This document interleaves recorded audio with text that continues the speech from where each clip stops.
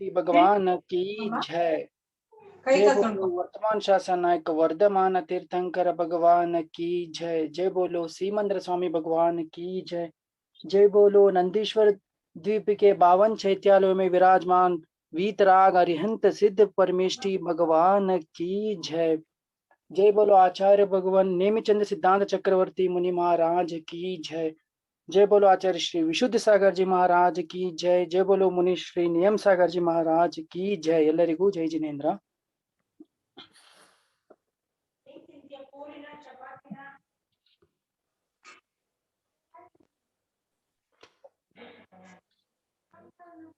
Okay, ನಾವು ಗತಿ ಮಾರ್ಗಣದ ಬಗ್ಗೆ ನಿನ್ನೆ ನಾವು ತಿಳ್ಕೊಂತಾ ಇದ್ವಿ. ಸೊ ಈ ಒಂದು ಗತಿಗಳಲ್ಲಿ 4 ಗತಿಗಳಿವೆ. ಇನ್ನು ಗತಿ ಮಾರ್ಗಣ ಅಂತಂದ್ರೆ ನೋಡಿ, ಗತಿ ನಾಮಕರ್ಮದ ಉದಯದಿಂದ ಯಾವ ಒಂದು ಈ 4 ಗತಿಗಳು ಪ್ರಾಪ್ತಿಯಾಗುತ್ತದೆಯೋ, ಅಂದ್ರೆ ಗತಿ ನಾಮಕರ್ಮದ ಉದಯದಿಂದ ನರಕಗತಿ, ತಿರಂಚಗತಿ, ಮನುಷ್ಯಗತಿ ಹಾಗೂ ದೇವಗತಿಗಳು ಪ್ರಾಪ್ತವಾಗುತ್ತದೆಯೋ ಅದಕ್ಕೆ ನಾವೇನಂತ ಹೇಳ್ತೇವೆ, ಗತಿ ಅಂತ ನಾವು ಕರಿತೇವೆ ಅಲ್ವಾ. ಇನ್ನು ಗತಿ ಮಾರ್ಗಣ ಅಂದ್ರೆ ಏನು? ಮಾರ್ಗಣ ಅಂದ್ರೆ ಹುಡುಕುವುದು, ಅನ್ವೇಷಣೆ.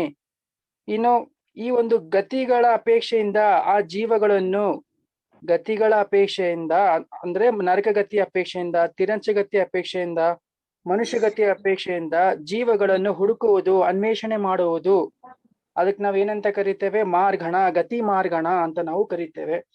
ಇನ್ನು ನರಕಗತಿ, ತಿರಂಚಗತಿ ನಾವು ನರಕಗತಿ ನಿನ್ನೆ ತಿಳ್ಕೊಂಡಿದ್ವಿ. ಇವತ್ತು ತಿರಂಚಗತಿ ಬಗ್ಗೆ ನಾವು ತಿಳ್ಕೊಳ್ಳೋಣ. ಪ್ರಶ್ನೆ ನಂಬರ್ ಎಷ್ಟು? 84 ಓದಿ ಸರ್.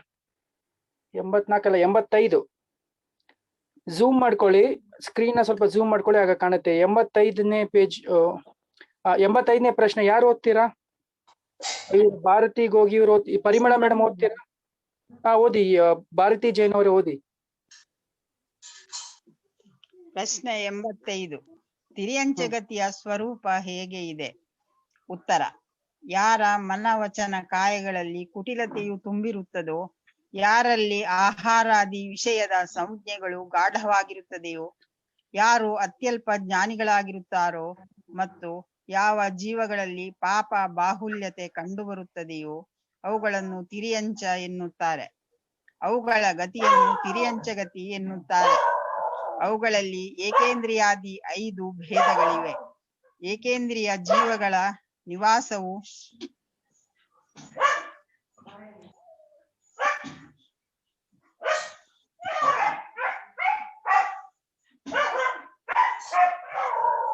ಡಿಸ್ಟರ್ಬೆನ್ಸ್ ಆಗ್ತಿದೆ ಅಮ್ಮ. ಓಕೆ, ನಂತರ ಓದ್ತೀರಾ? ಬೇರೆ ಯಾರಾದ್ರೂ ಓದಿ. ಪರಿಮಳ ಅವರೇ ಕಂಟಿನ್ಯೂ ಮಾಡಿ. ಪರಿಮಳ ಮೇಡಮ್ ಕಂಟಿನ್ಯೂ ಮಾಡಿಲ್ಲ. ಶ್ಯಾಮ್ಲಕ್ಕ ಇದ್ರು ನೋಡಿ, ಶ್ಯಾಮ್ಲಕ್ಕ ಅವರೇ ಕಂಟಿನ್ಯೂ ಮಾಡಿ. ಸಮಸ್ತ ಲೋಕವೇ ಆಗಿದೆ, ತ್ರಸಜೀವಗಳ ನಿವಾಸವು ತ್ರಸನಾಡಿಯಾಗಿದೆ, ಹಾಗೂ ಉಪಪಾದ, ಮಾರಣಾಂತಿಕ ಸಮುದ್ಘಾತ ಮತ್ತು ಕೇವಲಿ ಸಮುದ್ಘಾತಗಳ ಅಪೇಕ್ಷೆಯಿಂದ ಸಮಸ್ತ ಲೋಕವೇ ನಿವಾಸವಾಗಿದೆ. ಓಕೆ, ಇಲ್ಲಿ ಮೊದಲು ತಿರಂಚಗತಿಯ ಸ್ವರೂಪವನ್ನು ಕೊಟ್ಟಿದ್ದಾರೆ. ಏನು ತಿರಂಚಗತಿ ಸ್ವರೂಪ ಅಂದ್ರೆ, ಯಾವುದು ಮನವಚನ ಕಾಯದ ಕುಟಿಲತೆಯಿಂದ ಯುಕ್ತ ಇದೆ. ಅಂದ್ರೆ ಏನು? ಮನವಚನ ಕಾಯದ ಏನು ಪ್ರವೃತ್ತಿ ಇದೆ, ಅದು ಪ್ರವೃತ್ತಿ ಹೇಗಿದೆ ಅಂದ್ರೆ ಈ ತಿರಂಚ ಪ್ರಾಣಿಗಳಿಗೆ ಕಪಟ ಬುದ್ಧಿ, ಮಾಯಾಚಾರಿ ಬುದ್ಧಿ. ಅಂದ್ರೆ ಈ ತಿರಂಚಗಳ ಮನವಚನ ಕಾಯದ ಪ್ರವೃತ್ತಿ ಸದಾ ಕಪಟ ಮತ್ತು ಮಾಯಾಚಾರಿಯಿಂದ ತುಂಬಿರುತ್ತದೆ, ಯುಕ್ತವಾಗಿರುತ್ತದೆ ಅಂತ ಇಲ್ಲಿ ಹೇಳ್ತಿದ್ದಾರೆ. ಅರ್ಥ ಆಯ್ತಲ್ವಾ? ತಿರಂಚಗತಿಯ ಸ್ವರೂಪ ಅಂದ್ರೆ ಯಾವ ಜೀವವು ತಿರಂಚಗತಿಯಲ್ಲಿ ಜನ್ಮ ಪಡೆದಿದೆ, ಆ ತಿರಂಚಗತಿಯಲ್ಲಿ ಜನ್ಮ ಪಡೆದಂತ ಪ್ರಾಣಿಗಳ ಸಹಜ ಸ್ವಭಾವ ಹೇಗಿರುತ್ತೆ ಅಂತಂದ್ರೆ, ಅವುಗಳು ಸದಾ ಅವುಗಳ ಮನವಚನ ಕಾಯದ ಪ್ರವೃತ್ತಿ ಸದಾ ಕಪಟ ಬುದ್ಧಿಗಳನ್ನು ಹೊಂದಿರುತ್ತವೆ, ಮಾಯಾಚಾರಿಯಿಂದ ತುಂಬಿರುತ್ತೆ ಅಂತ ಇಲ್ಲಿ ಹೇಳ್ತಿದ್ದಾರೆ.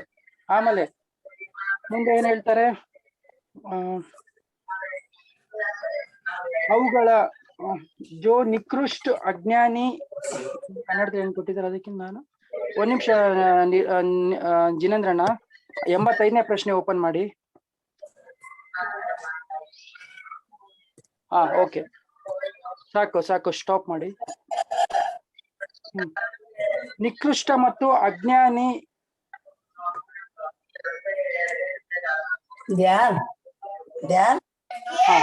ಮತ್ತು ಈ ಜೀವಗಳು ಹೇಗಿರುತ್ತೆ?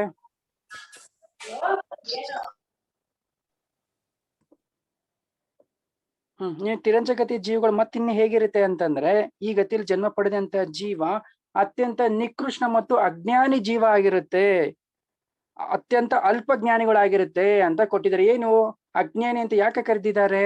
ತಿರಂಚರಿಗೆ ಮನುಷ್ಯನ ಸಮಾನ ತತ್ವಗಳ ವಿಚಾರ ಮಾಡುವಂತ ಶಕ್ತಿ ಅವುಗಳಲ್ಲಿ ಇದೆಯಾ?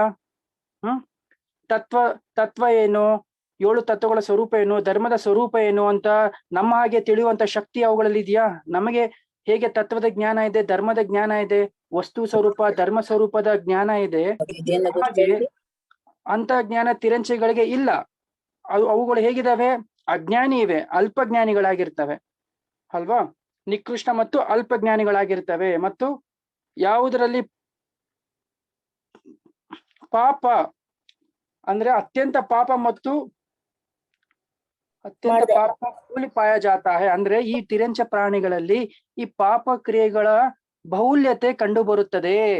ಅಂದ್ರೆ ಈ ತಿರಂಚ ಜೀವಿಗಳಲ್ಲಿ ನಮ್ಮ ಹಾಗೆ ಮನುಷ್ಯನ ಹಾಗೆ ಹೆಚ್ಚು ಹೇಯ ಉಪಾದೇಯಗಳನ್ನು ಚಿಂತನೆ ಮಾಡುವಂತ ಶಕ್ತಿ ಇರೋದಿಲ್ಲ. ಈ ತಿರಂಚ ಪ್ರಾಣಿಗಳು ಹೆಚ್ಚಾಗಿ ಪಾಪ ಪ್ರವೃತ್ತಿಯಲ್ಲೇ ತೊಡಗಿರ್ತವೆ. ಅರ್ಥ ಆಯ್ತಲ್ವಾ? ಯಾಕೆ ಪಾಪ ಪ್ರವೃತ್ತಿಯಲ್ಲೇ ತೊಡಗಿರ್ತವೆ ನೋಡಿ. ಈಗ ಹೆಚ್ಚಾಗಿ ತಿರಂಚ ಗತಿಯಲ್ಲಿ ಜನ್ಮ ಪಡೆದಂತ ಪ್ರಾಣಿಗಳು ಹೇಗಿರ್ತವೆ? ಒಂದು ಪ್ರಾಣಿ ಇನ್ನೊಂದು ಪ್ರಾಣಿ ಭಕ್ಷಣೆ ಮಾಡೋದ್ರಲ್ಲೇ ಇರ್ತವೆ. ಅರ್ಥ ಆಯ್ತಲ್ವಾ? ಈಗ ಹುಲಿ, ಸಿಂಹ, ಗರುಡ ಮುಂತಾದ ಈ ಮಾಂಸಾಹಾರಿ ಪ್ರಾಣಿಗಳಿಗೆ ಹುಟ್ಟಿದ್ರೆ ಅವುಗಳು ಏನು ನಿರಂತರ ಯಾವ್ದಾದ್ರು ಒಂದು ಪ್ರಾಣಿಯನ್ನು ಭಕ್ಷಣೆ ಮಾಡುವುದರಲ್ಲೇ ಇರ್ತವೆ. ಅರ್ಥ ಆಯ್ತಲ್ವಾ? ಯಾವ್ದಾದ್ರು ಒಂದು ಪಕ್ಷಿ ಇದು ಹದ್ದು ಅಂತ ತಿಳ್ಕೊಳ್ಳಿ. ಹದ್ದು ಸಣ್ಣ ಪುಟ್ಟ ಪಕ್ಷಿಗಳನ್ನು ಹಿಡಿದು ತಿನ್ನುವುದರಲ್ಲೇ ಕಾಯ್ತಾ ಇರುತ್ತೆ. ಇನ್ನು ದೊಡ್ಡ ದೊಡ್ಡ ಮೀನುಗಳು ಚಿಕ್ಕ ಚಿಕ್ಕ ಮೀನುಗಳನ್ನು ಹಿಡಿದು ತಮ್ಮ ಹೊಟ್ಟೆ ತುಂಬಿಸ್ಕೊಳ್ಳೋಕೋಸ್ಕರ ಏನ್ ಮಾಡ್ತವೆ? ಸಣ್ಣ ಸಣ್ಣ ಮೀನುಗಳನ್ನು ಭಕ್ಷಣೆ ಮಾಡಕ್ ಹೋಗ್ತವೆ. ಇನ್ನು ಹುಲಿ, ಸಿಂಹಾದಿಗಳು ಜಿಂಕೆ, ಹಸು ಮುಂತಾದವುಗಳನ್ನು ತಮ್ಮ ಹೊಟ್ಟೆಪಾಡಿಗೋಸ್ಕರ ಅವುಗಳನ್ನು ಬೇಟೆಯಾಡಲು, ಅವುಗಳನ್ನು ಕೊಂದು ತಿನ್ನಲು ಅವು ಏನ್ ಮಾಡ್ತವೆ? ಪ್ರವೃತ್ತರಾಗ್ತವೆ. ಹಾಗಾಗಿ ಇಲ್ಲಿ ಏನ್ ಕೊಟ್ಟಿದ್ದಾರೆ? ಅವುಗಳಲ್ಲಿ ಈ ತಿರಂಚಗತಿಯಲ್ಲಿ ಹೆಚ್ಚು ಏನು ಈ ಒಂದು ಪಾಪ ಕ್ರಿಯೆಗಳು ಕಂಡು ಬರುತ್ತದೆ. ಅಂದ್ರೆ ಅತ್ಯಂತ ಪಾಪದ ಬಹುಲ್ಯತೆಯು ಈ ತಿರಂಚಗತಿಗಳಲ್ಲಿ ಕಂಡು ಬರುತ್ತದೆ ಅಂತ ಕೊಟ್ಟಿದ್ದಾರೆ. ಮತ್ತೆ ನೆಕ್ಸ್ಟ್ ಏನ್ ಹೇಳಿದ್ದಾರೆ? ಅವುಗಳು ತಿರಂಚ ಎನ್ನುತ್ತಾರೆ, ಅವುಗಳ ಗತಿಯು ತಿರಂಚ ಗತಿ ಎಂದು ಕರೀತಾರೆ ಅಂತ ಕೊಟ್ಟಿದ್ದಾರೆ. ಅಂದ್ರೆ ಯಾವ ಜೀವಿಗಳಲ್ಲಿ ಪಾಪದ ಬಹುಲ್ಯತೆಯು ಕಂಡು ಬರುತ್ತದೆ, ಅತ್ಯಂತ ಕುಟಿಲ ಮಾಯಾಚಾರಿ ಬುದ್ಧಿಗಳು ಹೊಂದಿರುತ್ತದೆ. ಮತ್ತೆ ಇನ್ನೇನ್ ಕೊಟ್ಟಿದ್ದಾರೆ ಇಲ್ಲಿ? ಆಹಾರಾದಿ ವಿಷಯಗಳ ಸಂಖ್ಯಾವು ಗಾಢವಾಗಿರುತ್ತದೆ. ಅಂದ್ರೆ ಇಲ್ಲಿ ಏನ್ ಕೊಟ್ಟಿದ್ದಾರೆ? ಹಿಂದಿಲಿ ನೋಡಿ ಅದನ್ನೇ ಕೊಟ್ಟಿದ್ದಾರೆ. ಆಹಾರಾದಿ ವಿಷಯಗಳ ಸಂಖ್ಯಾವು ಅತ್ಯಂತ ಸ್ಪಷ್ಟವಾಗಿರುತ್ತದೆ. ಗಾಢವಾಗಿರುತ್ತೆ ಅಂತಂದ್ರೆ ಸ್ಪಷ್ಟವಾಗಿ ಕಾಣುತ್ತದೆ. ಆಹಾರಾದಿ ಸಂಖ್ಯೆಗಳು ಅಂದ್ರೆ ಯಾವುದು? ಪದ್ಮಿನಿ ಆಂಟಿ ಹೇಳ್ತೀರಾ? ಯಾವ್ದು ಆಹಾರಾದಿ ಸಂಖ್ಯೆ ಅಂತಂದ್ರೆ? ಈಗ ಬಂದಿತ್ತಲ್ಲ ಸಂಜ್ಞಾದಲ್ಲಿ ಆಹಾರ ಸಂಜ್ಞಾ ಅಂತ. ಆಹಾರಾದಿ ಸಂಖ್ಯೆಗಳು ಗಾಢವಾಗಿರುತ್ತದೆ ಅಥವಾ ಆಹಾರ, ಭಯ, ಮೈಥುನ ಅತ್ಯಂತ ಸ್ಪಷ್ಟವಾಗಿರ್ತದೆ ಅಂತ ಯಾಕೆ ಹೇಳ್ತಾ ಇದ್ದಾರೆ ಅಂದ್ರೆ, ಈಗಷ್ಟೇ ನಾವೇನು 4 ಸಂಖ್ಯೆಗಳು ತಿಳ್ಕೊಂಡಿದ್ವಲ್ಲ, ಆ ಸಂಖ್ಯೆಗಳು ಸ್ಪಷ್ಟವಾಗಿ ಎದ್ದಿ ಕಾಣ್ತಾ ಇರುತ್ತೆ. ನೀವು ನೋಡ್ಬೋದು ಆಹಾರ ಸಂಖ್ಯೆ ಆಗಿರ್ಬೋದು. ಈಗ ಪ್ರಾಣಿಗಳು ಒಂದಕ್ಕೊಂದು ಕೊಂದು ತಿನ್ನೋದಾಗ್ಲಿ ಸದಾ, ಅಥವಾ ಅವುಗಳ ಆಹಾರಗಳು ಸ್ಪಷ್ಟವಾಗಿ ನಮಗ್ ಕಾಣುತ್ತೆ. ಇನ್ನು ಏನು ಆಹಾರ ಸಂಖ್ಯೆ ಆಯ್ತು. ಇನ್ನು ಭಯ ಸಂಖ್ಯಾ, ಪ್ರಾಣಿಗಳ ಜೀವನ ಅಂತ ಯಾವ ತಿರಂಚಿ ಪ್ರಾಣಿಗಳಾಗಿ ನಾವು ಜನ್ಮ ಪಡಿತವೋ ಅವು ಜೀವನ ಪರ್ಯಂತ ಕೇವಲ ಭಯದಿಂದಲೇ ಜೀವನ ಮಾಡುತ್ತೆ. ಆ ಗತಿಯ ಸ್ವರೂಪನೇ ಹಾಗಿರುತ್ತೆ ಅಲ್ವಾ? ಯಾವಾಗ ನನ್ಕಿಂತ ಬಲಿಷ್ಠವಾದಂತ ಪ್ರಾಣಿ ಬಂದು ನನ್ನ ಭಕ್ಷಣೆ ಮಾಡುತ್ತೋ ಅಂತ ಸದಾ ಭಯದಿಂದ ಒಂದು ಆಹಾರ ಸೇವನೆ ಮಾಡ್ಬೇಕಾಗಿರ್ಲಿ, ಒಂದು ನೀರ್ ಕುಡಿಬೇಕಾಗಿರ್ಲಿ, ಆ ತಿರಂಚ ಎಷ್ಟು ಸಲ ಹಿಂದೆ ತಿರುಗಿ ನೋಡುತ್ತೆ ನೋಡಿ. ಯಾವ್ದೇ ಇರ್ಲಿ, ಒಂದ್ ಕಾಗೆ ಆಗಿರ್ಬೋದು, ಒಂದ್ ಜಿಂಕೆ ಆಗಿರ್ಬೋದು, ಸದಾ ಪ್ರತಿ ಕ್ಷಣ ಪ್ರಾಣ ಭಯ ಇರುತ್ತೆ ಅದಕ್ಕೆ ಅಲ್ವಾ? ಸೊ ಈ ಒಂದು ಭಯ ಸಂಖ್ಯೆನೂ ಸಹ ನಮ್ಗೆ ಸ್ಪಷ್ಟವಾಗಿ ನಮ್ ಕಣ್ಣಿಗೆ ಕಾಣಿಸ್ತಿದೆ. ತಿರಂಚ ಪ್ರಾಣಿಗಳು ಹೆಂಗೆ ಭಯಭೀತರಾಗಿ ಸದಾ ತಮ್ಮ ಜೀವನವನ್ನು ಮಾಡ್ತಿರೋದು ಸ್ಪಷ್ಟವಾಗಿ ದರ್ಶಿಸುತ್ತಿದೆ ಅದು ಅಲ್ವಾ? ಈ ಒಂದು ಮೈಥುನ ಸಂಖ್ಯಾನೂ ಆಗಿರ್ಬೋದು. ಮೈಥುನ ಸಂಖ್ಯಾ ಅಂದ್ರೆ ತಿರಂಚ ಪ್ರಾಣಿಗಳು ಕಾಮ ಸೇವನೆ ಮಾಡುವಂತಹ ಮೈಥುನ ಸಂಜ್ಞೆ ಆಗಿರ್ಬೋದು, ಭಯ ಸಂಜ್ಞೆ ಆಗಿರ್ಬೋದು, ಆಹಾರ ಸಂಖ್ಯೆ ಆಗಿರ್ಬೋದು, ಪರಿಗ್ರಹ ಸಂಖ್ಯೆಗಳಾಗಿರ್ಬೋದು. ಈ ಸಂಖ್ಯೆಗಳು ಸ್ಪಷ್ಟವಾಗಿ ನಮಗೆ ಕಾಣುತ್ತದೆ. ಇನ್ನು ನಿಕೃಷ್ಟ ಅಜ್ಞಾನಿ ಜೀವಿಗಳಾಗಿರುತ್ತೆ. ನಮ್ಮ ಹಾಗೆ ಮನುಷ್ಯನ ಹಾಗೆ ಅವುಗಳಿಗೆ ಧರ್ಮದ ಸ್ವರೂಪ, ತತ್ವದ ಸ್ವರೂಪ ನಮಗೆ ಹೇಗೆ ನಾವು ಹೇಯ ಉಪಾದೇಯಗಳ ಬಗ್ಗೆ, ಆ ಸ್ವರೂಪದ ಬಗ್ಗೆ ತಿಳ್ಕೊಳ್ತೀವೋ ಅಷ್ಟು ಶಕ್ತಿ ಅವುಗಳು ಇರೋದಿಲ್ಲ. ಅಜ್ಞಾನಿ ಜೀವಿಗಳಾಗಿರ್ತವೆ. ನೆಕ್ಸ್ಟ್ ಏನ್ ಕೊಟ್ಟಿದ್ದಾರೆ? ಇಂತಹ ಒಂದು ವಿಶೇಷತೆಗಳು ಎಲ್ಲಿ ಕಂಡು ಬರುತ್ತದೆಯೋ ಅದಕ್ಕೆ ನಾವ್ ಏನಂತ ಕರಿತೇವೆ? ತಿರಂಚಗತಿ. ಇವೆಲ್ಲ ತಿರಂಚಗತಿಯ ಸ್ವರೂಪ ಆಗಿದೆ. ತಿರಂಚ ಗತಿಯ ಸ್ವರೂಪ ಈ ಪ್ರಕಾರ ಇರುತ್ತದೆ. ಇನ್ನು ಏನ್ ಕೊಟ್ಟಿದ್ದಾರೆ ಮುಂದೆ, ಅವುಗಳ ಗತಿಗಳನ್ನು ತಿರಂಚ ಗತಿ ಎಂದು ಕರೀತಾರೆ. ಅವುಗಳಲ್ಲಿ ಏಕೇಂದ್ರಿಯಾದಿ 5 ಭೇದಗಳು ಕಂಡು ಬರುತ್ತದೆ. 5 ಭೇದಗಳು ಯಾವುದು? ಏಕೇಂದ್ರಿಯ ಜೀವದ 5 ಭೇದಗಳು, ಏಕೇಂದ್ರಿಯಾದಿ 5 ಭೇದಗಳು ಅಂದ್ರೆ ಏಕೇಂದ್ರಿಯ, ದ್ವಿಇಂದ್ರಿಯ, ತ್ರಿಇಂದ್ರಿಯ, ಚತುರೇಂದ್ರಿಯ, ಪಂಚೇಂದ್ರಿಯ. ಒಟ್ಟು 5 ಇಂದ್ರಿಯಗಳು ಅಂದ್ರೆ ಏಕೇಂದ್ರಿಯದಿಂದ ಹಿಡಿದು ಪಂಚೇಂದ್ರಿಯವರೆಗೆ ಈ ತಿರಂಚ ಪ್ರಾಣಿಗಳು ಕಂಡು ಬರುತ್ತೆ. ಇನ್ನು ಏಕೇಂದ್ರಿಯ ಜೀವಕ ಸಮಸ್ತ ಲೋಕ ಮೇ ನಿವಾಸ ಹೇ ಅಂದ್ರೆ ಈ ಒಂದು ಏಕೇಂದ್ರಿಯ ಜೀವ ಏನಿದೆ, ಈ ಏಕೇಂದ್ರಿಯ ಜೀವದ ನಿವಾಸ ಸಮಸ್ತ ಲೋಕದಲ್ಲಿ ಇರುತ್ತದೆ. ಸಮಸ್ತ ಲೋಕದಲ್ಲಿ ಏಕೇಂದ್ರಿಯ ಜೀವದ ನಿವಾಸ ಇರುತ್ತದೆ ಅಂತ ಕೊಟ್ಟಿದ್ದಾರೆ. ಸಿದ್ಧ ಲೋಕದಲ್ಲಿ ಸಿದ್ಧಾಲಯ ಈಶತ್ ಪ್ರಾಗ್ಭಾಗ್ ಭೂಮಿ ಅಂತ ಇದೆ. ಓಕೆ, ಈಶತ್ ಪ್ರಾಗ್ಭಾಗ್ ಭೂಮಿಯಲ್ಲೂ ಒಂದು ಸಿದ್ಧಶಿಲೆ ಇದೆ. ಅಲ್ಲೂ ಸಹ ಏನಿದೆ, ಈ ಒಂದು ಏಕೇಂದ್ರಿಯ ಜೀವಿಗಳು ಇವೆ. ಸಮಸ್ತ ಲೋಕದ ಒಂದೊಂದು ಪ್ರದೇಶದಲ್ಲೂ ಏನಿದೆ ಏಕೇಂದ್ರಿಯ ಜೀವಿಗಳು ಇದೆ. ಯಾವ್ದು ಏಕೇಂದ್ರಿಯ ಜೀವಗಳು ಸಮಸ್ತ ಲೋಕದಲ್ಲಿ ಇರುವಂತದ್ದು? ಯಾರು ಶ್ಯಾಮ್ಲಕ್ಕ ಹೇಳ್ಬೋದಾ? ಯಾವ್ದದು, ಯಾವ ಏಕೇಂದ್ರಿಯ ಜೀವ ಸಮಸ್ತ ಲೋಕದಲ್ಲೂ ಇದೆ? ನಿಗೋದಿಯ ಜೀವ. ಯಾವುದು? ಪ್ರತ್ಯೇಕ ವನಸ್ಪತಿ ನಿಗೋದಿ ಜೀವ. ಅಲ್ಲ ಅಲ್ಲ, ತಪ್ಪಿದೆ. ಯಾವ್ದು ನೀವ್ ಹೇಳಿ, ಇನ್ಯಾರು ಹೇಳ್ತೀರಾ? ಶ್ಯಾಮ್ಲಕ್ಕ. ಪೃಥ್ವಿ ಕಾಯಕ ಸಮಸ್ತ ಒಂದೊಂದು ಪ್ರದೇಶದಲ್ಲೂ ಇದೆಯಾ? ಇಲ್ಲ ನೋಡಿ, ಸೂಕ್ಷ್ಮ ನಿಗೋದಿಯ ಜೀವ, ಸುಗುಣಕ ಹೇಳಿದ್ರೆ ನೋಡಿ, ಸೂಕ್ಷ್ಮ ನಿಗೋದಿಯ ಜೀವ 3 ಲೋಕದ ಒಂದೊಂದು ಪ್ರದೇಶದಲ್ಲೂ ಅನಂತ ಈ ನಿಗೋದಿಯ ಜೀವಗಳು ಕಂಡು ಬರುತ್ತದೆ. ಅದು ನಿತ್ಯ ನಿಗೋದಿಯ ಜೀವನೇ ಆಗಿರ್ಬೋದು, ಇತರ ನಿಗೋದಿಯ ಜೀವನೇ ಆಗಿರ್ಬೋದು. ನಿಗೋದ ಪರ್ಯಾಯದಲ್ಲಿ 2 ಭೇದ, ನಿತ್ಯ ನಿಗೋದ, ಇತರ ನಿಗೋದ. ಈ 2 ಪ್ರಕಾರದ ಜೀವಿಗಳು ಲೋಕದ ಸಮಸ್ತ ಪ್ರದೇಶದಲ್ಲೂ ಕಂಡು ಬರುತ್ತದೆ. ಅದು ಎಷ್ಟು ಸಂಖ್ಯೆಯಲ್ಲಿ? ಅನಂತ ಸಂಖ್ಯೆಯಲ್ಲಿ ಕಂಡು ಬರುತ್ತದೆ. ಅದನ್ನೇ ಕೊಟ್ಟಿದ್ದಾರೆ, ಏಕೇಂದ್ರಿಯ ಜೀವ ಸಮಸ್ತ ಲೋಕದಲ್ಲಿ ಅವುಗಳ ನಿವಾಸ ಸ್ಥಾನ ಇದೆ. ನೆಕ್ಸ್ಟ್ ಏನ್ ಕೊಟ್ಟಿದ್ದಾರೆ? ತ್ರಸ ಜೀವಿಗಳ ನಿವಾಸವು ತ್ರಸನಾಡಿಯಾಗಿದೆ. ನೀವು ಲೋಕದ ಒಂದು ಮ್ಯಾಪ್ ನೋಡಿರ್ಬೇಕು, ಆ ಒಂದು ಲೋಕದ ಚಿತ್ರ. ಆದ್ರೆ ಏನು ಮಧ್ಯದಲ್ಲಿ ಏನು ಇದೆಯಲ್ಲ ನಾಡಿ, ತ್ರಸನಾಡಿ, ಆ ತ್ರಸನಾಡಿಯಲ್ಲಿ ಮಾತ್ರ ಈ ತ್ರಸ ಜೀವಿಗಳ ವಾಸಸ್ಥಾನ ಇದೆ. ತ್ರಸ ಜೀವಿಗಳು ಅಂತಂದ್ರೆ 2 ಇಂದ್ರಿಯದಿಂದ ಹಿಡಿದು ಪಂಚೇಂದ್ರಿಯದ ಹೊರಗಿನ ಜೀವಕ್ಕೆ ತ್ರಸ ಜೀವ ಅಂತ ಕರೀತೇವೆ. ಈ ಜೀವಿಗಳಿಗೆ ತ್ರಸನಾಮ ಕರ್ಮದ ಉದಯ ಇರುತ್ತೆ. ತ್ರಸನಾಮ ಕರ್ಮದ ಉದಯದ ಕಾರಣದಿಂದ ಇವು ತ್ರಸ ಪರ್ಯಾಯದಲ್ಲಿ ಜನ್ಮ ಪಡೆದಿರ್ತವೆ. ಮತ್ತು ತ್ರಸ ಜೀವಿಗಳ ನಿವಾಸ ಸ್ಥಾನ ಯಾವುದು? ಕೇವಲ ತ್ರಸನಾಡಿ. ತ್ರಸನಾಡಿಯ ಹೊರಗೆ ಈ ತ್ರಸ ಜೀವಿಗಳು ಜನ್ಮ ಪಡೆಯುವುದಿಲ್ಲ. ಅರ್ಥ ಆಯ್ತಲ್ವಾ? ಇವುಗಳ ಒಂದು ಅಸ್ತಿತ್ವ ಅಥವಾ ನಿವಾಸ ಸ್ಥಾನ ಕೇವಲ ತ್ರಸನಾಡಿಯಾಗಿದೆ. ತ್ರಸನಾಡಿಯ ಅಗಲ ಎಷ್ಟು? ಮ್ಯಾಪ್ ಅಲ್ಲಿ ನಾವು ನೋಡ್ತೀವಲ್ವಾ, ಎಷ್ಟು? 1 ರಜ್ಜು ಅಗಲ, 13 ರಜ್ಜು ಉದ್ದ ಅಲ್ವಾ ಮೇಡಮ್, ಪದ್ಮಿನಿ ಮೇಡಮ್ ಅವರೇ? ಹೌದು ಹೌದು. 1 ರಜ್ಜು ಅಗಲ, 1 ದಪ್ಪ 1 ರಜ್ಜು. ರಜ್ಜು 14 ರಜ್ಜು ಅಲ್ವಾ? 13 ರಜ್ಜು ಅಲ್ವಾ? ಒಂದು ಕೆಳಗಡೆ ಕೆಳಗಡೆ 1 ನಿಗೋದ. ರಜ್ಜು ಅಷ್ಟು ಜಾಗದಲ್ಲಿ ತ್ರಸನಾಡಿ ಇರೋದಿಲ್ಲ. ಹೌದು ಹೌದು ಹೌದು. ಸೊ ಟಾಪ್ ಇಂದ ಹಿಡಿದು ಕೊನೆ 1 ರಜ್ಜು ಖಾಲಿ ಇರುತ್ತೆ. ಅಲ್ಲಿ ಒಟ್ಟು 14 ರಜ್ಜು ಏನು ಉದ್ದ ಇರೋದು ಅಲ್ವಾ ನಮ್ಮ ಈ ಲೋಕ. ಅದರಲ್ಲಿ ಕೆಳಗಿನ 1 ರಜ್ಜಿನಲ್ಲಿ ತ್ರಸ ಜೀವಿಗಳು ಇರೋದಿಲ್ಲ. ಅಲ್ಲಿ ತ್ರಸನಾಡಿ, ತ್ರಸ ಜೀವಿಗಳು ಅಲ್ಲಿ ಇರೋದಿಲ್ಲ. ಅಲ್ಲಿ ತ್ರಸನಾಡಿ ಇಲ್ಲ. ತ್ರಸನಾಡಿ ಟಾಪ್ ಇಂದ ಹಿಡಿದು ಅಲ್ಲಿಂದ 13 ರಜ್ಜು ಉದ್ದದಷ್ಟು 1 ರಜ್ಜು ಅಷ್ಟು ಅಗಲ ಈ ತ್ರಸನಾಡಿಯಲ್ಲಿ ಮಾತ್ರ ಈ ತ್ರಸ ಜೀವಿಗಳು ಕಂಡು ಬರುತ್ತೆ. ತ್ರಸ ಜೀವಿ ಅಂತಂದ್ರೆ 2 ಇಂದ್ರಿಯದಿಂದ ಪಂಚೇಂದ್ರಿಯ ಜೀವದ ಹೊರಗಿನ ಜೀವಿಗಳು, ಮನುಷ್ಯರೇ ಆಗಿರ್ಬೋದು, ತಿರಂಚರೇ ಆಗಿರ್ಬೋದು. Okay, next. ಹಾಗೂ ಉಪಪಾದ, ಮಾರಣಾಂತಿಕ, ಸಮುದ್ಘಾತ ಹಾಗೂ ಕೇವಲಿ ಸಮುದ್ಘಾತಗಳ ಅಪೇಕ್ಷೆಯಿಂದ ಸಮಸ್ತ ಲೋಕವೇ ನಿವಾಸವಾಗಿದೆ.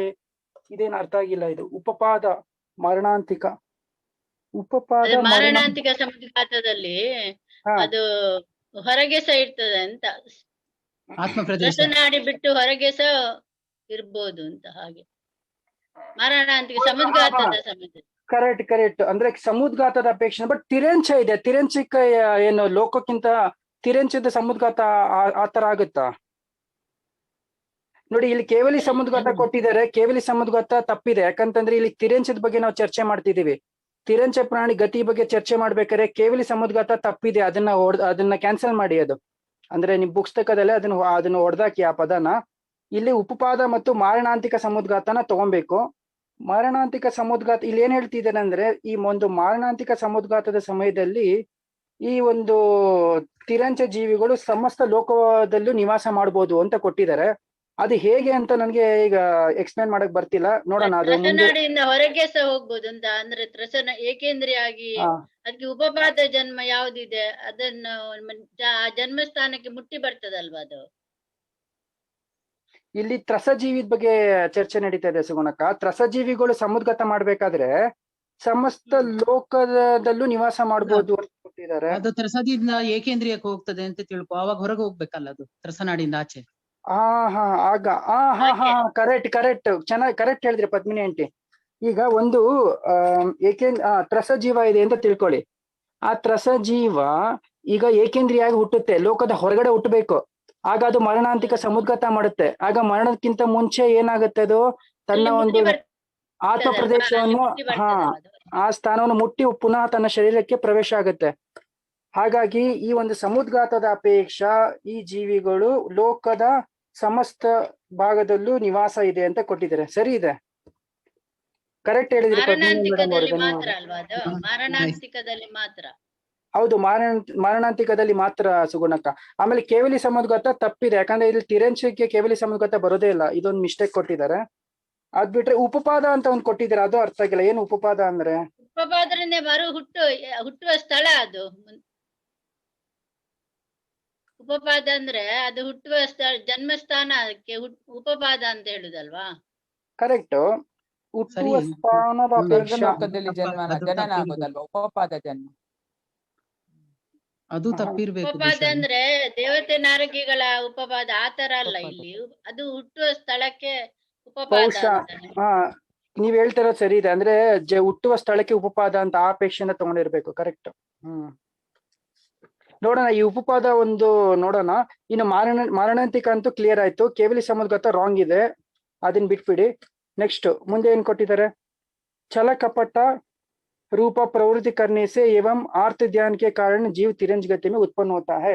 ಇನ್ನು ಇಲ್ಲೇನ್ ಕೊಟ್ಟಿದ್ರೆ, ತಿರಂಚ ಗತಿಯಲ್ಲಿ ಆ ಜೀವಿಗಳು ಉತ್ಪನ್ನ ಆಗ್ಬೇಕಾದ್ರೆ ಏನ್ ಕಾರಣ ಅಂದ್ರೆ, ಯಾವ ಮನುಷ್ಯನು ಅತ್ಯಂತ ಛಲಕಪಟಗಳಿಂದ ಕೂಡಿದ್ದಾನೆ ಅಥವಾ ಸದಾ ಛಲಕಪಟ ಪ್ರವೃತ್ತಿಯನ್ನು ಹೊಂದಿದ್ದಾನೆ, ಆಮೇಲೆ ಯಾರು ತೀರಾ ಆರ್ತ ಧ್ಯಾನವನ್ನು ಮಾಡುತ್ತಾನೆ, ಅಂತಹ ಜೀವ ಈ ಒಂದು ತಿರ್ಯಂಚ ಗತಿಯಲ್ಲಿ ಜನ್ಮ ಪಡಿತಾನೆ. ಅರ್ಥ ಆಯ್ತಲ್ವಾ? ನಾವು ಈ ಒಂದು ತತ್ವಾರ್ಥ ಸೂತ್ರದಲ್ಲೂ ನಾವು ಓದಿದ್ದೇವೆ. ತತ್ವಾರ್ಥ ಸೂತ್ರದಲ್ಲಿ ಏನಂತ ಕೊಟ್ಟಿದ್ದಾರೆ? ತಿರಂಚ ಗತಿಯಲ್ಲಿ ಜನ್ಮ ಪಡೆಯಕ್ಕೆ ಕಾರಣ ಏನು? ಮಾಯಾ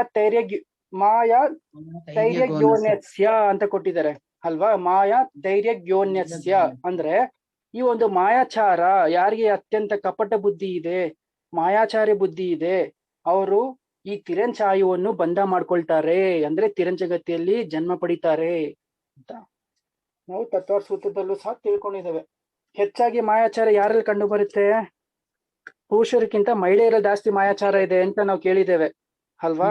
ಹಾಗಾಗಿ ಮಹಿಳೆಯರು ಏನ್ ಮಾಡ್ಬೇಕು? ಈ ಒಂದು ಮಾಯಾಚಾರ ಬುದ್ಧಿಯನ್ನು ತ್ಯಾಗ ಮಾಡ್ಬೇಕು, ಬಿಡ್ಬೇಕು. ಇಲ್ಲ ಅಂತಂದ್ರೆ ಮತ್ತೆ ತಿರಂಚಗತಿಯಲ್ಲಿ ಹೋಗಿ ಜನ್ಮ ಪಡಿಬೇಕಾಗುತ್ತೆ. ಇನ್ನು ತಿರಂಚಗತಿಯಲ್ಲಿ ಜನ್ಮ ಪಡೆದ್ರೆ ಹೇಗಿರುತ್ತೆ? ಈಗಷ್ಟೇ ನಾವು ಅವಸ್ಥೆಗಳು ತಿಳ್ಕೊಂಡ್ವಿ. ಏನು ಸದಾ ನಿಕೃಷ್ಟ ಅಜ್ಞಾನಿ ಆಗಿರ್ಬೇಕು, ಅತ್ಯಂತ ಏನು ಅವುಗಳಲ್ಲಿ ತಿರಂಚಗತಿ ಹೋದ್ರೇನು ನೋಡಿ, ಅಲ್ಲಿ ನೀವು ಕರ್ಮ ಬಂಧ ಹೆಚ್ಚಿರುತ್ತೆ, ಯಾಕಂದ್ರೆ ಅಲ್ಲಿ ಪಾಪ ಕ್ರಿಯೆಗಳು ಹೆಚ್ಚಾಗುತ್ತೆ. ಮನುಷ್ಯ ಗತಿಗಿಂತ ನೀವು ತಿರಂಚಗತಿಗೆ ಹೋದ್ರೆ ಅಲ್ಲಿ ಇನ್ನೂ ಹೆಚ್ಚು ಪಾಪ ಕ್ರಿಯೆಗಳಾಗತ್ತೆ. ಅರ್ಥ ಆಯ್ತಲ್ವಾ? ಅಂದ್ರೆ ಮನುಷ್ಯರು ಎಷ್ಟು ಸ್ವಲ್ಪ ವಿವೇಕದಿಂದ ಯಾವ್ದು ತಪ್ಪು ಸರಿ ಅಂತ ತಿಳಿದು, ಯಾಕಂದ್ರೆ ಮನಸ್ಸಿನ ಶಕ್ತಿ ಮನುಷ್ಯನಿಗೆ ಜಾಸ್ತಿ ಇರುತ್ತೆ, ಹೇಯ ಉಪಾದೇಯ ಚಿಂತನೆ ಮಾಡೋ ಶಕ್ತಿ ಮನುಷ್ಯನಿಗೆ ಜಾಸ್ತಿ ಇರುತ್ತೆ. ಸೊ ಯಾವ ಪಾಪಗಳಿಂದ ಅವನು ತನ್ನನ್ನು ತಾನು ರಕ್ಷಿಸ್ಕೊಳ್ತಾನೆ. ಆದ್ರೆ ತಿರಂಚ ಪ್ರಾಣಿಗಳಿಗೆ ಆತರ ಆಗುತ್ತಾ? ಸಾಧ್ಯ ಇಲ್ಲ ಅಲ್ವಾ? ಹಾಗಾಗಿ ಮನುಷ್ಯನಿಗಿಂತ ಪಾಪ ಪ್ರವೃತ್ತಿ ತಿರಂಚನಿಗೆ ಜಾಸ್ತಿ ಇರುತ್ತೆ, ತಿರಂಚ ಪ್ರಾಣಿಗಳಿಗೆ. ಮತ್ತು ಸದಾ ಭಯದಿಂದಲೇ ಜೀವನ ಮಾಡ್ಬೇಕು ಅಲ್ವಾ? ಹಾಗಾಗಿ ಮಾಯಾಚಾರ್ಯ ಅಥವಾ ಕಪಟ ಬುದ್ಧಿ, ಛಲಕಪಟ ಬುದ್ಧಿಗಳನ್ನು ನಾವು ನಮ್ಮ ಜೀವನದಲ್ಲಿ ತ್ಯಾಗ ಮಾಡಬೇಕು. ಓಕೆ, ನೆಕ್ಸ್ಟ್ ಮನುಷ್ಯಗತಿ ಬಗ್ಗೆ ಓದಿ ಮೇಡಮ್.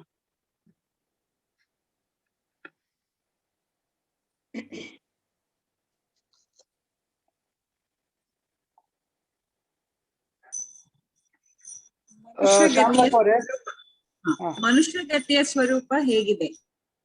ಉತ್ತರ: ಯಾರು ನಿತ್ಯವೂ ಹೇಯ ಉಪಾಧೇಯ, ತತ್ವ ಅತತ್ವ, ಆಪ್ತ ಅನಾಪ್ತ, ಧರ್ಮ ಅಧರ್ಮ ಎಂಬಿತ್ಯಾದಿ ವಿಚಾರ ಮಾಡಲು ಸಮರ್ಥರಾಗಿದ್ದಾರೋ, ಯಾರು ಮನಸ್ಸಿನ ಮೂಲಕ ಗುಣದೋಷಗಳ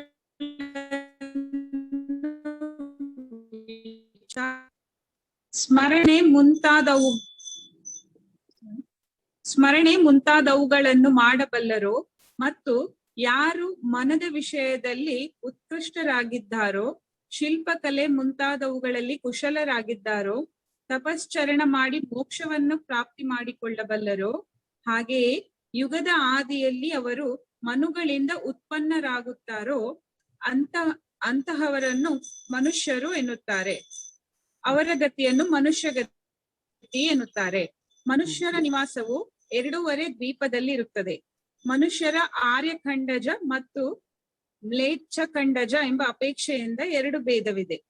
ಅಲ್ಪಾರಂಭ, ಅಲ್ಪ ಪರಿಗ್ರಹ ಹಾಗೂ ಸರಳತೆಯುಳ್ಳ ಜೀವ ಮನುಷ್ಯ ಗತಿಯಲ್ಲಿ ಉತ್ಪನ್ನವಾಗುತ್ತದೆ.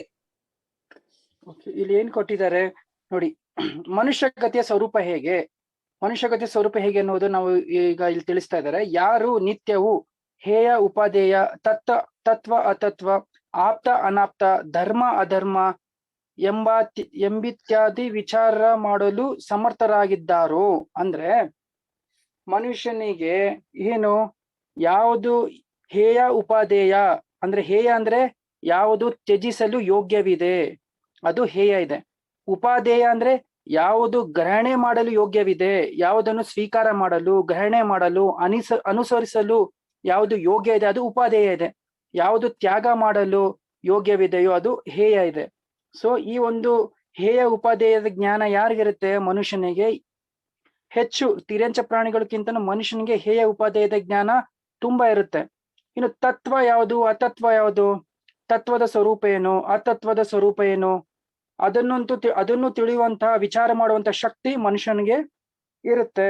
ಇನ್ನು ಆಪ್ತ ಅನಾಪ್ತ, ಆಪ್ತ ಅಂದ್ರೆ ಏನು, ಆಪ್ತನ ಸ್ವರೂಪ ಏನು, ಆಪ್ತನ ಸ್ವರೂಪ ಯಾರು ಹೇಳ್ತೀರಾ ಶ್ಲೋಕ? ಸರ್ವಜ್ಞ ವೀತರಾಗಿ ಹಿತೋಪದೇಶ. ಆಪ್ತೇನೋ ಚಿನ್ನ ದೋಷೇಣ ಸರ್ವಜ್ಞ ನಾಗಮೇಶನ ಭವಿತವ್ಯಂ ನಿಯೋಗೇನ ನಾನತ ಆಪ್ತತಾ ಭವೇತ್. ಅಂದ್ರೆ ಸರಿ ಇದೆ ನೀವು ಹೇಳಿದ್ದು. ಯಾರು ವೀತರಾಗಿ ಇದ್ದಾನೆಯೋ, ಸರ್ವಜ್ಞನಿದ್ದಾನೆಯೋ, ಹಿತೋಪದೇಶನಿದ್ದಾನೆಯೋ ಅವನೇ ಆಪ್ತನಿದ್ದಾನೆ. ಅದನ್ನು ಹೊರತು ಉಳಿದದ್ದೆಲ್ಲ ಏನೆಲ್ಲ ಇದೆ ಅವೆಲ್ಲ ಏನಿದೆ, ಅವೆಲ್ಲ ಸಂಸಾರಕ್ಕೆ ಕಾರಣ ಇದೆ. ಈ ಯಾರಲ್ಲಿ ವೀತರಾಗ, ಹಿತೋಪದೇಶಿ, ಸರ್ವಜ್ಞತ್ವ ಇಲ್ಲ ಅವನು ಅನಾಪ್ತನಿದ್ದಾನೆ, ಅವನು ನಮ್ಮ ಹಿತೇಶಿ ಅಲ್ಲ. ಅರ್ಥ ಆಯ್ತಲ್ವಾ? ಅಂತ ಜ್ಞಾನ ಯಾರಿಗೆ? ಮನುಷ್ಯನಿಗೆ ಅದೊಂದು ಯೋಚನೆ ಮಾಡೋ ವಿವೇಕ ಇದೆಯೋ ಇಲ್ವೋ? ಮನುಷ್ಯ ಗತಿಯಲ್ಲಿ ಜನ್ಮ ಪಡೆದಿದ್ದೇನೆ ಅಂದ್ಮೇಲೆ ಆಪ್ತ ಯಾರು ಅನಾಪ್ತ ಯಾರು ಅಂತ ತಿಳಿಯುವಂತ ವಿಚಾರ ಮಾಡುವಂತ ಶಕ್ತಿ ಇದೆಯೋ ಇಲ್ವೋ? ಅಲ್ವಾ? ಇರ್ಬೇಕು, ಇದ್ದೇ ಇದೆ. ಆದ್ರೆ ಮನುಷ್ಯನಿಗೆ ತಿಳಿಸಿ ಹೇಳಿದ್ರೇನು ಅದನ್ನ ಸ್ವೀಕಾರ ಮಾಡ್ತಿಲ್ಲ, ಅದನ್ನ ಒಪ್ಕೊಳ್ತಾ ಇಲ್ಲ ಅಲ್ವಾ? ಸೊ ಮನುಷ್ಯನಾಗಿ ಜನ್ಮ ಪಡೆದ ಏನ್ ಪ್ರಯೋಜನ ಬಂತು? ಮತ್ತೆ ಮನುಷ್ಯ ಗತಿಯಲ್ಲಿ ಜನ್ಮ ಪಡೆದ್ಮೇಲೆ ಅವನ ಸ್ವರೂಪ ಏನ್ ಹೇಳ್ತಿದ್ದಾರೆ? ಅವನಿಗೆ ಹೇಯ ಉಪಾದೇಯ, ಆಪ್ತ ಅನಾಪ್ತ, ಧರ್ಮ ಅಧರ್ಮ ಮುಂತಾದವುಗಳ ವಿಚಾರ ಮಾಡೋ ಶಕ್ತಿ ಇದೆ ಅಂತ ಇಲ್ಲಿ ಹೇಳ್ತಿದ್ದಾರೆ. ನಾವು ಧರ್ಮದ ಸ್ವರೂಪ, ಅಧರ್ಮದ ಸ್ವರೂಪ ಏನು, ಆಪ್ತನ ಸ್ವರೂಪ, ಅನಾಪ್ತನ ಸ್ವರೂಪ ತಿಳಿಸಿದ್ರೂ ಸಹ ಅವನು ಅದನ್ನು ಸ್ವೀಕಾರ ಮಾಡ್ತಿಲ್ಲ ಅಂದ್ರೆ ಮತ್ತೆ ಮನುಷ್ಯನಾಗಿ ಜನ್ಮ ಪಡೆದ ಪ್ರಯೋಜನ ಏನ್ ಬಂತು ಅಲ್ವಾ? ಸೊ ಇದ್ರ ಬಗ್ಗೆ ನಾವು ವಿಚಾರ ಮಾಡ್ಬೇಕು. ಮನುಷ್ಯನಾದ್ಮೇಲೆ ನಾವು ಏನ್ ಮಾಡ್ಬೇಕು? ಅತತ್ವಗಳನ್ನು ದೂರ ಮಾಡ್ಬೇಕು, ಅನಾಪ್ತರನ್ನು ತ್ಯಾಗ ಮಾಡ್ಬೇಕು, ಅಧರ್ಮವನ್ನು ದೂರ ಮಾಡಿ ಧರ್ಮವನ್ನು ಸ್ವೀಕಾರ ಮಾಡ್ಬೇಕು, ತತ್ವದ ಮೇಲೆ ಅಗಾಢ ಶ್ರದ್ಧಾನವನ್ನು ಹೊಂದಬೇಕು. ಇನ್ನು ನಿಜವಾದ ದೇವಶಾಸ್ತ್ರ ಗುರುಗಳ ಪ್ರತಿ ಯಥಾರ್ಥ ಶ್ರದ್ಧಾನವನ್ನು ಹೊಂದಬೇಕು. ಅಂತ ಶಕ್ತಿ ಮನುಷ್ಯನಿಗೆ ಇರುತ್ತದೆ. ಇನ್ನು ಜೋ ಮನ್ಕೆ ದ್ವಾರ ಮತ್ತೇನ್ ಕೊಟ್ಟಿದ್ದಾರೆ? ಯಾರು ಮನಸ್ಸಿನ ಮೂಲಕ ಗುಣ ದೋಷಗಳನ್ನು ವಿಚಾರ ಮಾಡಬಲ್ಲರು. ಅಂದ್ರೆ ಮನುಷ್ಯನಿಗೆ ಏನು ಮನಸ್ಸು ಇರುತ್ತಲ್ವಾ, ಪಂಚೇಂದ್ರಿಯ ಜೀವ ಮನುಷ್ಯ, ಅವನಿಗೆ ಮನಸ್ಸು ಇರುತ್ತೆ. ಇನ್ನು ಮನಸ್ಸಿನಲ್ಲಿ ಅವನಿಗೆ ಯಾವುದು ಗುಣ ಇದೆ, ಯಾವುದು ದೋಷ ಇದೆ, ಯಾವುದು ಗುಣ ಮತ್ತು ದೋಷ ಅಂತ ವಿಚಾರ ಮಾಡಬಲ್ಲ ಶಕ್ತಿಯುಳ್ಳವನಾಗಿದ್ದಾನೆ ಅಲ್ವಾ? ನೆಕ್ಸ್ಟ್ ಸ್ಮರಣೆ ಆದಿ ಕರ್ಸಕ್ಕೆ. ಇನ್ನು ಮನಸ್ಸು ಇರುವ ಕಾರಣದಿಂದ ಮನುಷ್ಯನು ಸ್ಮರಣೆನೂ ಮಾಡ್ಬೋದು ಅಲ್ವಾ? ಏನು, ಯಾವ ರೀತಿ ಸ್ಮರಣೆ? ಸಾಮಾನ್ಯವಾಗಿ ಅವನಿಗೆ ಸ್ಮರಣೆ ಮಾಡುವಂತ ಶಕ್ತಿ ಇದೆ ಮನಸ್ಸಿನ ಮೂಲಕ. ಅಥವಾ ತಾನು ಏನೋ ಒಂದು ಪಾಪ ಮಾಡಿದ, ಆ ಪಾಪದ ಫಲದಿಂದ ನಾನು ಇವತ್ತು ದುಃಖ ಪಡ್ತಿದ್ದೇನೆ ಅಂತ ಅವನಿಗೆ ಸ್ಮರಣೆ ಮಾಡ್ಕೋಬಹುದು. ಅಂದ್ರೆ ಪಾಪದ ಫಲ ಹೀಗಿರುತ್ತೆ, ಪಾಪದ ಫಲ ದುಃಖ ಅಂತ ಅವನಿಗೂ ಸ್ಮರಣೆ ಮಾಡ್ಕೊಂಡು ಆ ಪಾಪವನ್ನು ಪುನಃ ಮಾಡ್ದಿರ ಹಾಗೆ ಅವನು ಆ ಪಾಪವನ್ನು ಸಂಪೂರ್ಣವಾಗಿ ತ್ಯಾಗ ಮಾಡ್ಬೋದು ಅಲ್ವಾ? ಪುಣ್ಯದ ಫಲ ಏನು ನೋಡಿ, ನಾನು ಮಾಡಿದ ಪುಣ್ಯದಿಂದ ನನಗೆ ಇಂಥ ಒಂದು ಫಲ ಸಿಕ್ತು ಅಂತ ಆ ಪುಣ್ಯದ ಫಲವನ್ನು ಸ್ಮರಣೆ ಮಾಡ್ಕೊಂಡು ಅವನೇನ್ ಮಾಡ್ತಾನೆ? ಪುಣ್ಯ ಕಾರ್ಯಗಳನ್ನು ಹೆಚ್ಚಾಗಿ ಮಾಡ್ತಾನೆ ಅಲ್ವಾ? ಈ ರೀತಿ ಸ್ಮರಣೆ ಮಾಡುವಂತ ಶಕ್ತಿ ಸಹ ಮನುಷ್ಯನಿಗೆ ಇರುತ್ತದೆ. ಮತ್ತು ಯಾರು ಮನದ ವಿಷಯದಲ್ಲಿ ಉತ್ಕೃಷ್ಟರಾಗಿದ್ದಾರೋ, ನೋಡಿ ಮನಸ್ಸು ಎಲ್ಲರಿಗೂ ಇದೆ. ತಿರಂಚ ನೋಡಿ, ಪಂಚೇಂದ್ರಿಯ ತಿರಂಚ ಪ್ರಾಣಿಗೂ ಮನಸ್ಸಿದೆ, ನಾರ್ಕಿಯರಿಗೂ ಮನಸ್ಸಿದೆ, ಮನುಷ್ಯನಿಗೂ ಮನಸ್ಸಿದೆ. ಮತ್ತು ಮನಸ್ಸಿನಲ್ಲಿ ಉತ್ಕೃಷ್ಟ ಮನುಷ್ಯನ ವಿಷಯದಲ್ಲಿ ಉತ್ಕೃಷ್ಟರು ಯಾರಿದ್ದಾರೆ? ಮನುಷ್ಯ ಅಲ್ವಾ? ಮನುಷ್ಯನಿಗೆ ಮನಸ್ಸಿನಲ್ಲಿ ಏನ್ ಬೇಕಾ ಅಂದ್ರೆ ಹೇಯ ಮತ್ತು ಉಪಾದೇಯದ ಚಿಂತನೆ ಮನುಷ್ಯನಿಗೆ ಹೆಚ್ಚು ಇರುತ್ತೆ. ಯಾಕಂದ್ರೆ ಮನಸ್ಸಿನ ವಿಷಯದಲ್ಲಿ ಅವನು ಉತ್ಕೃಷ್ಟನಾಗಿದ್ದಾನೆ. ತನಗೆ ಯಾವುದು ಹೇಯ ಉಪಾದೇಯ, ಆಪ್ತ ಅನಾಪ್ತ, ಧರ್ಮದ ಸ್ವರೂಪ ಏನು ಅಧರ್ಮದ ಸ್ವರೂಪ ಏನು ಅದನ್ನ ಚಿಂತನೆ ಮಾಡುವಂತ ಶಕ್ತಿ ಮನುಷ್ಯನಿಗೆ ಹೆಚ್ಚು ಇರುತ್ತೆ ಅಲ್ವಾ? ಹಾಗಾಗಿ ಏನು ಮನದ ವಿಷಯದಲ್ಲಿ ಉತ್ಕೃಷ್ಟರಾಗಿದ್ದಾರೋ ಮತ್ತು ಶಿಲ್ಪಕಲೆ ಮುಂತಾದವುಗಳಲ್ಲಿ ಕುಶಲರಾಗಿದ್ದಾರೋ. ಶಿಲ್ಪಕಲೆ ಅಂದ್ರೆ ಯಾವುದು? ಈಗ ಏನು ಹಸಿ ಮಸಿ ಕೃಷಿ ಈ ಷಟ್ಕ್ರಿಯೆಗಳೇನಿದೆಯಲ್ವಾ, ಯಾವುದು ಹಸಿ ಮಸಿ ಕೃಷಿ ಶಿಲ್ಪ ವಾಣಿಜ್ಯ ಮುಂತಾದವುಗಳಲ್ಲಿ ಕುಶಲರಾಗಿದ್ದಾರೆಯೋ, ಅಥವಾ ಹೇಳ್ತಾರಲ್ವಾ ಪುರುಷರಿಗೆ ಎಷ್ಟು 72 ಮತ್ತು ಸ್ತ್ರೀಯರಿಗೆ 64 ಏನಿರುತ್ತೆ ಅದು ಕಲೆಗಳು. ಹಾ, ಪುರುಷರಿಗೆ 72 ಸ್ತ್ರೀಯರಿಗೆ 64 ಕಲೆಗಳು. ಇಂಥ ಒಂದು ಕಲೆಗಳಿಂದ ಶಿಲ್ಪ ವಾಣಿಜ್ಯ ಕೃಷಿ ಮುಂತಾದ ಜ್ಞಾನಗಳು ಯಾರಿಗಿರುತ್ತೆ? ಮನುಷ್ಯರಿಗೆ ಇರುತ್ತೆ ಅಲ್ವಾ? ಸೊ ಅದಕ್ಕೆ ಶಿಲ್ಪಕಲೆ ಮುಂತಾದವುಗಳಲ್ಲಿ ಕುಶಲರಾಗಿದ್ದಾರೆಯೋ ಅಂತವ್ರು ಯಾರು? ಮನುಷ್ಯರು. ಮತ್ತು ತಪಶ್ಚರಣೆ ಮಾಡಿ ಮೋಕ್ಷವನ್ನು ಪ್ರಾಪ್ತಿ ಮಾಡಿಕೊಳ್ಳಬಲ್ಲರು.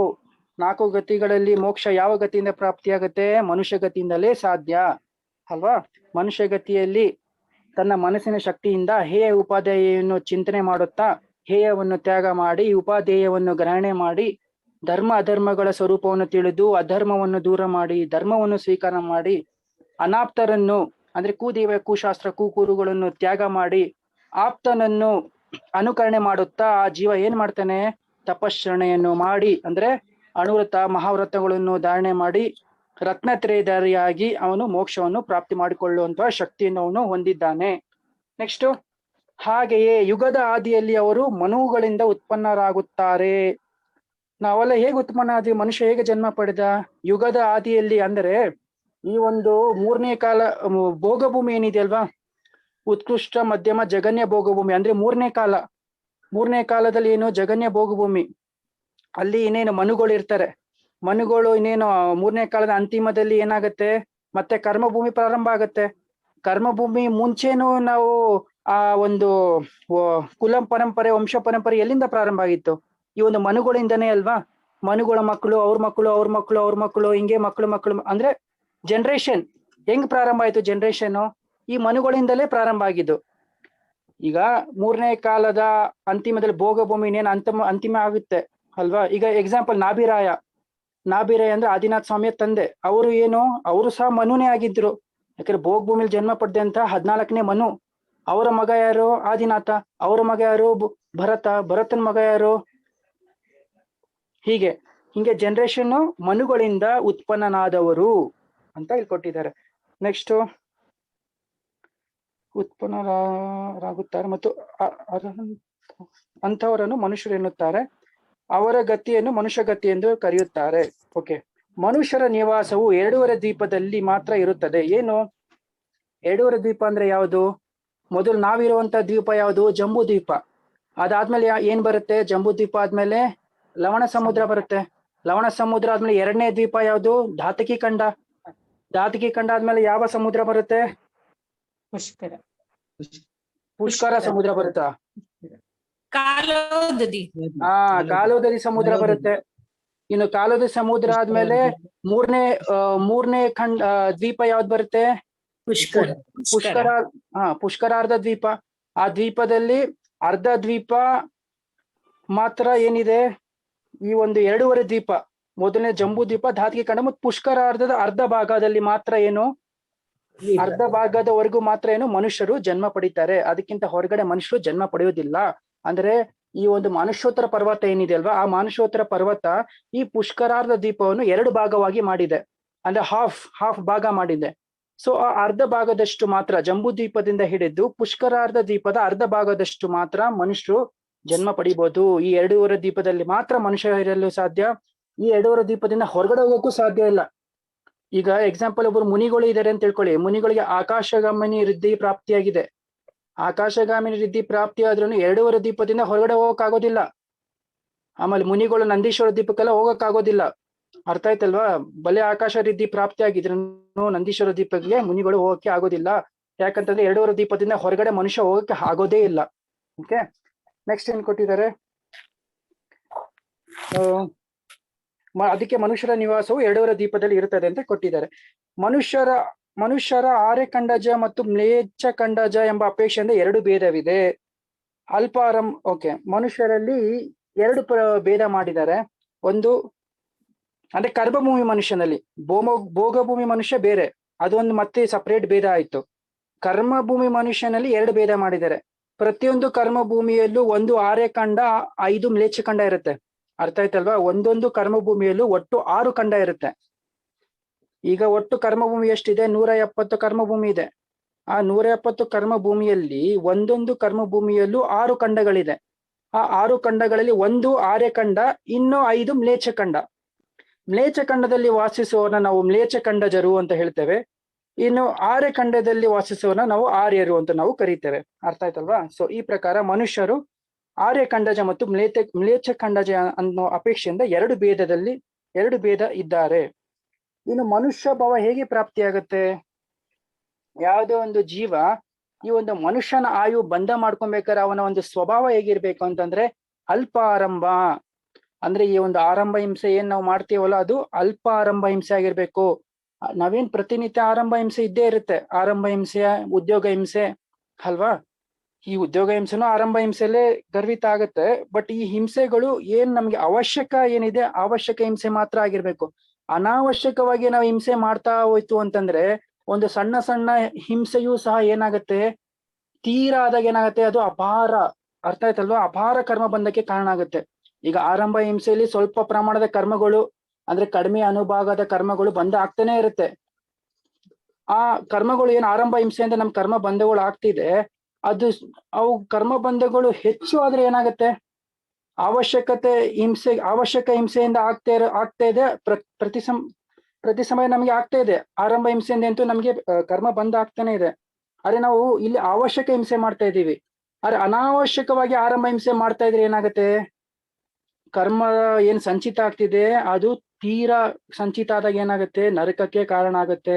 ಇನ್ನು ಅಲ್ಪ ಪರಿಗ್ರಹ, ಅದಕ್ಕೆ ಏನು ಅಲ್ಪ ಆರಂಭ, ಯಾರು ಅಲ್ಪ ಆರಂಭ ಮತ್ತು ಅಲ್ಪ ಪರಿಗ್ರಹವನ್ನು ಹೊಂದಿದ್ದಾನೆಯೋ ಮತ್ತು ಸ್ವಭಾವದಿಂದ ಸರಳ ಜೀವಿಯಾಗಿದ್ದಾನೆಯೋ, ಸರಳತೆಯನ್ನು ಹೊಂದಿದ್ದಾನೆಯೋ ಅವನು ಈ ಒಂದು ಮನುಷ್ಯ ಗತಿಯನ್ನು ಬಂಧ ಮಾಡ್ಕೊಳ್ತಾನೆ ಅಂತ ಇಲ್ಲಿ ಕೊಟ್ಟಿದ್ದಾರೆ.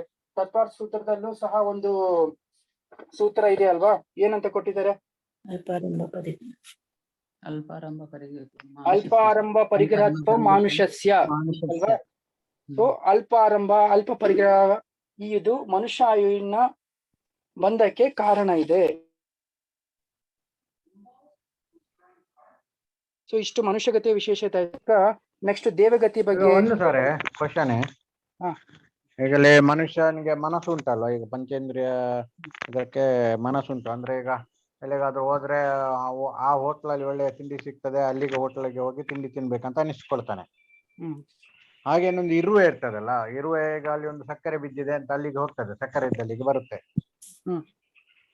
ಅಂದ್ರೆ ಅದು ಮನಸ್ಸಿನಲ್ಲಿ ಎಣಿಸಿರ್ತದಂತ ಅಲ್ಲಿಗೆ ಹೋಗ್ಬೇಕು, ಸಕ್ಕರೆ ಬಿದ್ದಲ್ಲಿಗೆ ಹೋಗ್ಬೇಕಂತ. ಈಗ ಅದಕ್ಕೆ ಮನಸ್ಸಿಲ್ಲಲ್ಲ. ಇಲ್ಲ, ಅದಕ್ಕೆ ಹೌದು, ಅದಕ್ಕೆ 3 ಇಂದ್ರಿಯ ಇರ್ತದಲ್ವಾ? ನೋಡಿ, ಇರುವೆಗಳು ಪರ್ಟಿಕ್ಯುಲರ್ ನನ್ಗೆ ಇಂಥ ಜಾಗದಲ್ಲಿ ಆಹಾರ ಇದೆ ಅಂತ ಅದು ಮನ್ಸಲ್ಲಿ ನೆನ್ಸ್ಕೊಂಡು ಹೋಗೋದಿಲ್ಲ. ಯಾಕಂದ್ರೆ ಅದಕ್ಕೆ ಮನ್ಸೇ ಇಲ್ಲ ಅನ್ನೋ ಸ್ಮರಣೆ ಏನ್ ಮಾಡ್ಕೊಳ್ತಾ ಇಂದ್ರಿಯಗಳ ಮೂಲಕ. ಈಗ ಅದೇ ಘ್ರಾಣೇಂದ್ರಿಯದ ಅವಗಾಹನ ಶಕ್ತಿ ಎಷ್ಟು ಇದೆ ಅಂತಲ್ಲ. ಹೌದು, ಈಗ ಘ್ರಾಣೇಂದ್ರಿಯದಲ್ಲಿ ಅವುಗಳಿಗೆ ವಾಸನೆ ಗೊತ್ತಾಗ್ತದೆ, ಈಗ ಇದಾಗುತ್ತೆ. ಆಗ ನಾನು ಅಲ್ಲಿಗೆ ಹೋಗ್ಬೇಕಂತ ಎನಿಸ್ಕೊಳ್ತದ ಅಥವಾ ಎಂತದಂತ ಹೇಗೆ ಅಂತದ್ದು ಹೊಟ್ಟೆಪಾಡು. ನೋಡಿ, ಆಹಾರ ಸಂಖ್ಯೆ ಇರ್ಬೇಕಾದ್ರೆ ಅದಕ್ಕೂ ಹೋಗ್ಬೇಕಂತ ಅನ್ಸುತ್ತಲ್ವಾ? ತನ್ನ ಆಹಾರ ತಾನು ಉಟ್ಕೊಂಡು ಹೋಗುತ್ತೆ. ಅದಕ್ಕೆ ಮನಸ್ಸಿನ ಅವಶ್ಯಕತೆ ಅನಿಸ್ತದೆ ಅಂತ ನೀವು ಅನಿಸ್ತದೆ ಅಂತ ಹೇಳ್ತೀರಲ್ಲ. ಈಗ ಅದು ಜ್ಞಾನದ ವಿಷಯ, ಮತಿಶ್ರುತ ಜ್ಞಾನ. ನೋಡಿ ನಿರಂಜನ್ ಸರ್, ಮತಿಶ್ರುತ ಜ್ಞಾನ ಅದಕ್ಕೂ ಇದೆ. ಈಗ ಒಂದು ಆಹಾರವನ್ನು ನೋಡಿದಾಗ ಅದನ್ನ ತಿನ್ಬೇಕು ಅಂತ ಅದಕ್ಕೂ ಜ್ಞಾನ ಇದೆ, ಯಾಕಂದ್ರೆ ಶ್ರುತ ಜ್ಞಾನ ಇದೆ ಅದಕ್ಕೆ ಅಲ್ವಾ?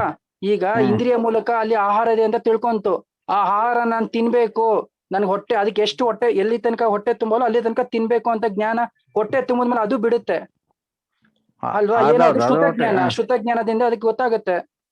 ಹಾ. ಬಟ್ ಶ್ರುತ ಮನಸ್ಸಿನ ಇಷ್ಟೇ ಜ್ಞಾನ ಕೆಲಸ. ಅಲ್ಲ, ಜ್ಞಾನ ಹೇಗೆ ಉತ್ಪತ್ತಿ ಆಗ್ತದೆ? ಜ್ಞಾನ ಶ್ರುತ ಜ್ಞಾನ, ಮತಿ ಏಕೇಂದ್ರಿಯಕ್ಕೂ ಜ್ಞಾನ ಇರುತ್ತೆ ಅಲ್ವಾ? ಶ್ರುತಜ್ಞಾನ ಅಲ್ಲ, ಏಕೇಂದ್ರಿಯಕ್ಕೂ ಇರುತ್ತೆ. ಮತಿ ಜ್ಞಾನ ಗತಿ ಶ್ರುತ ಮತ್ತೆ ಜ್ಞಾನ ಶ್ರುತ ವಿಶುದ್ಧ ಜ್ಞಾನ ಜ್ಞಾನ ಎಲ್ಲಾ ಎಲ್ಲ ಸಂಸಾರ ಜೀವಿಗಳಿಗೂ ಇರುತ್ತೆ. ಅಲ್ಲ, ಮತಿ ಜ್ಞಾನ ಶ್ರುತ ಜ್ಞಾನ ಯಾವುದರ ನಿಮಿತ್ತದಿಂದ ಆಗುತ್ತೆ? ಯಾವುದರ ನಿಮಿತ್ತ ಅಂದ್ರೆ ನೋಡಿ, ಆತ್ಮನ ಸ್ವಭಾವ ಏನು? ಜ್ಞಾನ ಮತ್ತು ದರ್ಶನ. ಜ್ಞಾನ ವಿಹೀನ ಆತ್ಮ ಎಲ್ಲೂ ಇರಲು ಸಾಧ್ಯ ಇಲ್ಲ ಅಲ್ವಾ? ಹಾಗಾಗಿ ಪ್ರತಿಯೊಂದು ಆತ್ಮನಿಗೂ ಮಿನಿಮಮ್ 2 ಜ್ಞಾನ ಇದ್ದೇ ಇರುತ್ತೆ. ಯಾವುದೇ ಪರ್ಯಾಯ ಇರಲಿ, ನಿಗೋದೆ ಪರ್ಯಾಯ ಇರಲಿ, ಇಲ್ಲ ಅಪರ್ಯಾಪ್ತಕ ಸ್ವಭಾವ, ಅವಸ್ಥೆಯಲ್ಲಿ ಆತ್ಮನ ಇರಲಿ, ಸ್ವಭಾವ. ಮತಿ ಶುದ್ಧ ಜ್ಞಾನ ಎಲ್ಲಾ ಪ್ರಾಣಿಗಳಿಗೂ ಇದ್ದೇ ಇರುತ್ತೆ ಅಲ್ಲ, ಈಗ ಅಲ್ವಾ? ಇದು ಹೇಳ್ತಾರಲ್ಲ, ಈಗ ಜ್ಞಾನ ಅಂದ್ರೆ ಇದು ಹೇಳ್ತಾರಲ್ಲ, ಈಗ ಅಂದ್ರೆ ಅದು ಇದರ ನಿಮಿತ್ತದಿಂದ ಜ್ಞಾನದ ಅರ್ಥ ತಿಳಿಯುವುದಂತ ಆಗ್ತದೆ. ದೊಡ್ಡದು ಸಣ್ಣದಿರಲಿ, ಮನಸ್ಸಿನ ಮೂಲಕ ಜ್ಞಾನವು ತಿಳಿಯುತ್ತದೆ. ಎಲ್ಲ ಇಂದ್ರಿಯಗಳಿಂದ ಅಥವಾ ಮನಸ್ಸಿನ ಮೂಲಕ ಜ್ಞಾನವು ತಿಳಿಯುತ್ತದೆ ಅಂತ ಹಂಗಲ್ಲ ಹೇಳ್ತಾರಲ್ಲ. ನಿರಂಜನ್ ಸರ್. ಈಗ ನೋಡಿ ನಿರಂಜನ್ ಸರ್, ಈಗ ನನ್ನ ಮೂಗಿಗೆ ವಾಸನೆ ಬರುತ್ತೆ ಅಂತ ತಿಳ್ಕೊಳ್ಳಿ, ಸರಿನಾ? ಹೌದು. ಮೂಗಿನಿಂದ ವಾಸನೆ ಆಯ್ತು ನನಗೆ, ಅದೇನಂತಾನು ನನ್ಗೆ ಗೊತ್ತಾಯ್ತು. ಬಟ್ ಅದು ನನ್ಗೆ ಒಳಿತಿದ್ಯಾ ಅಥವಾ ಅಹಿತ ಇದೆಯೋ, ಇದು ಮನಸ್ಸಿನ ಕೆಲ್ಸ. ಅಲ್ಲ, ನಿಮಗೆ ಏನಾಯ್ತು ಅಂತ ಗೊತ್ತಾಯ್ತು ಅಂತ ಹೇಳಿದ್ರಲ್ಲ, ಅದು ನಿಮ್ಮ ಮನಸ್ಸಿನಲ್ಲಿ ಗೊತ್ತಾದದ್ದಲ್ವಾ? ಅದು ನನಗೆ ಒಳಿತ ಅಥವಾ ಅಹಿತನೋ, ಅದು ಹೇಯ ಉಪಾದೇಯದ ಚಿಂತನೆ ಮಾಡೋದು ಮನಸ್ಸಿನ ಕೆಲಸ. ಅದು ಮನಸ್ಸಾಯ್ತು. ಅಲ್ಲ, ನಿಮಗೆ ಈಗ ಸೀಮೆ ಎಣ್ಣೆದು ವಾಸನೆ, ಇದು ಸೀಮೆ ಎಣ್ಣೆ ಅಂತ ಗೊತ್ತಾಗ್ತದೆ ಅಂದ್ರೆ ನಿಮ್ಮ ಮನಸ್ಸಿನ ಮೂಲಕ ಗೊತ್ತಾದದ್ದು ಅಲ್ಲ, ಕೇವಲ ಘ್ರಾಣೇಂದ್ರಿಯದಿಂದ ಗೊತ್ತಾದದ್ದ? ಗ್ರಹಣ ಇಂದ್ರಿಯ ಅಂದ್ರೆ ನಮ್ಗೆ ಏನು ಅಂತ ಅದು ಗೊತ್ತಾಗಿದೆ ಅಂತನಾ? ಓಕೆ. ಈಗ ಇದು ಘ್ರಾಣೇಂದ್ರಿಯ ವಾಸನೆ ಬರ್ತದೆ, ಇದು ಸೀಮೆ ಎಣ್ಣೆ ಅಂತ ನಾವು ಮನಸ್ಸಿನಲ್ಲಿ ಎಣಿಸ್ಕೊಡ್ತೇವೆ, ಇದು ಸೀಮೆ ಎಣ್ಣೆಯ ವಾಸನೆ ಅಂತ. ಈಗ ಇರುವೆ ಎಂದು ಬರ್ತದೆ, ಸಕ್ಕರೆ ಬಿದ್ದಲ್ಲಿಗೆ ಬರ್ತದೆ. ಇದು ಸಕ್ಕರೆ, ಇದು ಸಿಹಿಯಾದ, ಇದೀಗ ಅಲ್ಲಿಗೆ ಹೋಗಿ ಆಹಾರ ನಾವು ತರ್ಬೇಕಂತ ಅದು ಹೇಗೆ ಅದು ಮಾಡ್ತದೆ ಅಂತ, ಕ್ರಿಯೆ ಹೇಗೆ ಮಾಡ್ತದೆ ಅಂತ? ಕ್ರಿಯೆ ಅಂದ್ರೆ ನೋಡಿ, ಇದೆ ಈಗ ಗ್ರಹಣ ಇಂದ್ರಿಯಿಂದ ಸಕ್ಕರೆ ವಾಸನೆ ಬರುತ್ತೆ, ಅದಕ್ಕೆ ಅದಕ್ಕೆ ಅದು ಇಷ್ಟ ಆಗುತ್ತೆ ಆ ಪದಾರ್ಥ. ಅಂದ್ರೆ ಇಷ್ಟ ಆಗುದು ಯಾವ್ದ್ರಲ್ಲಿ, ಯಾವ ಮೂಲಕ ಇಷ್ಟ ಆಗುದು, ಎಲ್ಲಿ ಇಷ್ಟ ಮತಿ ಆಗ್ತದೆ? ಜ್ಞಾನ ಶ್ರುತ ಜ್ಞಾನದಿಂದ ನೋಡಿ ಮತ್ತಿಗೆ ಅದೇ ನೋಡಿ ಮತ್ತಿಗೆನ ಶುದ್ಧ ಜ್ಞಾನದಿಂದ ಅದು ನನಗೆ ಇಷ್ಟ ಅಂತ ಅದಕ್ಕೆ ಅನ್ಸುತ್ತಲ್ವಾ? ಹೌದು, ನಾನು ಸೇವನೆ ಮಾಡುವಂತ ವಸ್ತು ನನಗೆ ಅದನ್ನ ಸೇವನೆ ಮಾಡ್ಬೇಕು ಅಂತ ಅನ್ಸುತ್ತೆ ಅದಕ್ಕೆ. ಈಗ ಇರ್ವೆ ಎಲ್ಲಾನು ಉಪ್ಪು ತಿನ್ನುತ್ತಾ? ಶುದ್ಧ ಜ್ಞಾನ ಹೇಗೆ ಉತ್ಪತ್ತಿ ಆಗ್ತದೆ? ಮತ್ತಿಜ್ಞಾನ ಶುದ್ಧ ಜ್ಞಾನ ಜೀವಕ್ಕೆ ಇದ್ದೇ ಇರುತ್ತಲ್ಲ, ಯಾಕಂದ್ರೆ ಜ್ಞಾನ ಗುಣ, ಜೀವದ ಜ್ಞಾನ ಗುಣ ಅಲ್ವಾ ಅದು? ಜ್ಞಾನ ಯಾವ್ದರ ಮೂಲಕ ಅದು ಜ್ಞಾನ ಆಗುತ್ತೆ? ಮತಿಜ್ಞಾನ ಹೇಗೆ ಉತ್ಪನ್ನ ಆಗತ್ತೆ ಅಂತಂದ್ರೆ ನೋಡಿ, ಮತಿಜ್ಞಾನದ ಡೆಫಿನೇಷನ್ ಏನು? ಇಂದ್ರಿಯ ಮತ್ತು ಮನಸ್ಸಿನ ಮೂಲಕ ಉಂಟಾಗುವಂತ ಜ್ಞಾನಕ್ಕೆ ಮತಿಜ್ಞಾನ ಅಂತ ಹೇಳ್ತೇವೆ, ಸರಿನಾ? ಅಂದ್ರೆ ಇಂದ್ರಿಯ ಮತ್ತು ಮನ ಎರಡು ಇರ್ಬೇಕಂತಿಲ್ಲ. ನೋಡಿ ಡೆಫಿನೇಷನ್ ನೋಡಿ, ಮತಿಜ್ಞಾನದ ಡೆಫಿನೇಷನ್ ಮನಸ್ಸು ಮತ್ತು ಇಂದ್ರಿಯ ಮೂಲಕ ಆಗುವಂತ ಜ್ಞಾನಕ್ಕೆ ಮತಿಜ್ಞಾನ ಅಂತ ಹೇಳ್ತೇವೆ. ಬಟ್ ಇಲ್ಲಿ ಮತಿಜ್ಞಾನದ ಮನಸ್ಸು ಬೇಕಾಗಿಲ್ಲ, ಪಂಚೇಂದ್ರಿಯ ಜೀವಕ್ಕೆ ಮಾತ್ರ ಮನಸ್ಸು ಬೇಕು. ಈ ಜೀವಿಗಳಿಗೆ ಇಂದ್ರಿಯ ಮೂಲಕ ಜ್ಞಾನ ಆಗ್ತಿದೆಯಲ್ಲ, ಅದು ಸಹ ಮತಿಜ್ಞಾನನೇ. ಅದಕ್ಕೆ ಇಲ್ಲಿ ಕೊಟ್ಟಿದ್ದಾರೆ ನೋಡಿ, ಇಂದ್ರಿಯ ಮತ್ತು ಮತಿಜ್ಞಾನ, ಇಂದ್ರಿಯ ಮತ್ತು ಮನಸ್ಸಿನಿಂದ ಅಂತ ಕೊಟ್ಟಿದ್ದಾರೆ. ಮನಸ್ಸಿಲ್ದಿರೋಕ್ಕೆ ಕೇವಲ ಇಂದ್ರಿಯದಿಂದ ಮತಿ ಶುದ್ಧ ಜ್ಞಾನ ಆಗುತ್ತೆ. ಮನಸ್ಸು ಬೇಕೇ ಬೇಕು. ಮತಿಜ್ಞಾನ ಇದೆ, ಶ್ರುತಜ್ಞಾನ ಮಾತ್ರ ಅಲ್ಲ, ಮತಿಜ್ಞಾನ ಇರ್ಲೇಬೇಕಲ್ಲ ಶ್ರುತಜ್ಞಾನಕ್ಕೆ? ನೋಡಿ, ಮತಿಜ್ಞಾನ ಆದ್ಮೇಲೆ ಶ್ರುತಜ್ಞಾನ ಆಗೇ ಆಗುತ್ತಲ್ವಾ ನಿರಂಜನ್ ಸರ್? ವಿಶೇಷವಾಗಿ ತಿಳಿತಲ್ವಾ? ಶ್ರುತಜ್ಞಾನ ಆಗಲ್ಲ. ಹೌದು, ಮತಿಜ್ಞಾನ ಮೂಲಕನೇ ಶ್ರುತಜ್ಞಾನ ಆಗೋದು. ಮತಿಜ್ಞಾನ ಮೊದಲಾಗತ್ತೆ, ಅದಾದ್ಮೇಲೆ ಶ್ರುತಜ್ಞಾನ ಆಗೋದು. ಈಗ ಒಂದು ಇರುವೆ ಒಂದು ಉಪ್ಪು ತಿನ್ನೋದಿಲ್ಲ, ಯಾಕೆ? ಅದಕ್ಕೂ ಆ ಉಪ್ಪು ಅದಕ್ಕೆ ಒಳ್ಳೇದಲ್ಲ ಅಂತ ಗೊತ್ತಾಗತ್ತೆ ಅದಕ್ಕೆ. ಯಾವುದು? ಮತಿ ಶ್ರುತಜ್ಞಾನದಿಂದ. ಶ್ರುತಜ್ಞಾನದಿಂದ ಅಂದ್ರೇನು? ಶ್ರುತಜ್ಞಾನ ವಿಶೇಷವಾಗಿ ತಿಳಿಯೋದು. ವಿಶೇಷವಾಗಿ ಅದೇನ್ ತಿಳಿಯುತ್ತೆ? ಉಪ್ಪು ನನಗೆ ಆಗೋದಿಲ್ಲ ಅಂತ ಬಿಟ್ಬಿಡುತ್ತೆ ಅದು. ಸಕ್ಕರೆ ನನಗೆ ನಾನು ಸೇವನೆ ಮಾಡುವಂತ ಆಹಾರ ಅಂತ ಅದು ತಿಳ್ಕೊಳ್ಳುತ್ತೆ ಶ್ರುತಜ್ಞಾನದಿಂದ. ಅರ್ಥ ಆಯ್ತಲ್ವಾ? ಮತಿಜ್ಞಾನ ಸಾಮಾನ್ಯ ಅವಲೋಕನ, ವಿಶೇಷವಾಗಿ ತಿಳಿಯೋದು ಶ್ರುತಜ್ಞಾನ. ಅದೇ, ಇದು ಸಾಮಾನ್ಯ ಅವಲೋಕನ, ಸುಮ್ನೆ ಗ್ರಹಣೆ ಆಯ್ತು. ಈಗ ಮೂಗಿನಿಂದ ಅದಕ್ಕೆ ಇದೊಂದು ಏನೋ ಒಂದು ವಸ್ತು ಇದೆ ಅಂತ ಗ್ರಹಣೆ ಆಯ್ತು. ಹಾಗೇನ್ ಮಾಡುತ್ತೆ, ಆ ವಸ್ತು ನನಗೆ ಆಹಾರ, ನಾನು ಸೇವನೆ ಮಾಡುವಂತ ವಸ್ತುನ ಅದು ಅಂತ ಅದಕ್ಕೆ ಶ್ರುತಜ್ಞಾನದಿಂದ ತಿಳ್ಕೊಳ್ಳುತ್ತೆ. ಆಗ ಅದ್ರ ಅರ್ಥ ಅದು ಹೋಗಿ ಸೇವನೆ ಮಾಡುತ್ತೆ ಅಲ್ವಾ? ಮತಿಜ್ಞಾನ ಪೂರ್ವಕವಾಗಿ ಶ್ರುತಜ್ಞಾನ ಆಗುತ್ತೆ. ಹೌದೌದು, ಮತಿಜ್ಞಾನ ಪೂರ್ವಕನೇ ಶ್ರುತಜ್ಞಾನ ಆಗೋದು. ಇದೆ ನಿಯಮ, ಹಾಗೇ ಇದೆ. ಈಗ ಮೊದಲು ನಿಮ್ಗೆ ವಸ್ತುವಿನ ಗ್ರಹಣೆ ಆಗ್ಬೇಕು, ಸಾಮಾನ್ಯ ಅವಲೋಕನ ಆಗ್ಲೇಬೇಕು ಅಲ್ವಾ? ಸಾಮಾನ್ಯ ಅವಲೋಕನ ಆಗ್ದಿರ ನೀವು ಶ್ರುತಜ್ಞಾನ ಹೆಂಗಾಗಲು ಸಾಧ್ಯ ಅಲ್ವಾ? ಮೊದಲು ಸಾಮಾನ್ಯ ಅವಲೋಕನ. ಇದ್ರಾಗ ಅವತ್ತೆಲ್ಲ ಫುಟ್ಬಾಲ್ ನ ಇದ್ರಲ್ಲೆಲ್ಲ ಈ ಆಕ್ಟೋಪಸ್ ಉಂಟಲ್ವಾ, ಅದು ಏಕೆಂದ್ರೆ ಅಲ್ವಾ ಆಕ್ಟೋಪಸ್? ಯಾವುದು ಆಕ್ಟೋಪಸ್ ಏಕೆಂದ್ರೆ ದ್ವಿಂದ್ರಿಯನ ತ್ರಿಇಂದ್ರಿಯನದು ಆಕ್ಟೋಪಸ್? ಆಕ್ಟೋಪಸ್ಗೆ ಕಣ್ಣು ಇರುತ್ತಲ್ವಾ ಕೆಲವೊಂದು ಆಕ್ಟೋಪಸ್ಗೆ. ಆಕ್ಟೋಪಸ್ ಅದು ಆಕ್ಟೋಪಸ್ಗೆ ನೋಡ್ಬೇಕು ಸರ್ ಅದು ಎಷ್ಟು ಇಂದ್ರಿಯ ಅಂತ. ಅದಕ್ಕೆ ನೋಡಿ ತೆವಳು ಅಂತ ಒಂದು ಪ್ರಾಣಿ, ಓಕೆ ತೆವಳು ಅಂತ ಅಲ್ಲ, ಅದು ನೋಡ್ಬೇಕು ಸರ್. ದ್ವಿಂದ್ರಿಯ. ಆಕ್ಟೋಪಸ್ ತೆವಳುವಂತದ್ದು ದ್ವಿಂದ್ರಿಯ. ಅಮೀಬ ಏಕೇಂದ್ರಿಯ. ಅಲ್ಲ ನಾನು ಇದು ಅಮೀಬಗಳು ಆಕ್ಟೋಪಸ್ ಹೇಳುದು. ಏಕೇಂದ್ರಿಯ. ಆಕ್ಟೋಪಸ್ಗೆ ಕಣ್ಣಿದೆಯೇನೋ ಗೊತ್ತಿಲ್ಲ, ನೋಡ್ಬೇಕು. ಕಣ್ಣಿದ್ರೆ ಅದು ಕಣ್ಣಿದ್ರೆ 4 ಇಂದ್ರಿಯ. ಹಾ ಸರಿ ಸರಿ ಸರಿ ಸರಿ ಸರ್. ಓಕೆ ಓಕೆ ಸರಿ. ನೆಕ್ಸ್ಟ್ ಯಾವುದು? ದೇವಗತಿಯ ಸ್ವರೂಪ ಓದಿಮ್ಮ. ದೇವಗತಿಯ ಸ್ವರೂಪ ಹೇಗಿರುತ್ತದೆ? ಉತ್ತರ: ಅಣಿಮ ಮಹಿಮ ಮುಂತಾದ 8 ರಿದ್ಧಿಗಳಿಂದ ನಾನಾ ದ್ವೀಪ ಸಮುದ್ರಗಳಲ್ಲಿ ಕ್ರೀಡಿಸುವವರು ಮತ್ತು ಯಾರ ರೂಪ ಲಾವಣ್ಯ ಯೌವನ ಮುಂತಾದವು ಯಾವಾಗಲೂ ಪ್ರಕಾಶಮಾನವಾಗಿರುತ್ತದೆಯೋ ಅಂತಹವರನ್ನು ದೇವ ಎನ್ನುತ್ತಾರೆ. ಅವರ ಗತಿಯನ್ನು ದೇವಗತಿ ಎನ್ನುತ್ತಾರೆ. ಅವರು ಭವನವಾಸಿ, ವೆಂತರವಾಸಿ, ಜ್ಯೋತಿಷಿ ಮತ್ತು ವೈಮಾನಿಕರು ಎಂದು 4 ಪ್ರಕಾರ. ಭವನವಾಸಿ ಮತ್ತು ವೆಂತರ ದೇವತೆಗಳ ನಿವಾಸವು ಈ ಪೃಥ್ವಿಯ ಕೆಳಗೆ ಇರುವ ಪೃಥ್ವಿಯ ಕರಭಾಗ ಮತ್ತು ಪಂಕಭಾಗದಲ್ಲಿವೆ. ಹಾಗೆಯೇ ಮಧ್ಯಮ ಲೋಕದಲ್ಲಿಯೂ ಇರುತ್ತಾರೆ. ಜ್ಯೋತಿಷ್ಕ ದೇವತೆಗಳ ನಿವಾಸವು ಈ ಪೃಥ್ವಿಯಿಂದ 790 ಯೋಜನದ ಎತ್ತರದಿಂದ 900 ಯೋಜನದ ಎತ್ತರದವರೆಗೂ ಇದೆ. ವೈಮಾನಿಕ ದೇವತೆಗಳ ನಿವಾಸವು 16 ಸ್ವರ್ಗ, ನವಗ್ರೈವೇಯಕ ಮತ್ತು ನವ ಅನುದಿಶ ಹಾಗೂ ಅನುತ್ತರ ವಿಮಾನಗಳಲ್ಲಿವೆ. ಸರಳ ಪರಿಣಾಮ, ಧರ್ಮ ಧ್ಯಾನ ಹಾಗೂ ಶುದ್ಧೋಪಯೋಗ ರೂಪದ ಭಾವಗಳಿಂದ ಜೀವವು ದೇವಗತಿಯಲ್ಲಿ ಉತ್ಪನ್ನರಾಗುತ್ತಾರೆ. ಸಿದ್ಧ ಪರಮೇಷ್ಠಿಗಳು 4 ಗತಿಗಳಲ್ಲೂ ಸಿದ್ಧರು, ಅಲದಾಟ ಇಲ್ಲದವರಾಗಿರುತ್ತಾರೆ. ಏನ್ ಹೇಳಿದ್ದಾರೆ ಇಲ್ಲಿ? ಒಂದೊಂದು ತಿಳ್ಕೊಳ್ಳೋಣ. ಸ್ವಲ್ಪ ಡೌನ್ ಮಾಡಿ ಸರ್. ಅದು ಎಷ್ಟು? ಓಕೆ. ದೇವಗತಿಯ ಸ್ವರೂಪ ಹೇಗಿರುತ್ತದೆ? ಅಣಿಮ ಮಹಿಮ ಮುಂತಾದ 8 ವೃದ್ಧಿಗಳಿಂದ ನಾನಾ ದ್ವೀಪ ಸಮುದ್ರಗಳಲ್ಲಿ ಕ್ರೀಡಿಸುವರು ಅಂತ ಇಲ್ಲಿ ಕೊಟ್ಟಿದ್ದಾರೆ. ಏನು ಹಂಗಂದ್ರೆ ಅಂತಂದ್ರೆ ನೋಡಿ, ಈ ದೇವಗತಿಯಲ್ಲಿ ಜನ್ಮ ಪಡೆದ ಮೇಲೆ ನಿಯಮದಿಂದ ಪ್ರತಿಯೊಂದು ದೇವತೆಗಳಿಗೂ ಈ ಒಂದು 8 ರಿದ್ಧಿಗಳು ನಿಯಮದಿಂದ ಪ್ರಾಪ್ತಿಯಾಗತ್ತೆ. ಅರ್ಥ ಆಯ್ತಲ್ವಾ? ಯಾವುದು? ಅಣಿಮ, ಮಹಿಮ, ಲಗಿಮ, ಗರಿಮ, ಈಶತ್ವ, ವಶಿತ್ವ, ಆಮೇಲೆ ಪ್ರಾಕಮ್ಯ ಅಂತ. ಏನು ಈ ರಿದ್ಧಿಗಳು? ಇವುಗಳ ಕೆಲಸ ಏನು ನೋಡಿ. ಅಣಿಮ ಅಂತಂದ್ರೆ ತಮ್ಮ ಶರೀರವನ್ನು ಅಣು ಮಾತ್ರದಷ್ಟು, ಒಂದು ಅಣು ಎಷ್ಟು ಚಿಕ್ಕದಿರುತ್ತೆ ಅಷ್ಟು ಚಿಕ್ಕದು ಮಾಡೋಷ್ಟು ಅವರಲ್ಲಿ ಶಕ್ತಿ ಇರುತ್ತೆ ಅಂತ ಒಂದು ವೃದ್ಧಿ ಇರುತ್ತೆ ಅವ್ರನಲ್ಲಿ. ಅರ್ಥ ಆಯ್ತಲ್ವಾ? ಇನ್ನೊಂದು ಅಣಿಮ.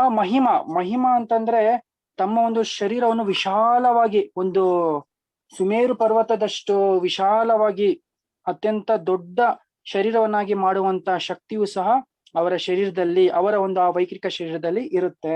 ಇನ್ನು ಲಗಿಮ ಅಂತಂದ್ರೆ ಅವರ ಶರೀರವನ್ನು ಅತ್ಯಂತ ಒಂದು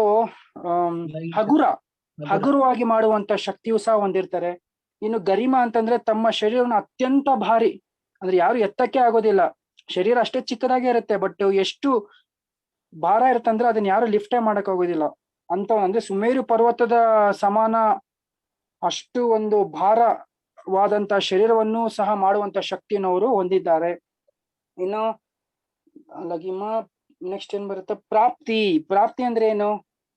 ಪ್ರಾಪ್ತಿ ಅಂದ್ರೆ ನೋಡಿ, ಅವರು ದೇವತೆಗಳು ಎಲ್ಲಿ ಕೂತಿದಾರೋ ಅಲ್ಲಿಂದಲೇ ಬೇಕಾದ್ರೆ ತಮ್ಮ ಕೈಯನ್ನು ಸೀದಾ ಬೇಕಾದ್ರೆ ನಂದೀಶ್ವರ ದೀಪದ ತನಕನೂ ಅವರು ತಮ್ಮ ಒಂದು ಏನಂತ ಹೇಳ್ಬೋದು, ಕೈಯನ್ನು ಚಾಚ್ಬೋದು. ಸೀದಾ ಬೇಕಾದ್ರೆ ಇಲ್ಲಿಂದ ಸುಮೇರು ಪರ್ವತ ಅಂದ್ರೆ ತಮ್ಮ ಸ್ವರ್ಗ ಲೋಕದಿಂದ ಅಲ್ಲಿಂದ ಸೀದಾ ಸುಮೇರು ಪರ್ವತನೇ ಬೇಕಾದ್ರೆ ಮುಟ್ಬೋದು ಅಂತ ಒಂದು ಶಕ್ತಿ ಅವರ ಶರೀರದಲ್ಲಿ ಇರುತ್ತೆ. ಅಂತ ಒಂದು ವೃದ್ಧಿ ಅಂತಾನು ಸಹ ಹೇಳ್ಬೋದು. ಅದಕ್ಕೆ ನಾವು ಪ್ರಾಪ್ತಿ ಅಂತ ಹೇಳ್ತೀವಿ. ನೆಕ್ಸ್ಟ್ ಈಶತ್ವ ಅಂದ್ರೆ ಏನು? ಒಂದು ಪ್ರಭುತ್ವ ಈ ಇಡೀ ಲೋಕದ ಮೇಲೆ ಅಂದ್ರೆ ಅವ್ರು ಹೇಳ್ದಂಗೆ ಜನ ಕೇಳ್ಬೇಕು. ಅರ್ಥ ಆಯ್ತಲ್ವಾ? ಅಂದ್ರೆ ಇಡೀ ಒಂದು ಜಗತ್ತಿನಲ್ಲಿ ತಮ್ಮ ಒಂದು ಪ್ರಭುತ್ವವನ್ನು ಸಾಧಿಸಬಹುದು ಅಂತ ಒಂದು ಶಕ್ತಿ ಉಳ್ಳವರಾಗಿರ್ತಾರೆ. ಇನ್ನೊಂದು ವಶಿತ್ವ ಅಂತಂದ್ರೆ ವಶ ಮಾಡ್ಕೊಳ್ಳೋದು, ಅಂದ್ರೆ ಆ ದೇವತೆಗಳು ಏನ್ ಹೇಳ್ತಾರೋ ಹಾಗೆ ಜನಗಳು ಕೇಳ್ಬೇಕು ಅಂತ ಒಂದು ವಶಿತ್ವ.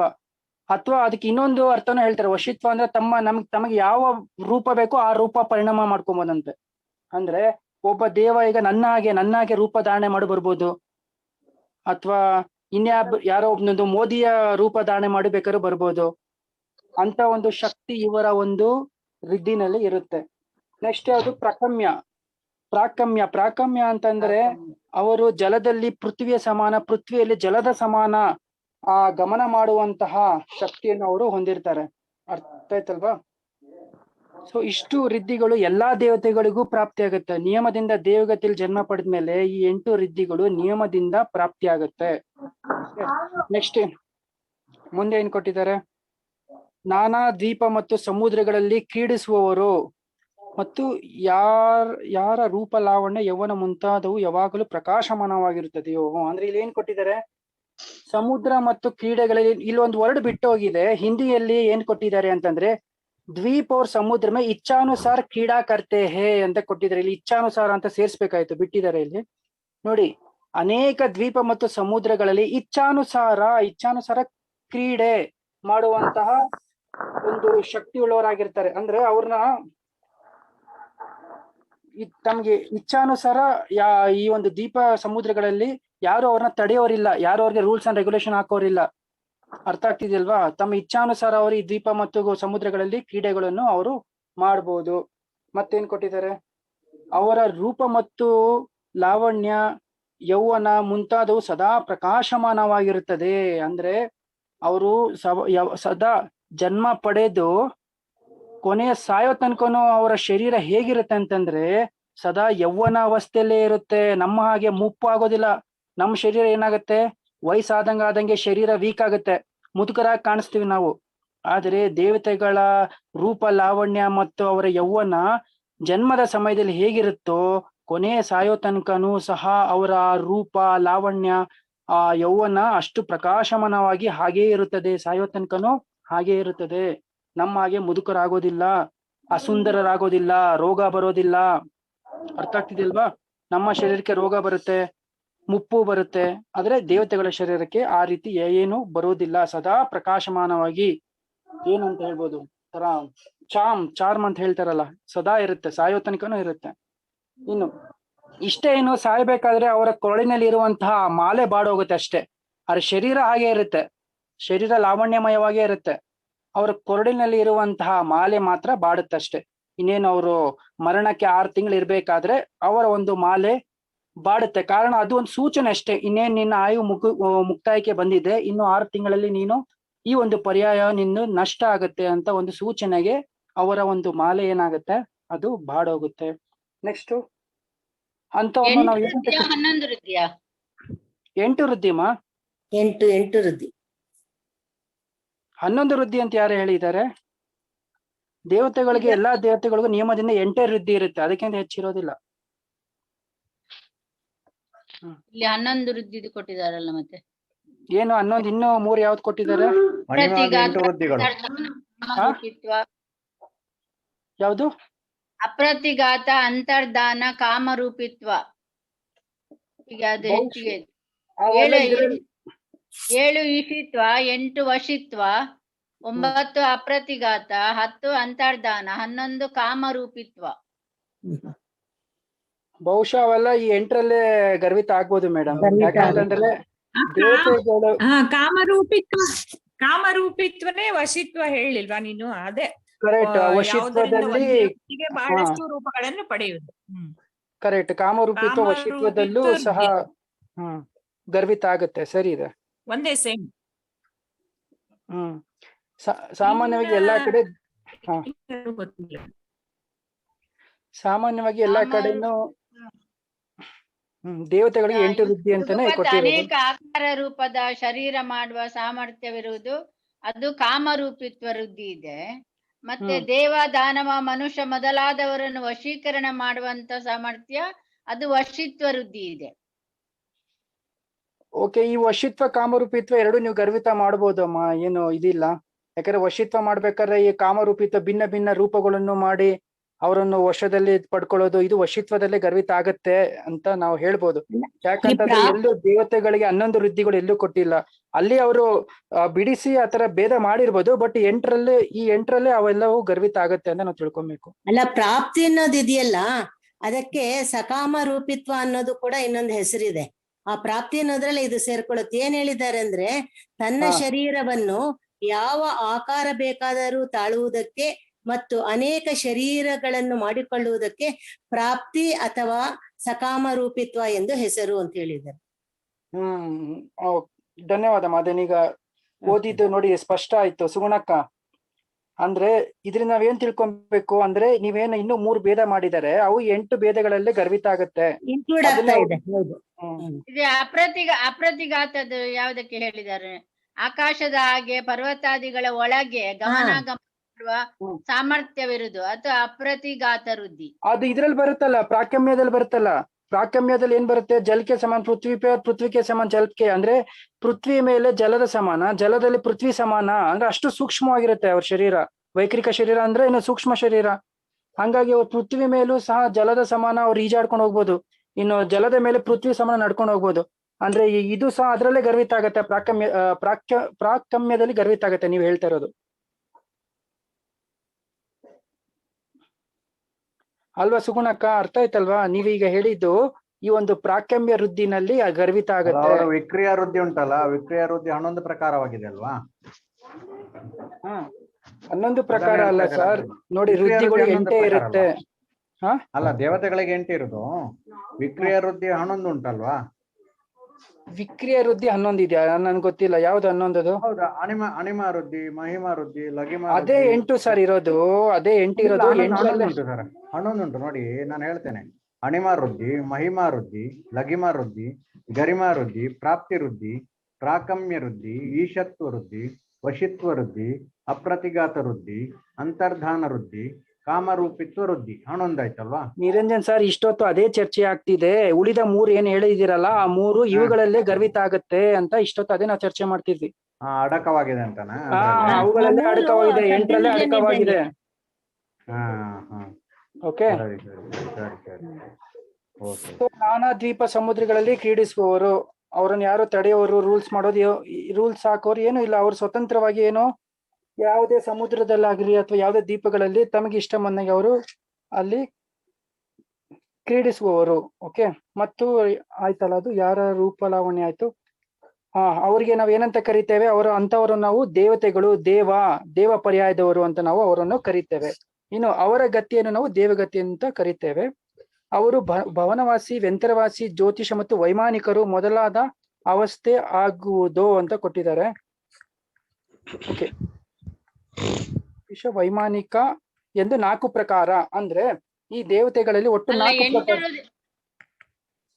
8 ವೃದ್ಧಿಗಳು ಇದು ಅಲ್ಲ, ವೃದ್ಧಿ ಪ್ರಾಪ್ತ ಬುದ್ಧಿ, ಕ್ರಿಯೆ, ವಿಕ್ರಿಯೆ, ತಪ, ಬಲ, ಔಷಧ, ರಸ, ಕ್ಷೇತ್ರ.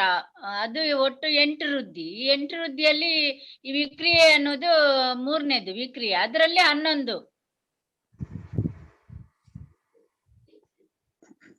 ಇನ್ನೊಂದ್ಸಲ ಹೇಳಿ ಮೇಡಮ್.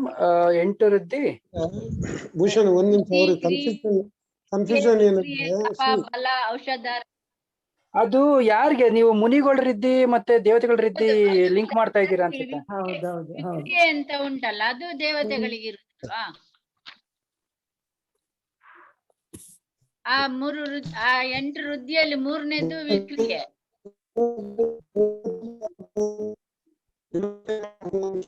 ಬೇರೆ, ಮುನಿಗಳ ತಪಸ್ಸಿನ ಬೇರೆ. ಅದು ನಿಮ್ಗೆ ಎಷ್ಟಿದೆ? 63 ವೃದ್ಧಿ, 64 ವೃದ್ಧಿ ಅಂತ ಹೇಳ್ತೀವಲ್ಲ, ಅದು ದೇವತೆಗಳದ್ದು ಜನ್ಮತ ಆಗುದು. ಅವ್ರು ಅದನ್ನು ಇದನ್ನು ಕನ್ಫ್ಯೂಷನ್ ಮಾಡ್ತಾ ಇದ್ದಾರೆ. ಇಲ್ಲ, ಅದು ಗೊತ್ತಾಯ್ತು. ಇದು ಈಗ ನೀವು ಏನ್ ಹೇಳ್ದಿರ್ಲಿ, ಬುದ್ಧಿ, ಕ್ರಿಯಾ, ವಿಕ್ರಿಯಾ ಅಂತ ಹೇಳ್ತಿರಲ್ಲ, ಅದು ತಪಸ್ಸಿನ ಶಕ್ತಿಯಿಂದ ಆಗುದು. ಯಾರಿಗೆ? ಮುನಿಗಳಿಗೆ ಆಗುದು.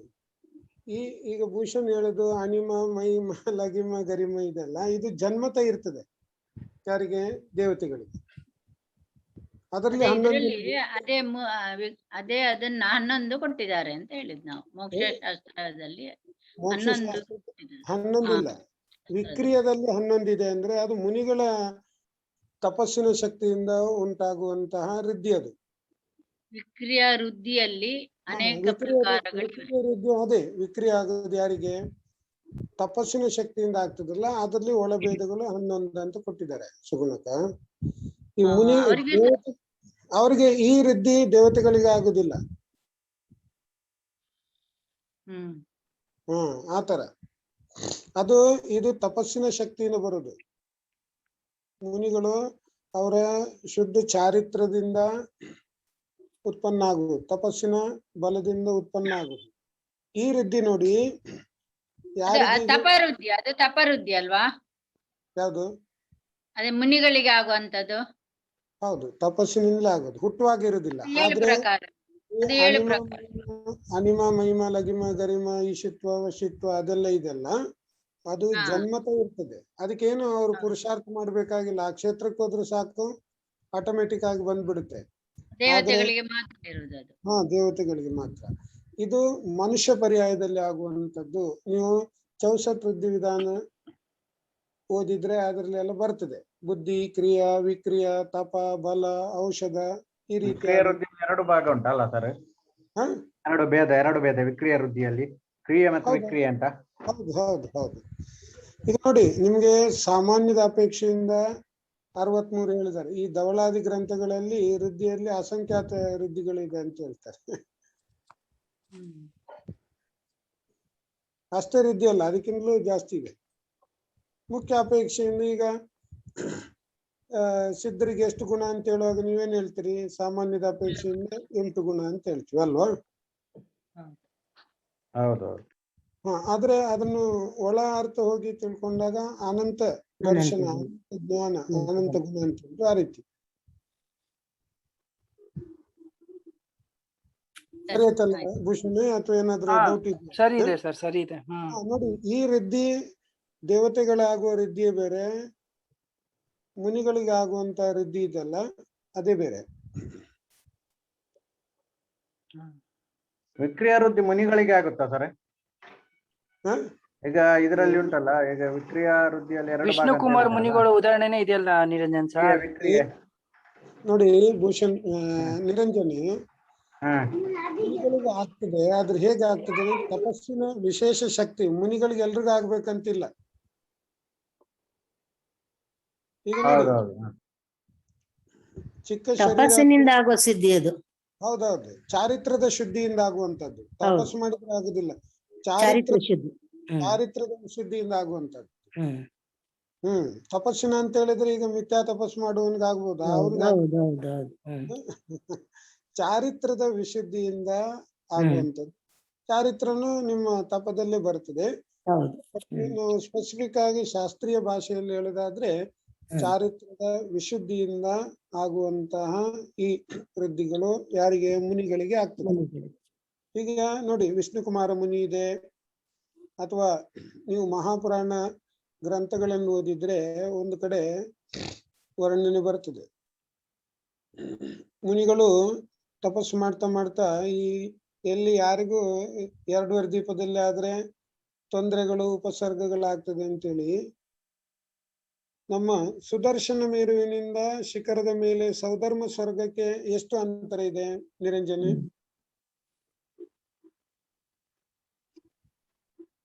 ಕೇಳಿಸ್ತಾ ಇದೆಯಾ?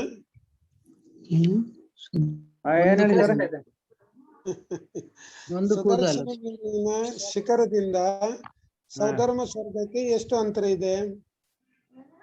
ಸ್ವರ್ಗಕ್ಕೆ ಕೂದಲೆಳೆ ಅಂತಾರ ಅಂತ ಹೇಳ್ತಾರೆ. ಹಾ, ಹೇಳ್ತಾರಲ್ಲ, ಅಷ್ಟೇ ಇರುದು. ಹೇಳ್ತಾರೆ ಗಡಿಬಿಟ್ಟು ಪಕ್ಕ ಇರ್ಬೇಕು ನೀವು, ಜ್ಞಾನ. ಹಾ, ಆದ್ರೆ ನೋಡಿ, ಶಿಖರದ ಸುದರ್ಶನ ಮೇರು ಶಿಖರದ ತುದಿಯಿಂದ ಸೌಧರ್ಮ ಸ್ವರ್ಗಕ್ಕೆ ಕೂದಲೆಲೆ ಅಂತಾರೆ. ಕೂದಲೆಲೆ ಅಂದ್ರೆ ಉದ್ದಲ್ಲ, ದಪ್ಪ. ದಪ್ಪ ಅಂದ್ರೆ ಥಿಕ್ನೆಸ್. ಅಲ್ಲಿ ಹೋಗಿ ತಪಸ್ ಮಾಡ್ತಾರಲ್ವಾ? ಉದ್ದ ಹಿಡ್ಕೊಂಡ್ರೆ ಒಬ್ಬೊಬ್ರದ್ದು ಒಂದೊಂದು ಉದ್ದ ಬರುತ್ತೆ. ಹಾಗೆಲ್ಲ ದಪ್ಪ ಎಷ್ಟಿದೆ ಅಷ್ಟೇ ಗ್ಯಾಪ್ ಅಲ್ಲಿ ಇರುದು. ಅದ್ರ ಮಧ್ಯದಲ್ಲಿ ಕೂತ್ಕೊಂಡು ಸಮೇತ ಮುನಿಗಳು ತಪಸ್ ಮಾಡ್ತಾರೆ. ಹೌದು, ಧ್ಯಾನ ಮಾಡ್ತಾರೆ. ಎಷ್ಟು ಶರೀರ ಚಿಕ್ಕದು, ಅಣಿಮ. ಹಾ ಅಲ್ವಾ? ಆ ರೀತಿ ನಿಮ್ಮ ಮಹಾಪುರಾಣ ಗ್ರಂಥಗಳೆಲ್ಲ ಓದಿದ್ರೆ ನಿಮ್ಗೆ ಚೆನ್ನಾಗಿ ಉದಾಹರಣೆ ಸಿಗ್ತದೆ. ಭೂಷಣ್ ಶುರು ಮಾಡಿ. ಈಗ ಬಹುಶಃ ಇದ್ರಲ್ಲಿ ಯಾರಿಗಾದ್ರೂ ಏನ್ ಡೌಟ್ ಇದೆಯಾ ನಿರಂಜನ್? ಕ್ಲಿಯರ್ ಆಯ್ತಾ ಅಥವಾ ಡೌಟ್ ಇದೆಯಾ? ಕ್ಲಿಯರ್ ಆಯ್ತು ಸರ್, ಕ್ಲಿಯರ್ ಆಯ್ತು. ಆಮೇಲೆ ದೇವತೆಗಳ ರಿದ್ದಿ ಮತ್ತೆ ಮುನಿಗಳ ರಿದ್ದಿ ಕೆಲವೊಂದು ಸಾಮಾನ್ಯದ ಅಪೇಕ್ಷೆಯಿಂದ ಒಂದೇ ತರ ಕಣ್ಣಿಗೆ ಕಂಡ್ರು ಅದೇ ಬೇರೆ ಇದೇ ಬೇರೆ ಬೇರೆ. ಓಕೆ. ಅವರಿಗೆ ಇನ್ನು ಕ್ಷೇತ್ರದ ಅಪೇಕ್ಷೆಯಿಂದ ಉತ್ಪನ್ನ ಆಗ್ತದೆ, ನಮ್ಮವರಿಗೆ ಚಾರಿತ್ರ್ಯದ ವಿಷಯದಿಂದ ಉತ್ಪನ್ನ ಆಗ್ತದೆ ಅಷ್ಟೇ. ಸರಿ ಇದೆ ಸರ್. ಶುರು ಮಾಡಿ.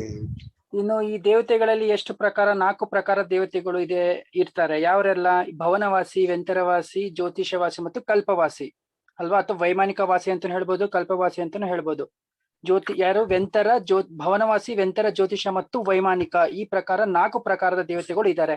ಇನ್ನು ಈ ಭವನವಾಸಿ ಮತ್ತು ವೆಂತರವಾಸಿ ದೇವತೆಗಳ ನಿವಾಸವು ಈ ಪೃಥ್ವಿಯ ಕೆಳಗೆ ಇರುವ ರತ್ನಪ್ರಭಾ ಪೃಥ್ವಿಯ ಖರಭಾಗ ಮತ್ತು ಪಂಕಭಾಗದಲ್ಲಿ ಇವೆ ಅಂತ ಕೊಟ್ಟಿದ್ದಾರೆ. ಅಂದ್ರೆ ಏನು? ನಾವಿರುವಂತಹ ಈ ಮಧ್ಯಲೋಕ ಏನಿದೆಯಲ್ಲ, ಈ ಮಧ್ಯಲೋಕದ ಕೆಳಗೆ ಏನು ಈ ನರಕದ 7 ಭೂಮಿಗಳಿದೆ. ಆ 7 ಭೂಮಿಗಳಿರುವ ಮೊದಲನೇ ಭೂಮಿ ಏನಿದೆ, ಆ ಮೊದಲನೇ ಭೂಮಿನ ನಾವೇನು ರತ್ನಪ್ರಭಾ ಅಂತ ನಾವು ಕರಿತೇವೆ. ಆ ರತ್ನಪ್ರಭಾನ 3 ಭಾಗ ಮಾಡಿದ್ದಾರೆ. ಒಂದು ಖರಭಾಗ, ಪಂಕಭಾಗ, ಇನ್ನೊಂದು ಅಬಾಹುಲ ಭಾಗ ಅಂತ ನಿನ್ನೆ ಅಷ್ಟೇ ಹೇಳಿದೆ. ಈ ಒಂದು ವೆಂತರ ಮತ್ತು ಭವನವಾಸಿಗಳು, ವೆಂತರವಾಸಿ ಮತ್ತು ಈ ಭವನವಾಸಿಗಳು ಈ ಒಂದು ರತ್ನಪ್ರಭಾ ಪೃಥ್ವಿಯ ಮೇಲಿನ 2 ಭಾಗ ಅಂದ್ರೆ ಖರಭಾಗ ಮತ್ತು ಪಂಕಭಾಗದಲ್ಲಿ ಇವರು ವಾಸವಾಗಿರ್ತಾರೆ. ಅರ್ಥ ಆಗ್ತಲ್ವಾ? ಇನ್ನು ಈ ವೆಂತರವಾಸಿಗಳು ಬೇಕಾದ್ರೆ ಈ ಮಧ್ಯಲೋಕದಲ್ಲೂ ವಾಸ ಆಗಿರ್ಬೋದು. ಅವ್ರು ಎಲ್ಲಿ ಬೇಕಾದ್ರೂ ವಾಸ ಆಗಿರ್ಬೋದು. ಅಂದ್ರೆ ಖರಭಾಗ ಅಷ್ಟೇ ಅಲ್ಲ, ನಾವಿರುವಂತ ಈ ಒಂದು ಏನು ಮಧ್ಯಲೋಕ ನಾವಿದ್ದೀವಿ, ಇಲ್ಲೂ ಸಹ ಕೆಲವೊಂದು ದೇವಸ್ಥಾನಗಳು, ವೃಕ್ಷಗಳ ಮೇಲೆ ಅವರು ವಾಸ ಆಗಿರ್ಬೋದು. ಓಕೆ. ಇನ್ನು ಈ ಅಬಾಹುಲ ಭಾಗದಿಂದ ಏನಾಗುತ್ತೆ? ಮೊದಲನೇ ನರಕ ಪ್ರಾರಂಭ ಆಗುತ್ತೆ. ಓಕೆ. ಹೀಗೆ ಮಧ್ಯಲೋಕದಲ್ಲಿಯೂ ಇರುತ್ತಾರೆ ನೋಡಿ, ಇಲ್ಲಿ ಹಾಗೆ ಮಧ್ಯಲೋಕದಲ್ಲಿಯೂ ಇರುತ್ತಾರೆ ಅಂತ ಕೊಟ್ಟಿದ್ದಾರೆ. ಅಂದ್ರೆ ನಾವಿರುವಂತಹ ಏನ್ ಈ ಮಧ್ಯಲೋಕ ಇದೆ, ಇಲ್ಲೂ ಸಹ ಅವರು ವಾಸ ಮಾಡಬಹುದು, ಏನು ಅಡ್ಡಿ ಇಲ್ಲ. ಇನ್ನು ಜ್ಯೋತಿಷ್ಕ ದೇವತೆಗಳ ನಿವಾಸವು ಈ ಪೃಥ್ವಿಯಿಂದ 790 ಯೋಜನದ ಎತ್ತರದಿಂದ 900 ಯೋಜನದ ಎತ್ತರವರೆಗೆ ಇರುತ್ತಾರೆ. ಅಂದ್ರೆ ನಮ್ಮ ಯಾವ ಒಂದು ಮಧ್ಯಲೋಕ ಇದೆ, ಆ ಮಧ್ಯಲೋಕದಿಂದ 790 ಯೋಜನೆಯಷ್ಟು ಎತ್ತರ, ಅಷ್ಟು ಎತ್ತರ ಏನಿದೆ ಖಾಲಿ ಇದೆ, ಅಷ್ಟು ಬಿಟ್ಬಿಡಿ. ಅಷ್ಟು ಎತ್ತರದ ನಂತರ ಅಲ್ಲಿಂದ ಹಿಡಿದು, ಅಂದ್ರೆ ಈ ನಮ್ಮ ಮಧ್ಯ ಲೋಕದಿಂದ 790 ಯೋಜನೆಯಷ್ಟು ಎತ್ತರ ಬಿಟ್ಟು ಅಲ್ಲಿಂದ ಹಿಡಿದು 900 ಯೋಜನೆಯಷ್ಟು ಎತ್ತರವರೆಗೆ ಈ ಒಂದು ಏನಿದೆ ಈ ಜ್ಯೋತಿಷ್ಕ ದೇವತೆಗಳ ನಿವಾಸ ಸ್ಥಾನವೂ ಇದೆ. ಓಕೆ. ಇನ್ನು ವೈಮಾನಿಕ ದೇವತೆಗಳ ನಿವಾಸವು 16ನೇ ಸ್ವರ್ಗ, ನವಗ್ರೈವೇಕ ಮತ್ತು ನವ ಅನುದಿಶ ಹಾಗೂ ಅನುತ್ತರ ವಿಮಾನಗಳಲ್ಲಿ ಇರುತ್ತವೆ. ಅಂದ್ರೆ ಈ ಒಂದು ಏನು ಕಲ್ಪವಾಸಿಗಳು ಅಂತ ಹೇಳ್ತೇವಲ್ಲ, ಈ ಕಲ್ಪವಾಸಿಗಳ ನಿವಾಸ ಸ್ಥಾನವು ಎಲ್ಲಿಂದ ಸ್ಟಾರ್ಟ್ ಆಗುತ್ತೆ? ಈಗಷ್ಟು ನಾವು ತಿಳ್ಕೊಂಡ್ವಿ. ಅಂದ್ರೆ ಈ ಒಂದು ಸುಮೇರು ಪರ್ವತ ಏನಿದೆ, ಸುಮೇರು ಪರ್ವತದಿಂದ ಬರೀ ಒಂದು ಕೂದಲಷ್ಟು ಮಾತ್ರ, ಒಂದು ಕೂದಲು ಎಷ್ಟು ದಪ್ಪ ಇದೆಯೋ ಅಷ್ಟು ಮಾತ್ರ ಗ್ಯಾಪ್. ಅದಾದ್ಮೇಲೆ ಸೌಧರ್ಮೇಂದ್ರ ಸ್ವರ್ಗ ಪ್ರಾರಂಭ ಆಗುತ್ತೆ, ಅಲ್ಲಿಂದ 1ನೇ ಸ್ವರ್ಗ ಪ್ರಾರಂಭ ಆಗುತ್ತೆ. ಅಲ್ಲಿಂದ ಹಿಡಿದು ಪಂಚ ಅಣುತ್ತರವರೆಗೂ ಈ ಒಂದು ಕಲ್ಪವಾಸಿ ದೇವತೆಗಳು ಅಲ್ಲಿ ವಾಸ ಮಾಡ್ತಾರೆ. ಇನ್ನು ಕಲ್ಪವಾಸಿ ದೇವತೆಗಳಲ್ಲೂ 2 ಭೇದ ಮಾಡಿದ್ದಾರೆ. ಯಾವುದು? ಕಲ್ಪೋಪನ್ನ ಮತ್ತು ಕಲ್ಪವಾಸಿಗಳಲ್ಲಿ ಕಲ್ಪಾತೀತ ಮತ್ತು ಕಲ್ಪೋಪನ್ನ ಅಂತ. ಓಕೆ. ಕಲ್ಪಾತೀತ ಅಂತಂದ್ರೆ 16ನೇ ಸ್ವರ್ಗದ ಮೇಲಿನ ಇರುವಂತಹ ದೇವತೆಗಳಿಗೆ ಕಲ್ಪಾತೀತ ಅಂತ ಹೇಳ್ತಾರೆ. ಕಲ್ಪೋಪನ್ನ ಅಂತಂದ್ರೆ 1ರಿಂದ 16ನೇ ಸ್ವರ್ಗದವರೆಗೆ ನಾವು ಕಲ್ಪೋಪನ್ನ ಅಂತ ನಾವು ಹೇಳ್ಬೋದು. ಓಕೆ. ಸೊ ಇದರಲ್ಲೂ 2 ಭೇದ ಮಾಡಿದರೆ, ಕಲ್ಪವಾಸಿಯಲ್ಲೂ ಕಲ್ಪೋಪನ್ನ, ಕಲ್ಪಾತೀತ ಅಂತ. ಕಲ್ಪಾತೀತ ಅಂದ್ರೆ 16ನೇ ಸ್ವರ್ಗದ ಮೇಲಿನ ಎಲ್ಲಾ ಸ್ವರ್ಗಗಳು ಕಲ್ಪಾತೀತ ಅಂತ ಹಂಚ್ಕೊಳ್ಳುತ್ತೆ. ನೆಕ್ಸ್ಟ್ ಏನ್ ಕೊಟ್ಟಿದ್ದಾರೆ? ಇನ್ನು ದೇವಗತಿಯಲ್ಲಿ ಜೀವಿಗಳು ಹೇಗೆ ಇರ್ತಾರೆ? ಸರಳ ಪರಿಣಾಮ, ಧರ್ಮ ಧ್ಯಾನ ಹಾಗೂ ಶುದ್ಧೋಪಯೋಗ ರೂಪದ ಭಾವಗಳಿಂದ ಜೀವು ದೇವಗತಿಯಲ್ಲಿ ಉತ್ಪನ್ನರಾಗುತ್ತಾರೆ. ದೇವಗತಿಯಲ್ಲಿ ನಮ್ಗೆ ದೇವಗತಿ ಪ್ರಾಪ್ತಿ ಆಗ್ಬೇಕಾದ್ರೆ ನಾವು ಏನ್ ಮಾಡ್ಬೇಕು? ನಮ್ಮಲ್ಲಿ ಎಂಥ ಪರಿಣಾಮಗಳು ಇರ್ಬೇಕು? ನಾವು ಧರ್ಮಾತ್ಮರಾಗಿರ್ಬೇಕು, ಧರ್ಮ ಧ್ಯಾನ ಮಾಡ್ಬೇಕು. ಇನ್ನು ಮುನಿಗಳಾಗಿ ತಪಸ್ ಮಾಡಿ ಶುದ್ಧೋಪಯೋಗದಲ್ಲಿ ಮರಣವಾದ್ರೆ ಆ ಜೀವ ನಿಯಮದಿಂದ ಅವನು ಎಲ್ಲಿ ಹೋಗ್ತಾನೆ? ಸ್ವರ್ಗಕ್ಕೆ ಹೋಗ್ತಾನೆ. ಇನ್ನು ಯಾವ ಜೀವ ವ್ರತವನ್ನು ಧಾರಣೆ ಮಾಡಿದ್ದಾನೆ, ವ್ರತವನ್ನು ಧಾರಣೆ ಮಾಡಿರುವಂತ ಜೀವನು ಸಹ ನಿಯಮದಿಂದ ಎಲ್ಲಿ ಹೋಗ್ತಾನೆ? ಅವನು ಸ್ವರ್ಗವನ್ನೇ ಪ್ರಾಪ್ತಿ ಮಾಡ್ಕೊಳ್ತಾನೆ ಅಲ್ವಾ?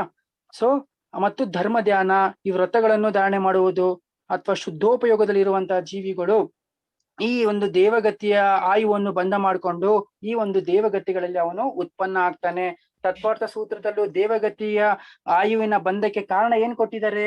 ಸರಾಗ್ ಸಂಯಂ, ಸಂಯಮಾ ಸಂಯಂ, ಕರ್ಮ ನಿರ್ಜರ, ಬಾಲ ತಪಾಸಿಂ ದೈವಸ್ಯ ಅಂತ ಒಂದು ಶ್ಲೋಕ ನಾವು ಕೇಳಿದ್ದೇವೆ. ಅಂದ್ರೆ ಸಂಯಮ ಅಂದ್ರೆ ಅಣುವ್ರತಗಳನ್ನು ಧಾರಣೆ ಮಾಡಿರುವನು ಅಲ್ವಾ? ಮಹಾವ್ರತವನ್ನು ಧಾರಣೆ ಮಾಡಿರುವವನು. ಆಮೇಲೆ ಅಕಾಮ ನಿರ್ಜರ ಅಂದ್ರೆ ಏನು ಅಂದ್ರೆ ಅಕಾಮ ನಿರ್ಜರ ಅಂದ್ರೆ ನಮ್ಗೆ ಭೋಗ ಉಪಭೋಗದ ವಸ್ತುಗಳು ಸಿಗಲಿಲ್ಲ, ಪ್ರಾಪ್ತಿ ಆಗಿಲ್ಲ ಅಂದ್ರೇನು ಅಂತ ಸಮಯದಲ್ಲಿ ನಾವು ಏನ್ ಮಾಡುದು, ಅದನ್ನು ಶಾಂತ ಭಾವದಿಂದ ಸಹನೆ ಮಾಡೋದು. ಅರ್ಥ ಆಗ್ತಿಲ್ಲ. ಅಕಾಮ ನಿರ್ಜರ ಅಂತಂದ್ರೆ ನಮಗೆ ಯಾವ್ದಾದ್ರು ಒಂದು ಅನುಕೂಲವಾದಂತಹ ವಾತಾವರಣ ಸಿಕ್ಕಿಲ್ಲ, ಅಥವಾ ಒಂದು ಭೋಗ ಉಪಭೋಗದ ವಸ್ತು ನಮ್ಗೆ ಪ್ರಾಪ್ತಿಯಾಗಿಲ್ಲ. ಉದಾಹರಣೆಗೆ ನನ್ಗೆ ಈಗ ಒಂದ್ ಕಡೆ ಹೋಗಿದ್ದೇನೆ ಒಂದು ಕಾರ್ಯಕ್ರಮಕ್ಕೆ, ಅಲ್ಲಿ ಊಟದ ವ್ಯವಸ್ಥೆನೇ ಇರ್ಲಿಲ್ಲ. ಏನೋ ಒಂದು ಕಾರ್ಯಕ್ರಮ ಇತ್ತು, ಊಟದ ವ್ಯವಸ್ಥೆನೇ ಇಲ್ಲ, ತುಂಬಾ ಹೊಟ್ಟೆ ಹಸಿತಿತ್ತು. ಆಗ ನಾನೇನ್ ಮಾಡ್ದೆ, ನನ್ನ ಪರಿಣಾಮವನ್ನು ಶಾಂತ ಭಾವದಿಂದ ಆ ಹಸಿವನ್ನು ನಾನು ಏನ್ ಮಾಡ್ದೆ, ಸಹನೆ ಮಾಡ್ದೆ. ಆಗ ನನ್ಗೆ ಏನಾಗತ್ತೆ, ಅಲ್ಲಿ ಅಕಾಮ ನಿರ್ಜರ ಆಗತ್ತೆ. ಸೊ ಯಾರು ಅಕಾಮ ನಿರ್ಜರ ಮಾಡ್ತಾರೆ, ಬಾಲತಪ ಅಂತಂದ್ರೆ ಏನು, ಈ ಒಂದು ಮಿಥ್ಯಾ ತಪಗಳೆಲ್ಲ ಮಾಡ್ತಾರೆ ನೋಡಿ, ಬಾಲತಪ. ಈ ಅಭವ್ಯ ಜೀವಿ ನಾನಾ ಪ್ರಕಾರ ತಪಗಳು ಮಾಡ್ತಾರೆ ಅಲ್ವಾ, ಅಥವಾ ಮಿಥ್ಯಾ ದೃಷ್ಟಿಗಳು ನಾನಾ ಪ್ರಕಾರ ತಪಗಳು ಮಾಡ್ತಾರೆ. ಅವರು ಎಷ್ಟೋ ಉಪವಾಸಗಳು ಮಾಡ್ತಾರೆ ಅಲ್ವಾ. ಅವರು ಸಹ ಏನು, ಈ ತಪದ ಕಾರಣದಿಂದ, ಬಾಲತಪದ ಕಾರಣದಿಂದ ಅವರು ಸಹ ಸ್ವರ್ಗದಲ್ಲಿ ಜನ್ಮ ಪಡಿತಾರೆ. ಆದ್ರೆ ಬಾಲತಪದಿಂದ ಮಿಥ್ಯಾ ದೃಷ್ಟಿಗಳು ಸ್ವರ್ಗದಲ್ಲಿ ಜನ್ಮ ಪಡೆದ್ರೂ ಅವರು ಈ ಒಂದು ನೀಚ ದೇವರಾಗಿ ಜನ್ಮ ಪಡಿತಾರೆ. ನೀಚ ದೇವ ಅಂತ ಅಂದ್ರೆ ಅವರು ಈ ದೇವತೆಗಳ ಅಂದ್ರೆ ಸಮ್ಯಕ್ ದೃಷ್ಟಿ ದೇವತೆಗಳ ಸೇವಕರಾಗಿ, ಅವರ ವಾಹನಗಳಾಗಿ. ಅದಕ್ಕೆ ಏನಂತಾರೆ ಪದ್ಮಿನಿ ಆಂಟಿ, ಆ ಒಂದು ಕ್ಯಾಟಗರಿ ಇದೆಯಲ್ಲ, ಏನಂತಾರೆ, ಕಿಲ್ವಿಷ ದೇವತೆಗಳು ಅಲ್ವಾ. ಯಾವ್ದು ಹೇಳು? ಕಿಲ್ವಿಷ ಅಲ್ವಾ, ಕಿಲ್ಬಿಷಿಯ? ಕಿಲ್ಬಿಷಿ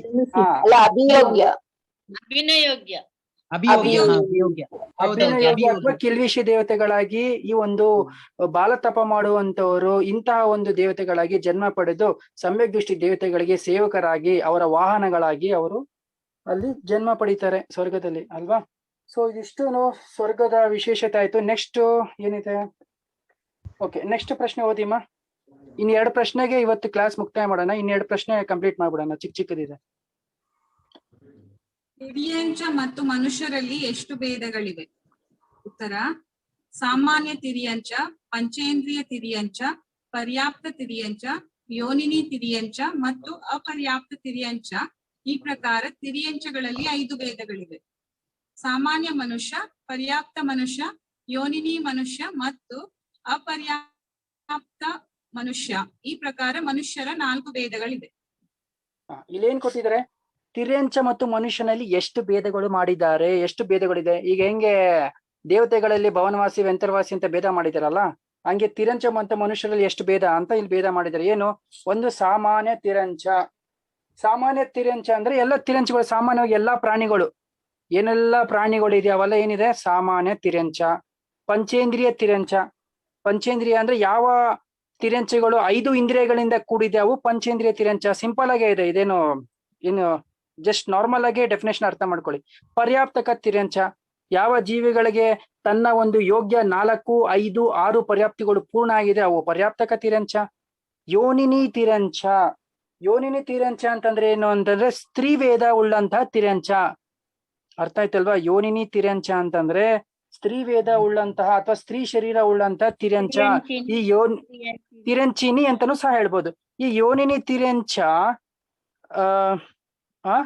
ಈ ಯೋನಿನಿ ತಿರಂಚ ಪಂಚೇಂದ್ರಿಯ ಜೀವನೇ ಆಗಿರುತ್ತೆ.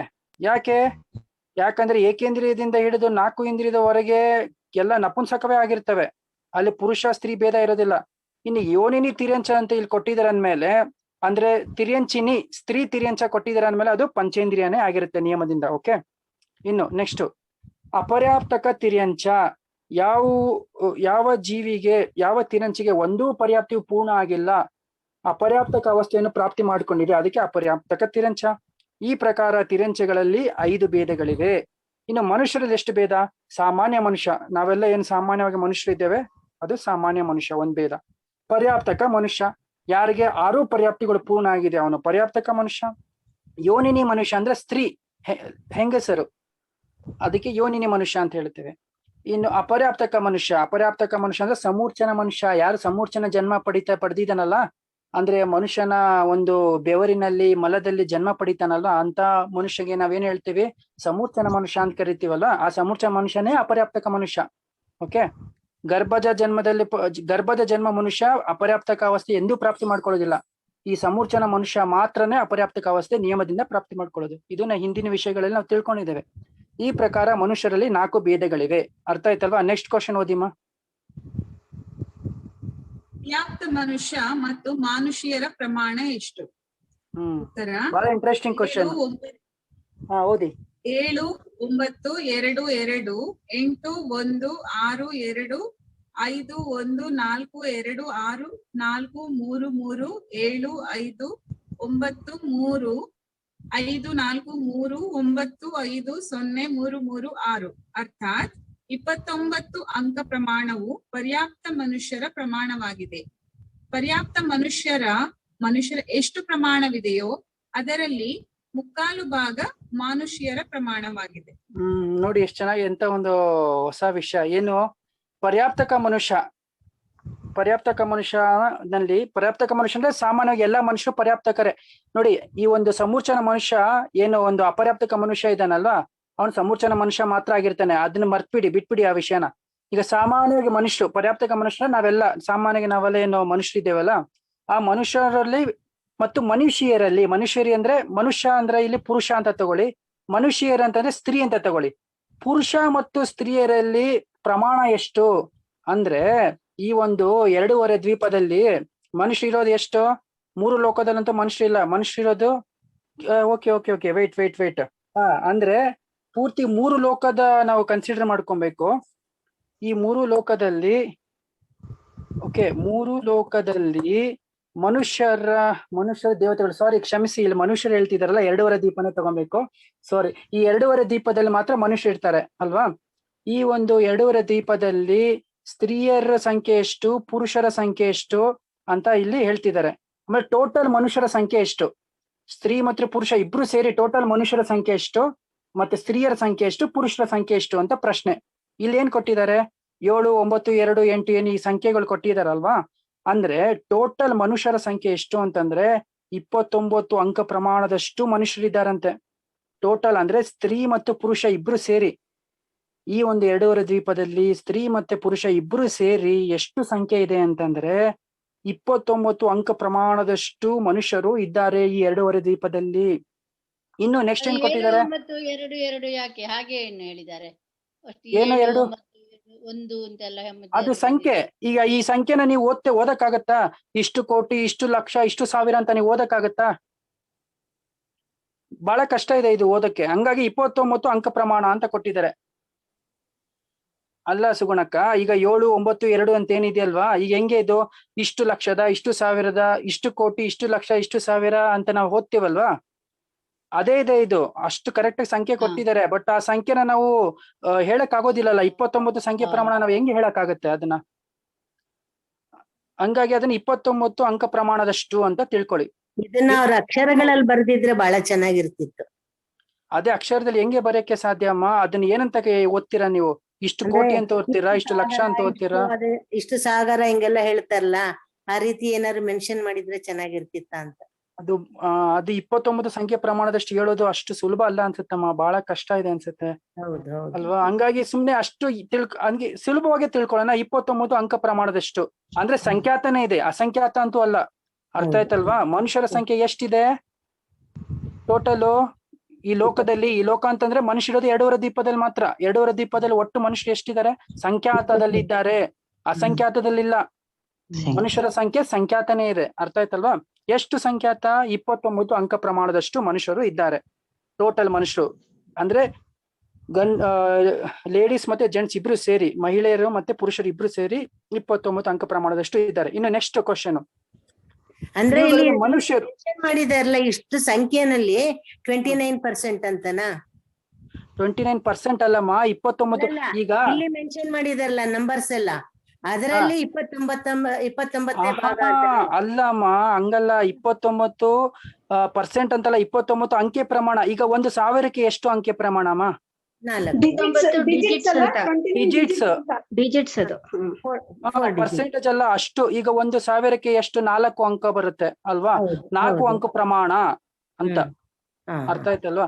ಇದನ್ನ ಓದಕ್ ಆಗೋದಿಲ್ಲ ನಮ್ಗೆ. ಈಗ 1,000 4 ಅಂಕೆ ಇದೆ, 1,000, 1,020 ಅಂತ ನಾವು ಓದ್ಬಿಡ್ತೇವೆ. 29ನ ಏನಂತ ಓದ್ತೀರಾ? 29 ಸಂಖ್ಯೆಯನ್ನ ಏನಂತ ಓದ್ತೀರಾ ನೀವು? ಸಾಧ್ಯನೇ ಇಲ್ಲ. ಅದಕ್ಕೆ 29 ಅಂಕ ಪ್ರಮಾಣ ಅಂತ ಸುಲಭವಾಗಿ ತಿಳ್ಕೊಳ್ಳೋಣ ಅಷ್ಟೇ. ಎಲ್ಲ ಸೇರಿಸಿದ್ರೆ 29 ಅಂದ್ರೆ ಆಗುತ್ತೆ. ಇಲ್ಲಿಂದ ಈ ಇಷ್ಟು ನಂಬರ್ ಇದೆಯಲ್ಲ ಅದು ಸೇರಿ 29 ಆಗಿದೆ ಅಂತ. ಹೌದು ಹೌದೌದು. ಹಾ ಕರೆಕ್ಟ್. ಅರ್ಥ ಆಯ್ತು. 7, 9 ಎಲ್ಲ ಸೇರಿಸಿದ್ರೆ 29 ಆಗುತ್ತೆ. ಆಯ್ತು. ಹ್ಮ್. ಸೊ ಈ ಎರಡೂವರೆ ದ್ವೀಪದಲ್ಲಿ ಟೋಟಲ್ ಮನುಷ್ಯರ ಸಂಖ್ಯೆ 29 ಅಂಕ ಪ್ರಮಾಣದಷ್ಟು ಮನುಷ್ಯರು ಇದ್ದಾರೆ. ಇನ್ನು 29 ಅಂಕ ಪ್ರಮಾಣದಷ್ಟು ಮನುಷ್ಯರಲ್ಲಿ ಸ್ತ್ರೀಯರ ಸಂಖ್ಯೆ ಎಷ್ಟು ಇದೆ ಅಂತಂದ್ರೆ 3/4 ಭಾಗದಷ್ಟು ಸ್ತ್ರೀಯರೇ ಇದ್ದಾರೆ ನೋಡಿ. ಇನ್ನು ಕಮ್ಮಿ. 75% ಈ ಲೋಕದಲ್ಲಿ ಅಂದ್ರೆ ಈ ಎರಡೂವರೆ ದ್ವೀಪದಲ್ಲಿ 75% ಸ್ತ್ರೀಯರೇ ಇದ್ದಾರೆ, ಪುರುಷ ಬರೀ 25%. ಆದ್ರೂ ಸಹ ಏನೋ ಹುಡುಗಿ ಸಿಗ್ತಲ್ಲ ನಮ್ಮ ಮಗನ್ಗೆ, ಏನ್ ಮಾಡೋದು ಅಂತ ಹುಡುಕಾಡ್ತಾ ಇರ್ತಾರೆ ಜನಗಳು ಅಲ್ವಾ. ಹೌದು. ಆದ್ರೆ ಈಗ ಪಂಚಮ ಕಾಲ, ಇಲ್ಲಿ ಪಂಚಮ ಕಾಲ ಇದೆ ಅಲ್ವಾ. ಸೊ ಹಾಗಾಗಿ ಇಲ್ಲಿ ಪುರುಷರ ಸಂಖ್ಯೆನೇ ಜಾಸ್ತಿ, ಸ್ತ್ರೀಯರ ಸಂಖ್ಯೆ ಕಡಿಮೆ. ಅರ್ಥ ಆಯ್ತಲ್ವಾ? ಅದಕ್ಕೆ ಚಕ್ರವರ್ತಿ 96,000 ಜನ ಮದುವೆ ಆಗುದು. ಹೌದು. ಯಾಕೆ ಚತುರ್ಥ Correct. ಕಾಲದಲ್ಲಿ ಯಾಕೆ ಅಷ್ಟೊಂದ್ ಜನ ಅಷ್ಟೊಂದು ಮಹಿಳೆಯರನ್ನ ಮದ್ವೆ ಆಗ್ತಿದ್ರು ಅಂದ್ರೆ ಹಿಂಗೆ ನೋಡಿ. ಯಾರು ತಾವು ಈಗ ಒಂದ್ 4-5 ಜನ ಹೆಣ್ಮಕ್ಳಿದ್ರೆ ಒಬ್ಬನಿಗೆ ಕೊಟ್ಬಿಡೋರು 4 ಜನ ಹೆಣ್ಮಕ್ಳು ಮದ್ವೆ ಆಗುವಂತ ಯಾರೋ ರಾಜ ಬಂದಾಗ ಅಲ್ವಾ. ಆ ರೀತಿ ಪದ್ಧತಿ ಇತ್ತು ನೋಡಿ. ಪದ್ಮಿನಿ, ನೀವು ಚತುರ್ಥ ಕಾಲ ಜನ್ಮ ಪಡೆದ್ರೆ ನಿಮ್ಗೆ ಎಂತ ಸೊಸೆ ಬೇಕೋ ಅಂತ ಸೊಸೆನೆ ಹುಡುಕ್ಬೋದು. ಈ ಗಣ ಇದ್ದಿದ್ರೆ ಸೊಸೆ ಬೇಕಾ ಅಥವಾ ಏನು?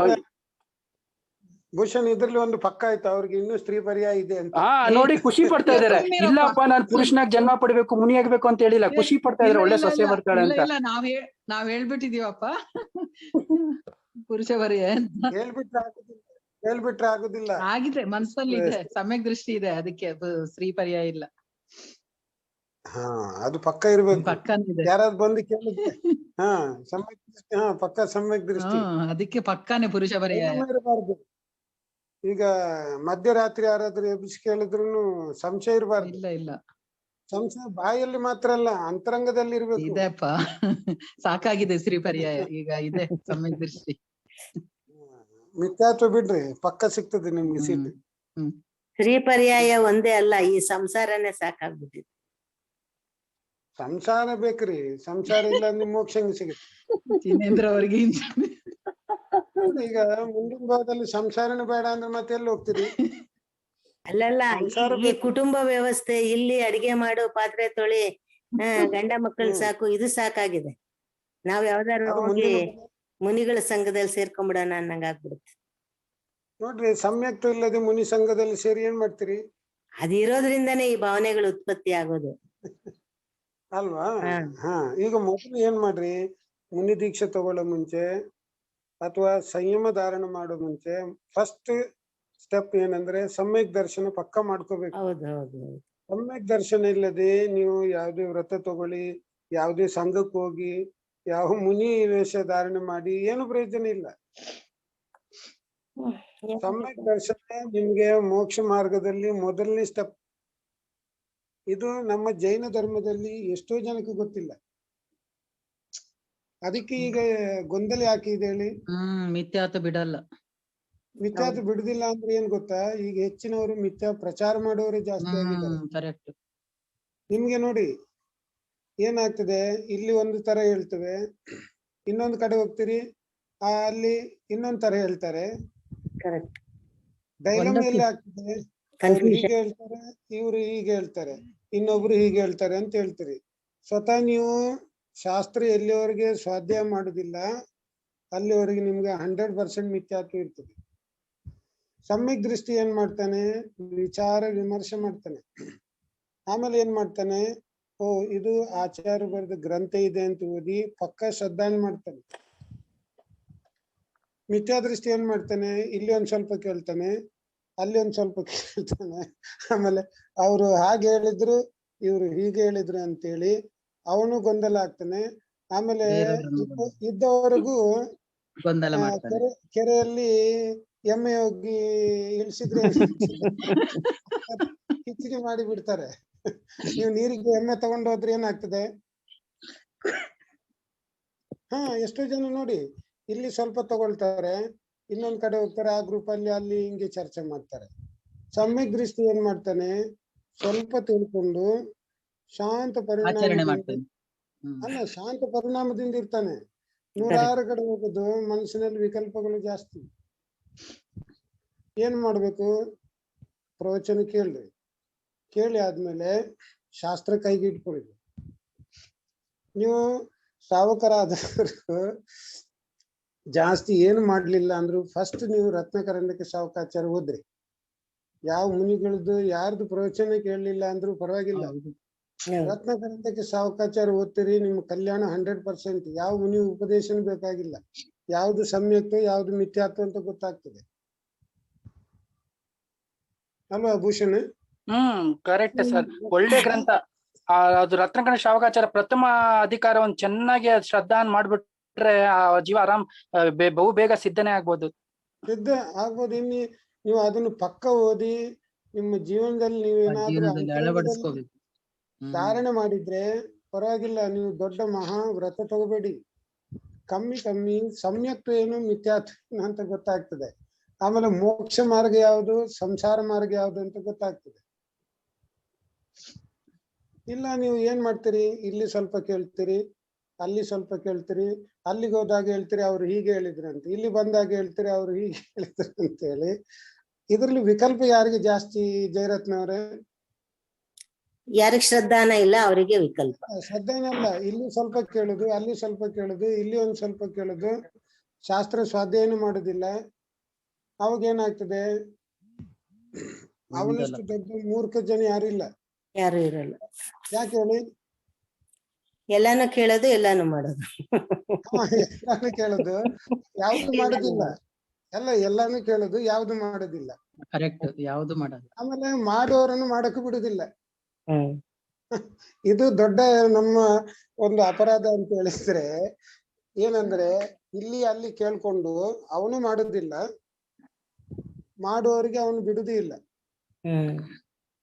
ಆಮೇಲೆ ಏನ್ ಮಾಡ್ತಾನೆ, ಇದನ್ನು ಕೆಡಿಸ್ತಾನೆ ಅದನ್ನು ಕೆಡಿಸ್ತಾನೆ. ನೋಡಿ, ಅದಕ್ಕೆ ಹೇಳುದು ಸಮ್ಯಕ್ ದೃಷ್ಟಿ ಆದವನು ಏನಿರ್ತಾನೆ, ಮಂದ ಕಷಾಯಿ ಆಗಿದ್ದು ಶಾಸ್ತ್ರವನ್ನು ದಿವಸಕ್ಕೆ ಜಾಸ್ತಿ ಬೇಡ. ನಾವು ಈಗಲೂ ಹೇಳ್ತೇವೆ ನೋಡಿ, ಇವತ್ತಿಂದ ಬೇಕಾದ್ರೆ ನೀವು ಒಂದು ನಿಯಮ ಮಾಡ್ರಿ, ಎಲ್ರು ಈ ಗ್ರೂಪ್ ಅಲ್ಲಿರುವವರು ಅಥವಾ ಯಾರಿಗಾದ್ರೂ ಸಹಧರ್ಮಿಗಳಿಗೆ ಹೇಳ್ರಿ, ದಿವ್ಸಾಗ್ಲೂ ರತ್ನಕರಂಡಕ ಶ್ರಾವಕಾಚಾರದ ಒಂದು ಶ್ಲೋಕ ಕಂಠಸ್ಥ ಮಾಡಿ ಮಲಗುದಂತ ನಿಯಮ ಮಾಡ್ರಿ.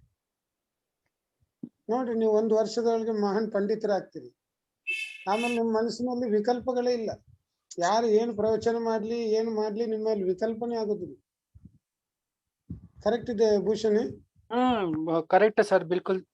ಇವತ್ತು ಏನ್ ಮಾಡ್ಬೇಕು ನೀವು, ನಾಳೆ ಇವತ್ತಾಯ್ತಲ್ಲ ರಾತ್ರಿ, ನಾಳೆ ಮಲಗುದ ಒಳಗಡೆ ರಾತ್ರಿ ಎಷ್ಟೊತ್ತಾಗ್ಲಿ ಒಂದು ಶ್ಲೋಕ ಕಂಠಸ್ಥ ಮಾಡಿ ಅದರ ಅರ್ಥ ತಿಳ್ಕೊಂಡು ಒಂದು ಒಂದೇ ಒಂದು ನೋಡಿ, ಅಶುಭ ಪರಿಣಾಮದಿಂದ ಶುಭ ಪರಿಣಾಮದ ಕಡೆಗೆ ಹೋಗ್ತೀರಿ. ಆಮೇಲೆ ನಿಮ್ಗೆ ಪಾಪದ ಆಶ್ರವಾಗುದಿಲ್ಲ. ಹಿಂದೆ ನೀವು ಸಂಚಯ ಮಾಡಿದಂತ ಪಾಪ ಕರ್ಮಗಳು ನಿರ್ಜರ ಆಗ್ತದೆ. ಮನಸ್ಸು ಎಷ್ಟು ಆಗರ ಆಗ್ತದೆ ನೋಡ್ರಿ. ಸಮಾಧಿ ಮರಣಕ್ಕೆ ಇದೇ ನಿಮ್ದು ಪ್ರಿಪರೇಷನ್. ನಿಜ, ಕೊನೆಯಲ್ಲಿ ನೆನಪು ಬರೋದು ಇವೆ ಅಲ್ವಾ? ಇವೆಲ್ಲ ನೆನಪು ಬರುತ್ತೆ ನಮ್ಗೆ ಅಲ್ವಾ? ನೋಡಿ, ಶ್ರಾವಕಾಚಾರದಲ್ಲಿ ಸಮ್ಯಕ್ ದರ್ಶನ ಅಧಿಕಾರ ಇದೆ, ಸಮ್ಯಕ್ ಜ್ಞಾನ ಇದೆ, ಸಮ್ಯಕ್ ಚಾರಿತ್ರ್ಯ ಇದೆ. ಆಮೇಲೆ ಏನ್ ಮಾಡ್ಬೇಕು, ಇದೆಲ್ಲ ಆದ್ಮೇಲೆ ಸಮಾಧಿ ಮರಣ ಹೀಗೆ ಮಾಡ್ಬೇಕು ಅಂತ, ಸಲ್ಲೇಖನ ಹೀಗೆ ಮಾಡ್ಬೇಕು ಅಂತ ಅದನ್ನು ವಿಧಿ ಚೆನ್ನಾಗಿ ಹೇಳಿದ್ದಾರೆ. ಸಲ್ಲೇಖನ ಆದ್ಮೇಲೆ ಉತ್ಕೃಷ್ಟ ಸಲ್ಲೇಖನ ತಗೊಂಡ್ಮೇಲೆ ಜೀವ ಎಲ್ಲಿ ಹೋಗ್ತದೆ? ಸಮಾಧಿ ಮರಣ ಆದ್ಮೇಲೆ ಸಿದ್ಧಲೋಕಕ್ಕೆ ಹೋಗ್ತದೆ. ಸಿದ್ಧಲೋಕದಲ್ಲಿ ಏನೇನು ಆಗ್ತದೆ ಅಂತ ಅದನ್ನು ಚೆನ್ನಾಗಿ ವರ್ಣನೆ ಇದೆ.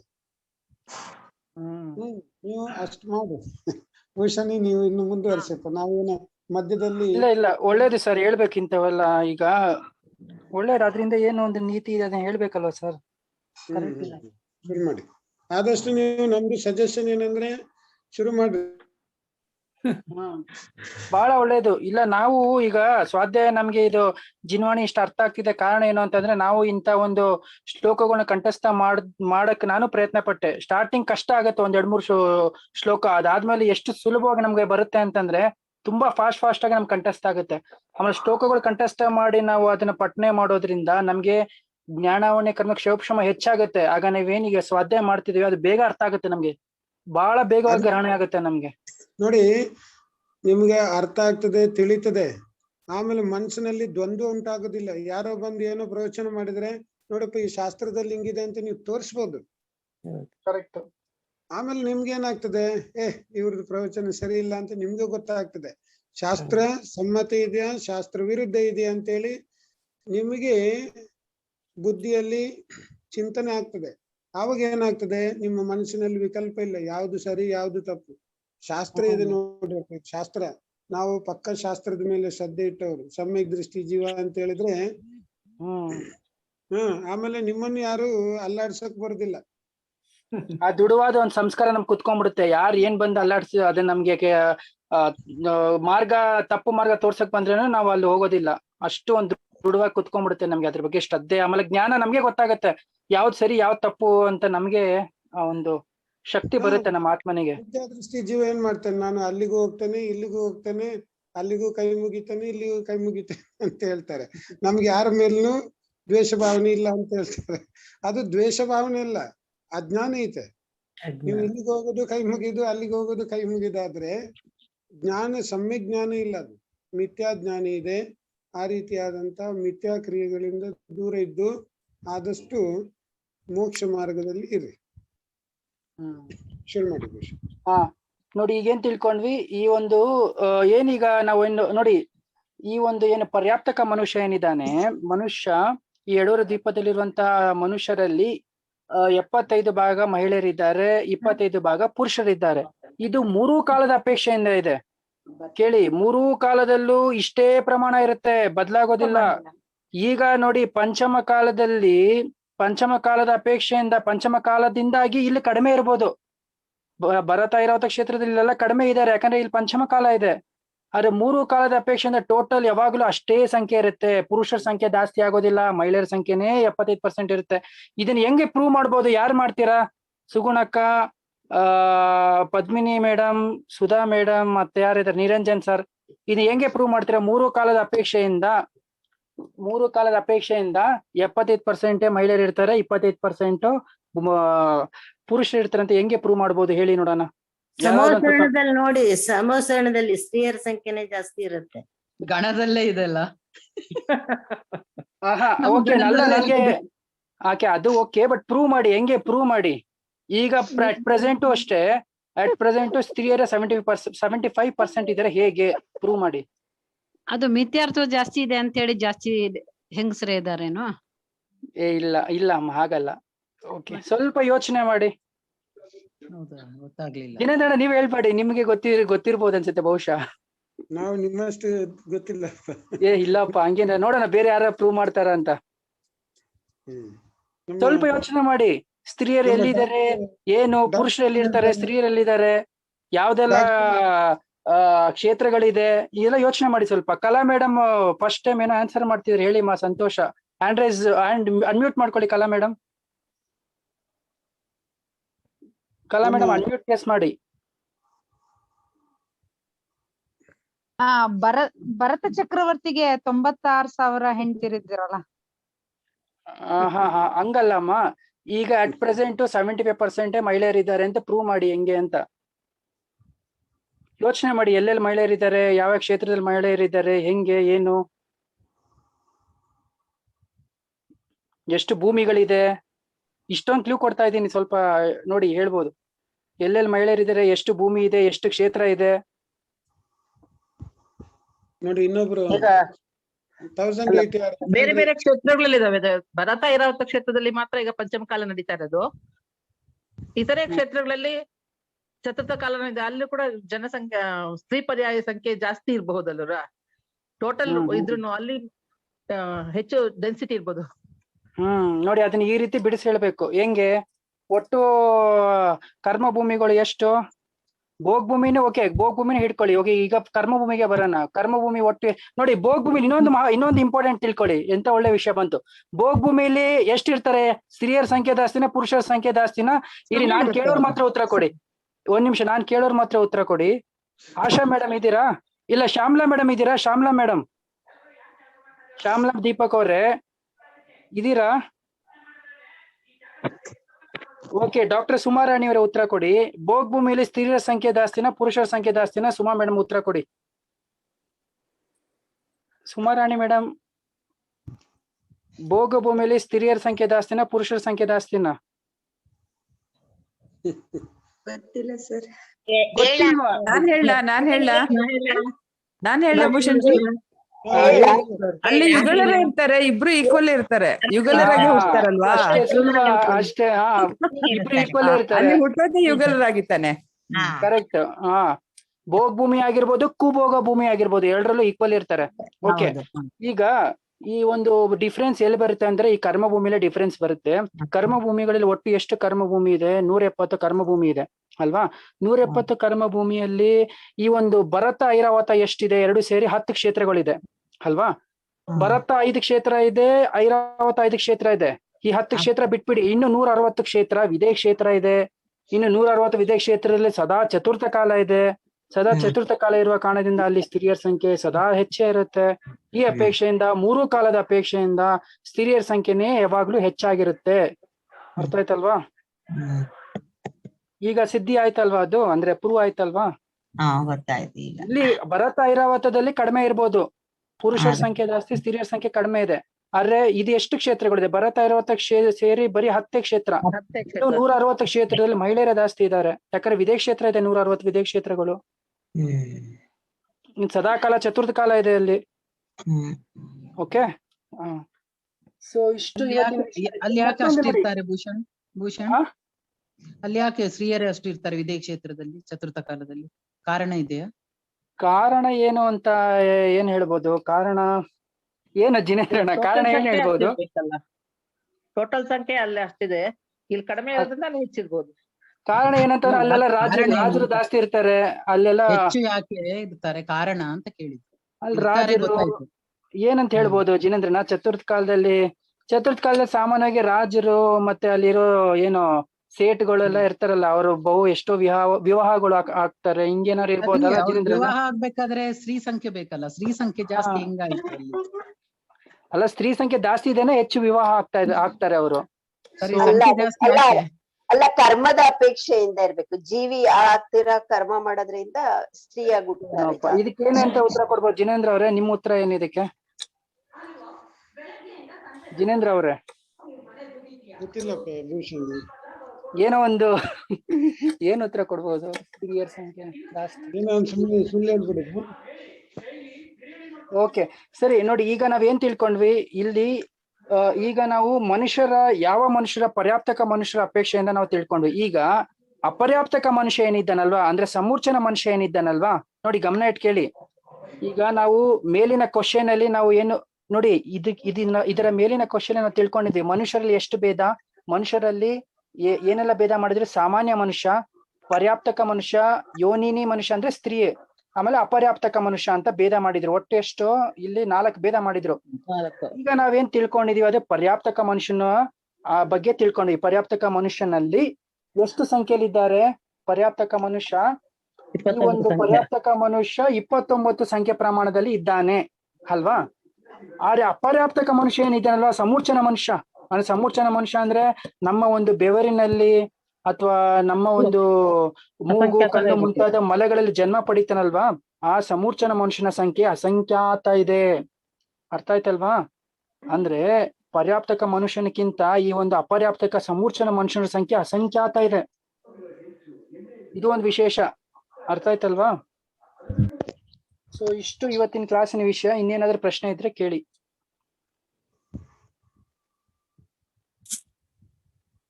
ಏನಾದ್ರೂ ಪ್ರಶ್ನೆ ಇದೆಯಾ?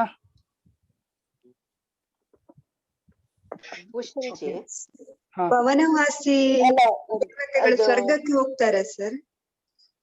ಭವನವಾಸಿಗಳು ಸ್ವರ್ಗಕ್ಕೆ ಹೋಗ್ಬೋದು ಅಮ್ಮ. ಈ ವಿಷಯ ನನಗೆ ಮೊನ್ನೆ ಅಷ್ಟೇ ಜಿನೇಂದ್ರ ಅವ್ರು ಹೇಳಿದ್ರು. ಭವನವಾಸಿಗಳು ಸಹ ಎಷ್ಟನೇ ಸ್ವರ್ಗದವರೆಗೂ ಸರ್ ನೀವು ಹೇಳಿದ್ರೆ ಜಿನೇಂದ್ರ ಅವ್ರೆ? ಈ ವಿಷಯ ಸ್ವಲ್ಪ ಸ್ಪಷ್ಟಪಡಿಸಿ. ಹೋಗ್ಬೋದು, ಭವನವಾಸಿಗಳು ಕಲ್ಪವಾಸಿಗೆ ಹೋಗ್ಬೋದು. ಅವರು ಬಂದ್ 2ನೇ ಸ್ವರ್ಗ ತನಕ ಹೋಗ್ಬೋದು ಅನ್ಸುತ್ತೆ ಅಲ್ವಾ ಜಿನೇಂದ್ರ ಅಣ್ಣವ್ರೆ? ಜಿನೇಂದ್ರ ಸರ್ ಕೇಳಿಸ್ತಿದ್ಯಾ? ಕೇಳಿಸ್ತಾ ಇದೆ ಭೂಷಣ್. ಅವರ ಪ್ರಶ್ನೆ ಭವನವಾಸಿ ದೇವತೆಗಳು ಎಷ್ಟನೇ ಸ್ವರ್ಗದವರೆಗೂ ಹೋಗ್ಬೋದು ಅಂತ ಕೇಳ್ತಿದ್ದಾರೆ. ಕಲ್ಪವಾಸಿ ಸ್ವರ್ಗಕ್ಕೆ ಹೋದ್ರೆ ಎಷ್ಟನೇ ಸ್ವರ್ಗದವರೆಗೂ ಹೋಗ್ಬೋದು? ಅವ್ರು ಬಂದ್ ಕರ್ಕೊಂಡು ಹೋಗ್ಬೇಕಾ, ಇವರಾಗೆ ಹೋಗ್ಬೋದಾ ಅಂತ. ಭವನವಾಸಿ ದೇವತೆಗಳು ಸ್ವರ್ಗ, ಕಲ್ಪವಾಸಿ ಇದಕ್ಕೆ ವೈಮಾನಿಕ ದೇವತೆಗಳ ಜಾಗ ಅಂದ್ರೆ 1, 2 ಸ್ವರ್ಗಕ್ಕೆ ಯಾರ ಸಹಾಯ ಇಲ್ಲದೆ ಹೋಗ್ಬೋದು. ಓಕೆ. ಯಾರ ಸಹಾಯ ಇಲ್ಲದೆ ಹೋಗ್ಬೇಕು. ಅದ್ರ ಮೇಲಿನ ಸ್ವರ್ಗಗಳು 16ನೇ ಸ್ವರ್ಗದವರೆಗೆ ಹೋಗ್ಬೇಕಾದ್ರೆ ಯಾರಾದ್ರೂ ಸಹಾಯ ಬೇಕು ಅವ್ರದ್ದು. ಹೇಗೆಂದ್ರೆ ಅವ್ರ ಸಹಾಯದಿಂದ ಹೋಗ್ಬೋದು. ಈಗ ತಿಳ್ಕೊಳ್ಳಿ, ಎಕ್ಸಾಂಪಲ್ ತಿಳ್ಕೊಳ್ಳಿ. ಈಗ ನಾವು ಜಂಬೂದೀಪದ ಭರತ ಕ್ಷೇತ್ರದಲ್ಲಿ ಜನ್ಮ ಆಗಿದೆ ಅಂತ ತಿಳ್ಕೊಳ್ಳಿ, ಕರ್ಮಭೂಮಿಯಲ್ಲಿ ಜನ್ಮ ಆಗಿದೆ ಅಂತ ತಿಳ್ಕೊಳ್ಳಿ. ಆದ್ರೆ ನಿಮ್ದು ಗಮನಾಗಮನ ಎಷ್ಟು ಏರಿಯಾದಲ್ಲಿ ರಿಸ್ಟ್ರಿಕ್ಟ್ ಆಗಿದೆ? ನಮ್ಮ ಕ್ಷೇತ್ರದಲ್ಲಿ ಮಾತ್ರ, ಆರ್ಯಖಂಡದಲ್ಲಿ ಮಾತ್ರ, ಆರ್ಯಖಂಡದಲ್ಲಿ ಮಾತ್ರ. ಆರ್ಯಖಂಡದಲ್ಲಿ ಎಲ್ಲೆಲ್ಲಿ ಹೋಗ್ಬೋದು? ಭರತ ಕ್ಷೇತ್ರದ ಆರ್ಯಖಂಡದಲ್ಲಿ. ಮತ್ತೆ ಇಲ್ಲಿಗೆ ಹೋಗ್ಬೋದಲ್ಲ. ಈಗ ಭರತ ಚಕ್ರವರ್ತಿ 6 ಖಂಡವನ್ನು ಜಯಿಸ್ಲಿಕ್ಕೆ ಹೋಗ್ತಾನಲ್ಲ, ಹೋಗ್ತಾನಲ್ಲ, ಹೌದು ಅಲ್ವಾ? ಅವ್ರಿಗೆ ಬೇರೆ ಬೇರೆ ರತ್ನಗಳದ್ದು ಇದೆಲ್ಲ ಇತ್ತು, ಶಕ್ತಿ ಇತ್ತು. ಯಾರಿಗೆ? ಅಲ್ಲ, ಅವ್ರಿಗೆ 7 ರತ್ನಗಳು ಅಖಂಡ ಅಜೀವ ರತ್ನಗಳಿದ್ವು. ಸಮುದ್ರವನ್ನು ದಾಟೋದಾಗ್ಲಿ, ಪರ್ವತಗಳನ್ನ ಸೀಳ್ಕೊಂಡು ಹೋಗುವಂತದಾಗ್ಲಿ, ಆ ಕತ್ತಲಿಂದ ದಾಟ್ಕೊಂಡು ಹೋಗೋದಂತ ಶಕ್ತಿ ಎಲ್ಲ ರತ್ನಗಳಿಂದ ಪ್ರಾಪ್ತವಾಗ್ತಿತ್ತು. ಸಾಮಾನ್ಯ ಜನರಿಗೆ ಅದೆಲ್ಲ ಆಗಲ್ವಲ್ಲ. ಅಲ್ಲ, ಸಾಮಾನ್ಯ ಜನರು ಹೋಗ್ತಾರಲ್ಲ, ಭರತನ ಜೊತೆ ಸಾಮಾನ್ಯ ಜನರು ಹೋಗ್ತಾರೆ. ಯಾವ್ದಾದ್ರು ಒಂದು ಅವಲಂಬನೆ ಬೇಕು ಅವರು ಹಿಂದೆ. ಹಾ, ಅಲ್ವಾ? ಆಮೇಲೆ ಏನಾಗ್ತದೆ ನೋಡಿ, ಈ ಭರತ ಕ್ಷೇತ್ರದಲ್ಲಿ ಹುಟ್ಟಿದಂತ ಮನುಷ್ಯ ಇಲ್ಲಿಗೂ ಹೋಗ್ಬೋದು. ಎಲ್ಲಿಗೆ? ದಾತಕಿ ಖಂಡ ಅಥವಾ ಪುಷ್ಕರವರ ದ್ವೀಪದವರೆಗೆ ದೇವತೆಗಳು ಬಂದು ಕರ್ಕೊಂಡು ಹೋಗ್ಬೋದು. ವಿದ್ಯೆಗಳ ಅಲ್ವಾ? ನಾವು ಸೀದಾ ಹೋಗ್ಲಿಕ್ಕೆ ಆಗುತ್ತೆ. ವಿದ್ಯೆಗಳ ಗೊತ್ತಾಯ್ತಾ?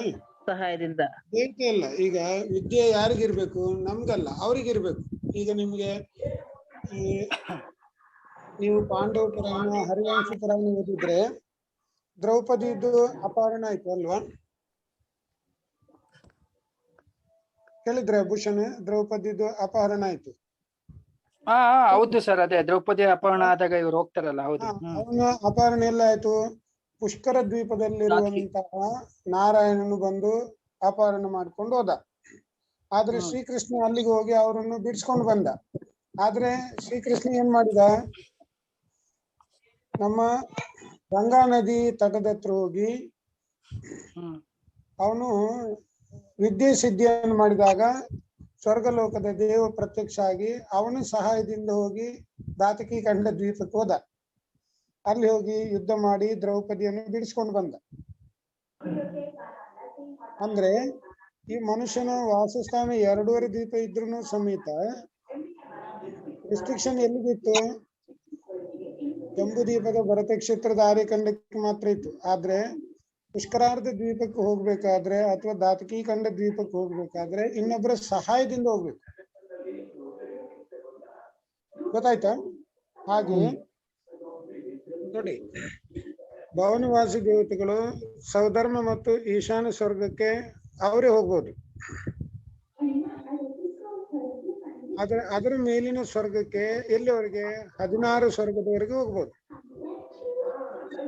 ಆದ್ರೆ ಅಲ್ಲಿ ಹೋಗ್ಬೇಕಾದ್ರೆ 3, 4, 5, 6 ಸ್ವರ್ಗದ ಮೇಲೆ ಹೋಗ್ಬೇಕಾದ್ರೆ ಮೇಲಿನ ಸ್ವರ್ಗದ ದೇವತೆಗಳ ಸಹಾಯ ಇದ್ರೇನೆ ಅವ್ರು ಕರ್ಕೊಂಡು ಹೋದ್ರೇನೆ ನಿಮ್ಗೆ ಹೋಗಕ್ಕಾಗುತ್ತೆ. ನೀವು ಸ್ವಯಂ ಹೋಗ್ಲಿಕ್ಕೆ ಆಗೋದಿಲ್ಲ. ಭವನವಾಸಿ ದೇವತೆಗಳಿಗೆ 2ನೇ ಸ್ವರ್ಗಕ್ಕೆ ಲಾಸ್ಟ್. ಆಮೇಲೆ ಇನ್ನೊಂದು ತಿಳ್ಕೊಳ್ಳಿ, ಈಗ ನೀವು ಇಲ್ಲಿ ಇಂಡಿಯಾದಲ್ಲಿ ಹುಟ್ಟಿದಿರಿ. ಸುಮಾರಾಣಿ ಅವ್ರು ಕೇಳಿಸ್ತಾ ಇದೆಯಾ? ಕೇಳಿಸ್ತಿದೆ. ನೀವೀಗ ಡೆಲ್ಲಿಗೆ ಹೋಗ್ಬೋದು ಅಲ್ವಾ? ಫ್ಲೈಟ್ ಅಲ್ಲಿ ಹಿಡ್ಕೊಂಡು ಹೋಗ್ಬೋದು. ಆದ್ರೆ ಡೆಲ್ಲಿಗೆ ಹೋದ್ಮೇಲೆ ನಿಮ್ಗೆ ಅಲ್ಲಿ ಪಾರ್ಲಿಮೆಂಟ್ ಒಳಗಡೆ ನಿಮ್ಗೆ ಪ್ರವೇಶ ಇದೆಯಾ? ಇಲ್ಲಲ್ಲ.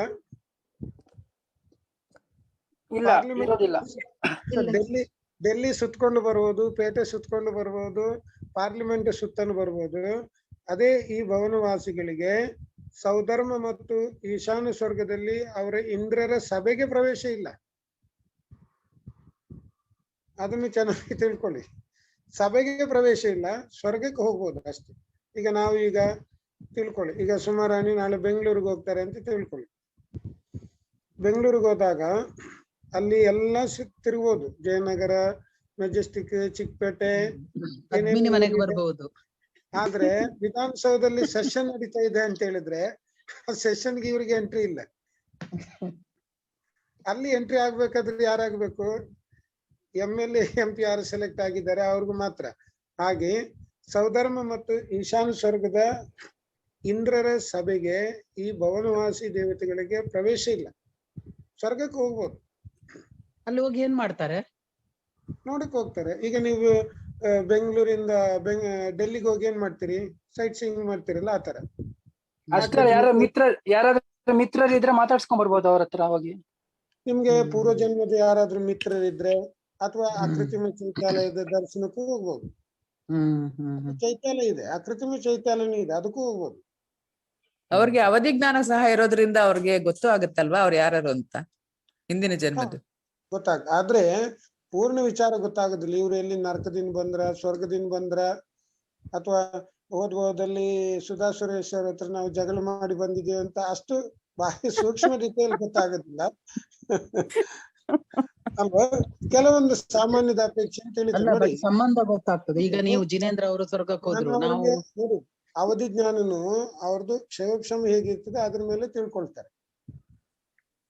ಅಲ್ಲ, ಅವಧಿ ಜ್ಞಾನ ಇರುತ್ತಲ್ಲ ಇವ್ರಿಗೂನು ಭವನವಾಸಿಗಳಿಗೂ ಇರುತ್ತಲ್ವಾ ಜನ್ಮತಃ ಇರುತ್ತೆ. ಅದ್ರದ್ದು ಲಿಮಿಟೆಡ್. ಈಗ ನೋಡಿ, ನೀವು ಸ್ಕೂಲಲ್ಲಿ ಟೀಚ್ ಮಾಡ್ತೀರಿ ಅಂತ ತಿಳ್ಕೊಳ್ಳಿ. ಹೇಳೋ ಟೀಚರ್ ಒಬ್ಬರೇ ಇದ್ದೀರಿ, ಆದ್ರೆ ಅಲ್ಲಿ ಗ್ರಹಣೆ ಮಾಡುವಂತ ಸ್ಟೂಡೆಂಟ್ಸ್ ಏನಿದ್ದಾರೆ ಅವರವರ ಜ್ಞಾನಾವರಣಿ ಕ್ಷಮ ಇರ್ತಾರೆ. ಹಾಗೆ ನೀವು ಸ್ವರ್ಗದಲ್ಲಿ ದೇವತೆಯಾಗಿ ಹುಟ್ಟಿದ್ರು ಅವಧಿ ಜ್ಞಾನ ಎಲ್ರದ್ದು ಸಮಾನ ಇರುದಿಲ್ಲ. ಅಲ್ಲ, ಏನಕ್ಕೆ ಹೋಗ್ತಾರೆ ಅಂದ್ರೆ ಅವ್ರಿಗೆ ನೆನಪಾಗಿ ನೋಡ್ಲಿಕ್ಕೆ ಹೋಗ್ತಾರ ಅಂತ ನಾನು ಕೇಳಿದ್ದು. ಹೋಗ್ಬೋದು. ಈಗ ನೋಡಿ, ನೀವು ಜೈನರಾಗಿ ಹುಟ್ಟಿದ್ಮೇಲೂ ನೀವು 10 ಸಲ ಶಿಖರ್ಜಿಗೆ ಹೋಗ್ಬೋದು. ಕೆಲವರು ಇನ್ನು ಶಿಖರ್ಜಿ ಹೆಸರೇ ಕೇಳದ ಜೈನರು ಎಷ್ಟೋ ಜನ ಇದ್ದಾರೆ ಅಲ್ವಾ? ಅಂದ್ರೆ ನಿಮ್ದೇನು ಧರ್ಮ ಮಾರ್ಗದಲ್ಲಿ ಇರೋದ್ರಿಂದ ದೇವರ ದರ್ಶನ ಮಾಡ್ಬೇಕು, ತೀರ್ಥಯಾತ್ರೆ ಮಾಡ್ಬೇಕು ಅಂತ ಹೇಳೋರು ಇದ್ದೀರಿ. ನೀವು ಮನುಷ್ಯನೇ ಇದ್ರಿ, ಅವರು ಮನುಷ್ಯ ಇದ್ರಿ. ಆದ್ರೆ ನಿಮ್ಮಲ್ಲಿನೂ ಈ ಕರ್ಮದ ಮಂದ ಕಷಾಯ ಇದ್ರೆ ಏನ್ ಮಾಡ್ತೀರಿ? ಸಮಯ ಸಿಕ್ಕಿದಾಗೆಲ್ಲ, ಇನ್ನು ರಿಟೈರ್ಡ್ ಆಯ್ತು 1 ಸಲ 2 ಸಲ ಶಿಖರ್ಜಿ ದರ್ಶನ ಮಾಡುವ, ಅಥವಾ 6 ತಿಂಗಳಿಗೆ 1 ಸಲ ಶಿಖರ್ಜಿ ದರ್ಶನ ಮಾಡುವ, 1 ವರ್ಷಕ್ಕೆ 1 ಸಲ ಶಿಖರ್ಜಿ ದರ್ಶನ ಮಾಡುವ ಅಂತ ಹೋಗ್ತಾರೆ ಇಲ್ಲ? ಹಾಗೆ ದೇವತೆಗಳು ಅಕೃತ್ರಿಮ ಚೈತ್ಯಾಲಯ ದರ್ಶನ ಮಾಡಕ್ ಹೋಗ್ಬೋದು, ಅಥವಾ ಯಾರಾದ್ರೂ ಪೂರ್ವ ಜನ್ಮದ ಮಿತ್ರರು ಅಲ್ಲಿದ್ರೆ ಧರ್ಮ ಚರ್ಚೆ ಮಾಡಕ್ ಹೋಗ್ಬೋದು. ಅಲ್ಲ, ಅವರು ಬಂದು ಸಹಾಯ ಮಾಡಿ ಕರ್ಕೊಂಡು ಹೋಗ್ಲಿಕ್ಕೂ ಯಾವ್ದೋ ಅವ್ರ ಅವಧಿ ಜ್ಞಾನದಲ್ಲಿ ಗೊತ್ತಾಗಿರುತ್ತೆ ಅವ್ರಿಗೆ, ಅದಕ್ಕೆ ಕರ್ಕೊಂಡು ಹೋಗ್ತಾರಲ್ಲ. ಈಗ ನೋಡಿ, ನಿಮ್ಮ ಬೆಂಗಳೂರು ಬಂದ್ಮೇಲೆ, ನಾನೀಗ ಬೆಂಗಳೂರಿಗೆ ಬಂದಿದ್ದೇನೆ ಅಂತ ತಿಳ್ಕೊಳ್ಳಿ, ಅಥವಾ ಸುಮಾರು ಹೊಸಬ್ರು ಬೆಂಗಳೂರಿಗೆ ಬಂದ್ಮೇಲೆ ಅಲ್ಲಿ 4 ಜನ ಪರಿಚಯ ಆದ್ರೆ ನೀವೇನ್ ಮಾಡ್ತೀರಿ? ಸುಮಾರಣ್ಯವ್ರು ಬಂದು ಇಲ್ಲಿ ತುಮಕೂರು ಮಂದಾರಗಿರಿಯಲ್ಲಿ ಒಂದು ದೇವಸ್ಥಾನ ಇದೆ, ಅಲ್ಲಿ ಕರ್ಕೊಂಡು ಹೋಗ್ತಾನೆ ಅಂತ ಹೋಗ್ತೀರಾ ಇಲ್ವಾ? ಹೋಗ್ತೀವಿ, ಖಂಡಿತ ಕರ್ಕೊಂಡು ಹೋಗ್ತೀವಿ. ಮಂದಾರಗಿರಿ ಬಾಡ್ರಿ, ಗುಡಿಬಂಡೆಯಲ್ಲಿ ಇನ್ನೊಂದು ಚೆನ್ನಾಗಿರೋ ದೇವಸ್ಥಾನ ಇದೆ, ಅಲ್ಲಿಗೆ ಬನ್ನಿ ಅಂತ ಕರ್ಕೊಂಡು ಹೋಗ್ತೀರಿ ಇಲ್ಲ? ಅದೇ ರೀತಿ ಅವರು ಮಾಡೋದು. ಅಂದ್ರೆ ನಮ್ಗೆ ಗೊತ್ತಿದೆ ಅಲ್ಲ ನಮ್ಗೆ ಗೊತ್ತಿದೆ ಸುಮಾರಾಣಿ ಯಾರು ಅಂತ, ಹಾಗೆ ಅವ್ರಿಗೂ ಗೊತ್ತೇ ಇರುತ್ತೆ ಅಂತ ನಾನು ಹೇಳೋದು. ಅಲ್ಲಿ ಹೋದ್ಮೇಲೆ ಗೊತ್ತಾಗ್ತದೆ, ಪರಿಚಯ ಆಗ್ತದೆ. ಅದೇ ಅವಧಿ ಜ್ಞಾನ ಇರುತ್ತಲ್ಲ, ನಮ್ಗಾದ್ರೆ ಅವಧಿ ಜ್ಞಾನ ಇಲ್ಲ, ಅವ್ರಿಗೆ ಅವಧಿ ಜ್ಞಾನದಲ್ಲಿ ಎಲ್ಲ ಗೊತ್ತಾಗ್ತಾ ಇರುತ್ತಲ್ವಾ? ಹೌದು ಹೌದು, ಪೂರ್ಣ ಗೊತ್ತಾಗುದಿಲ್ಲ. ಪೂರ್ಣ ಅವಧಿ ಜ್ಞಾನ ಸ್ವಲ್ಪ ಅವ್ರಿಗೆ ಭವ ಪ್ರತ್ಯಯ ಅವಧಿ ಜ್ಞಾನ ಇರೋದ್ರಿಂದ ಏನಾಗ್ತದೆ, ಅವರವರ ಭವದಲ್ಲಿ ಏನೇನು ಆಗ್ಬೇಕು, ಅವರವರ ಪಾಪ ಪುಣ್ಯದ ಉದಯದಿಂದಾಗಿ ಅವ್ರಿಗೆ ಸಿಗ್ತದೆ. ನೋಡಿ ಸ್ವರ್ಗದಲ್ಲಿ ಹಾಗೆ ನಾವು ಈಗ ಇಲ್ಲಿ ನಾವು ಸಹ ನಾವು ಯಾರಿಗೋ ಸಹಾಯ ಮಾಡ್ತೀವಿ ಅಥವಾ ಯಾರಿಂದನೂ ಸಹಾಯ ಪಡೆಯೋದನ್ನು ಅವಧಿ ಜ್ಞಾನ ಇಲ್ಲದೇ ಇದ್ರು ಎಲ್ಲರ ಹತ್ರ ಪಡೆಯಕ್ಕೂ ಆಗಲ್ಲ, ಎಲ್ಲರಿಗೂ ಕೊಡಕ್ಕೂ ಆಗಲ್ಲ ಅಲ್ವಾ? ಅದ್ ಯಾವ ರೀತಿ? ನಿಮ್ಮ ಪಾಪ ಕರ್ಮದ ಉದಯ. ಕರ್ಮದ ಉದಯ, ಅಲ್ಲಿ ಕರ್ಮದ ಉದಯ ಬರೋದಿಲ್ಲ ಅಂತ ಕಾಣ್ತದಲ್ವಾ? ಕರ್ಮದ ಉದಯ ಇದೆ ಅಲ್ರಿ. ಅಲ್ಲ, ಅಲ್ಲಿ ಹೇಗೋ ಅವ್ರಿಗೆ ಹೋಗ್ಬೇಕು ಅಂತ ಅನ್ಸುತ್ತಲ್ಲ ಆ ತರದ್ದು ಚೈತ್ಯಾಲಯಗಳು ನೋಡ್ಲಿಕ್ಕೆ, ಅದಕ್ಕೂ ಪುಣ್ಯದ ಉದಯ ಆಗಿ ಹೋಗ್ತಾರೆ ಅಲ್ವಾ? ಹೌದು, ನಿಮಿತ್ತ ನೈಮಿತ್ತಿಕದಿಂದ ಕೆಲಸ. ಅಲ್ಲೂ ಇರುತ್ತೆ ಸೇಮ್. ನಿಮಿತ್ತ ನೈಮಿತ್ತಿಕದಿಂದ ಕೆಲಸ ಆಗ್ತದೆ. ನಿಮ್ದು ಪುಣ್ಯ ಕರ್ಮದ ಉದಯ ಇದ್ರೆ ಅವನು ಎಲ್ಲಾ ಕಡೆ ಹೋಗಿ ಕರ್ಕೊಂಡೋಗಿ ತೋರಿಸ್ಕೊಂಡು ಬರ್ತಾನೆ. ಈಗ ನೋಡಿ, ಅದೇ ನಾವು ಶಾಂತಿನಾಥ ಪುರಾಣದಲ್ಲಿ ಕೇಳಿದ್ವಲ್ಲ, ಒಬ್ರು ವಿದ್ಯಾಧರರು ಬಂದು ಕರ್ಕೊಂಡು ಹೋಗಿ ಎಲ್ಲಾ ಕಡೆ ತ್ರಿಲೋಕದ ಸಂಚಾರ ಎಲ್ಲ ಮಾಡಿಸಿ ಕರ್ಕೊಂಡ್ ಬಂದ್ ಬಿಡ್ತಾರಲ್ವಾ? 2 ದೀಪದ ಅಕೃತ್ರಿಮ ಚೈತ್ಯಾಲಯದ ದರ್ಶನ ಎಲ್ಲಾನು ತೋರ್ಸ್ಕೊಂಡ್ ಬರ್ತಾರೆ. ಅದಕ್ಕೆ ಒಂದು ಏನಿರ್ಬೇಕು, ನಿಮಿತ್ತ ಇರ್ಬೇಕು. ಆದ್ರೆ ಹೋಗುವಂತ ಪುಣ್ಯ ನಮ್ಮ ಹತ್ರನೂ ಇರ್ಬೇಕು. ಈಗ ಗೊತ್ತಾಯ್ತಲ್ಲ. ಭವನವಾಸಿ ದೇವತೆಗಳು ಸ್ವಧರ್ಮ ಈಶಾನ್ಯ ಸ್ವರ್ಗದವರಿಗೆ ಸ್ವಯಂ ಹೋಗ್ಬೋದು. ಅದ್ರ ಮೇಲಿನ ಸ್ವರ್ಗಕ್ಕೆ ಅಲ್ಲಿರುವಂತ ದೇವತೆಗಳ ಸಹಾಯ ಬೇಕು. ಇಲ್ಲ ಅಂದ್ರೆ ಆಗುದಿಲ್ಲ. ಆದ್ರೆ ವ್ಯಂತರು ಹೋಗ್ಬೋದಾ? ಆಗಲ್ಲ ಅಲ್ಲ ಅವರಿಗೆ? ವ್ಯಂತರಿಗೆ ವ್ಯಂತರು ಇಲ್ಲ, ಭವನವಾಸಿಗಳು ಮಾತ್ರ. ಭವನವಾಸಿ ಮಾತ್ರ. ಅದಕ್ಕೆ ಹೇಳ್ತಾರೆ ಶ್ರುತಿ ಈ ಅಷ್ಟಕನ್ಯೆಯರು ಸೋದರಮೇಂದ್ರ ಆಜ್ಞಾಪಾಲಕರು ಅಂತ ಹೇಳ್ತಾರಲ್ಲ. ಅವರು ಸಹ ಹೋಗಿ ಸೋದರಮೇಂದ್ರನ್ನ ಮೀಟ್ ಮಾಡಿ ಅವ್ರ ಆಜ್ಞಾ ಪಾಲನೆ ಮಾಡ್ಕೊಂಡು ಹೋಗಿ ಬರ್ಬೋದು ಅಲ್ ಮೇಲೆ. ಆದ್ರೆ ರಿಸ್ಟ್ರಿಕ್ಷನ್ ಎರಡೇ, ಸೌಧರ್ಮ ಮತ್ತು ಈಶಾನ್ಯ ಸ್ವರ್ಗ. ಭೂಷಣ ಅದ್ರ ಮೇಲೆ ಇಲ್ಲ. ಅದ್ರ ಮೇಲೆ ಅವ್ರು ಆಮೇಲೆ ಅವರೇ ಬಂದು ಕರ್ಕೊಂಡು ಹೋಗ್ಬೇಕು. ಕರೆಕ್ಟ್. ಅವ್ರು ಕರ್ಕೊಂಡು ಹೋಗ್ಬೇಕಾದ್ರೆ ಈಗ ನೋಡಿ, ಕೆಲವರು ಪರಿಚಯ ಇದ್ರು ತಿಳ್ಕೊಳ್ಳಿ. ಈಗ ಸುಧಾ ಅವ್ರಿಗೆ ನಾನು ಹೇಳ್ತೇನೆ, ನಾಳೆ ಸುಧಾ ಅವ್ರಿಗೆ ನಾನು ಬೆಂಗಳೂರು ಬರ್ತೇನೆ ಅಂತ. ಸುಧಾ ಅವ್ರು ನಮ್ದು ಪುಣ್ಯದ ಉದಯ ಇಲ್ಲ ಅಂದ್ರೆ ಏನ್ ಹೇಳ್ತಾರೆ? ಇಲ್ಲ ರೀ, ನಮ್ಗೆ ಇವತ್ತು ಮದುವೆಗೆ ಹೆಸರು ಗೊತ್ತಾ ಇದ್ರಿ ಅಂತ ಹೇಳ್ತಾರೆ. ಇಲ್ಲ, ಖಂಡಿತ ಹೇಳಲ್ಲ ಅಣ್ಣ, ಹಾಗೆಲ್ಲ ಹೇಳಲ್ಲ. ಎಕ್ಸಾಂಪಲ್ ಹೇಳಿದ್ದೆ. ಅವಾಗಿನ ವೈಯಕ್ತಿಕ ಶರೀರಗಳು ಇರ್ತವೆ ಬಿಡಿ.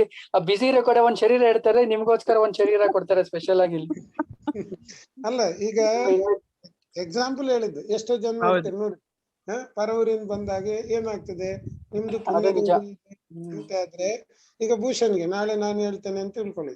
ಭೂಷಣ್ ನಾಳೆ ನಾನು ಬೆಂಗಳೂರು ಬರ್ತಾ ಇದ್ದೀನಪ್ಪ, ಅಲ್ಲಿ ಉಳ್ಕೊಳ್ಳೋಕೆ ವ್ಯವಸ್ಥೆ ಆಗ್ಬೇಕು, ತಿಂಡಿ ವ್ಯವಸ್ಥೆ ಆಗ್ಬೇಕು, ಶುದ್ಧ ಭೋಜನ ಆಗ್ಬೇಕು ಅಂತ ಹೇಳಿದ್ರೆ ನಮ್ದು ಪುಣ್ಯದ ಉದಯ ಇಲ್ಲ ಅಂತ ಭೂಷಣ್ ಏನ್ ಹೇಳ್ತಾರೆ?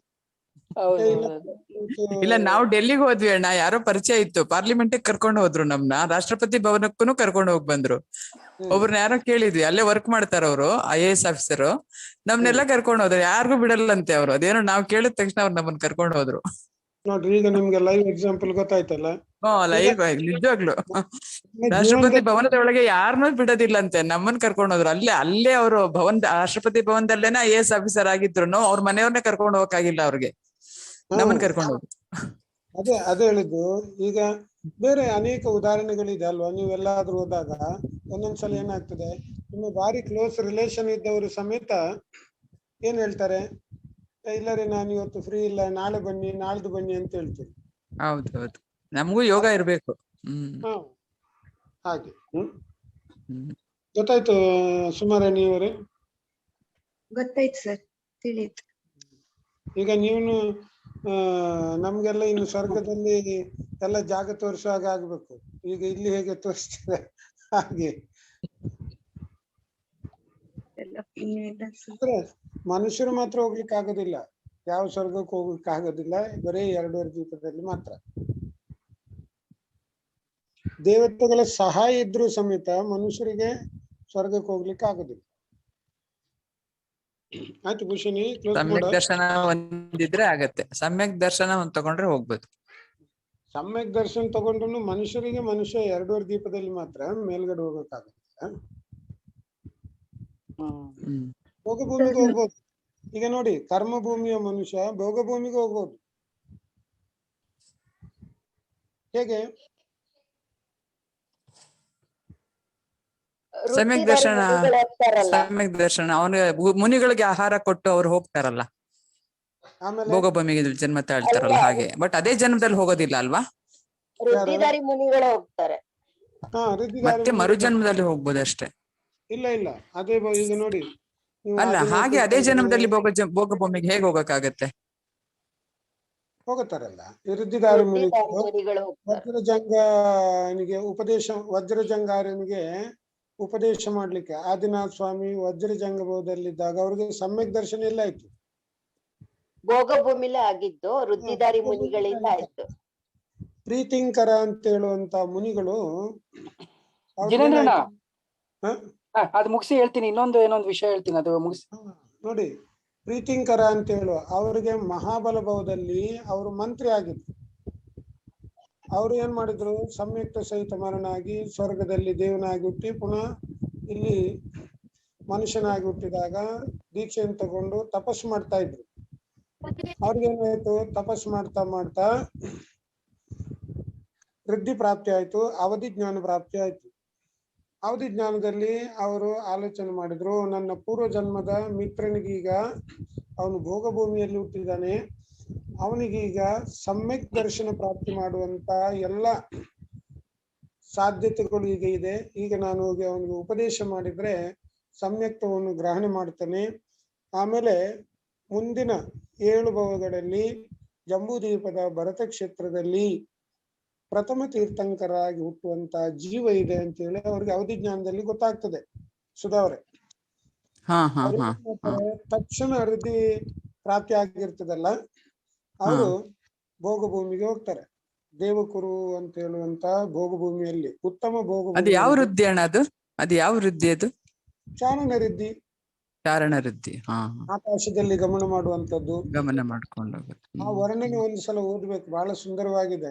ಭೋಗಭೂಮಿಯಲ್ಲಿ ದೇವರು ಅಂದ್ರೆ ಏನು, ಗುರು ಅಂದ್ರೆ ಏನು, ಶಾಸ್ತ್ರ ಏನು ಅಂತ ಹೇಳಿದ್ರೆ ಅಲ್ಲಿ ಗೊತ್ತಿರೋದಿಲ್ಲ. ಹೌದು, ಅವ್ರಿಗೇನು ಇಲ್ಲ. ಆದ್ರೆ ಅವರಿಗೆ ಒಂದು ಜಾತಿ ಸ್ಮರಣೆ ಆಗ್ತದೆ. ಯಾರಿಗೆ? ವಜ್ರಜಂಗನಿಗೆ. ಅರೆ ಇವ್ರನ್ನ ಎಲ್ಲ ನೋಡಿದಂಗೆ ಇದೆ. ಆಮೇಲೆ ಪ್ರಶ್ನೆ ಬರ್ತದೆ ಅವರಿಗೆ, ಇವ್ರು ಯಾಕೆ ಬಂದ್ರು ಇಲ್ಲಿಗೆ? ಆಮೇಲೆ ಇವ್ರ ಶರೀರ ನೋಡಿದರೆ ಇಷ್ಟೇ ಚಿಕ್ಕ ಶರೀರ ಇದೆ. ಭೋಗಭೂಮಿಯಲ್ಲಿ ಅವ್ರದ್ದು ಆಯುಷ್ ಎತ್ತರ ಎಲ್ಲ ನೋಡಿದ್ರೆ ಅಲ್ವಾ? ಹೌದೌದು. ಈ ಸುಂದರ ವರ್ಣನೆ ನಮ್ಗೆ ಮಹಾಪುರಾಣಾದಿ ಗ್ರಂಥಗಳಲ್ಲಿ ಸಿಗ್ತದೆ. ಓದಿ. ಅದಕ್ಕೆ ಸ್ವಲ್ಪ ಪುರಾಣ ಗ್ರಂಥಗಳನ್ನು ಓದಿ. ನಿಮ್ಗೆ ಯಾವುದೇ ಕರ್ಮ ಸಿದ್ಧಾಂತವನ್ನು ಉದಾಹರಣೆ ಸಹಿತ ಹೇಳ್ತದೆ ಅದು. ಈಗ ನೀವು ಹೇಳಿದ್ರಲ್ಲ ಹೇಗೆ ಹೋಗ್ಲಿಕ್ಕೆ ಸಾಧ್ಯ ಅಂತ ನೋಡಿ, ಈ ರೀತಿಯಾದಂತ ಉದಾಹರಣೆ ಸಹಿತ ನಿಮ್ಗೆ ತೋರಿಸ್ಕೊಡ್ತದೆ. ಪ್ರಥಮ ಈ ಒಂದು ಉದಾಹರಣೆ ಅದೇ ತುಂಬಾ ಚೆನ್ನಾಗಿದೆ ನಾನು ಕೇಳಿದ್ದೀನಿ. ಇನ್ನೊಂದ್ ಕಡೆ ನಾನು ಓದಿದ್ದೇನೆ, ಅದು ಎಲ್ಲಿ ಓದಿದೆ ನೆನಪಿಲ್ಲ.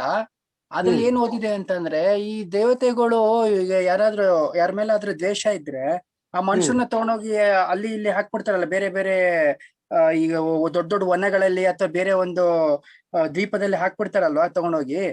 ಹಂಗೆ ಈ ಒಂದು ವಿದ್ಯಾಧರರು ಮತ್ತೆ ಈ ದೇವತೆಗಳು ತಗೊಂಡೋಗಿ ಭೋಗ್ಭೂಮಿಗೂ ಮನುಷ್ಯನ ಬಿಟ್ಟಿರೋದು ಯಾವ್ದಾದ್ರು ಉದಾಹರಣೆ ಇದೆಯಾ? ಆ ರೀತಿನೂ ಆಗ್ಬೋದು ಅಂತ ನಾನು ಒಂದ್ ಕಡೆ ಓದಿದ್ದೀನಿ. ಅದಕ್ಕೆ ಹೌದೌದು, ಆಗ್ಬೋದು. ಆದ್ರೆ ಅವ್ರು ಬದುಕುದಿಲ್ಲ, ಸತ್ತೋಗ್ತಾರೆ ಅಲ್ಲಿ. ಭೋಗ್ಭೂಮಿಲಿ ಜೀವನ ಮಾಡಕ್ ಆಗಲ್ಲ, ಸತ್ತೋಗ್ಬಿಡ್ತಾರ? ಏನಂದ್ರೆ ಅವ್ರು ಎತ್ತರದಿಂದ ಬಿಸಾಕುತ್ತಾನೆ. ಓಕೆ. ಕೆಳಗಡೆ ಬಿಡುವಾಗ ಅವ್ರು ಸತ್ತೇ ಹೋಗ್ಬಿಡ್ತಾರೆ. ಈಗ ನೋಡಿ,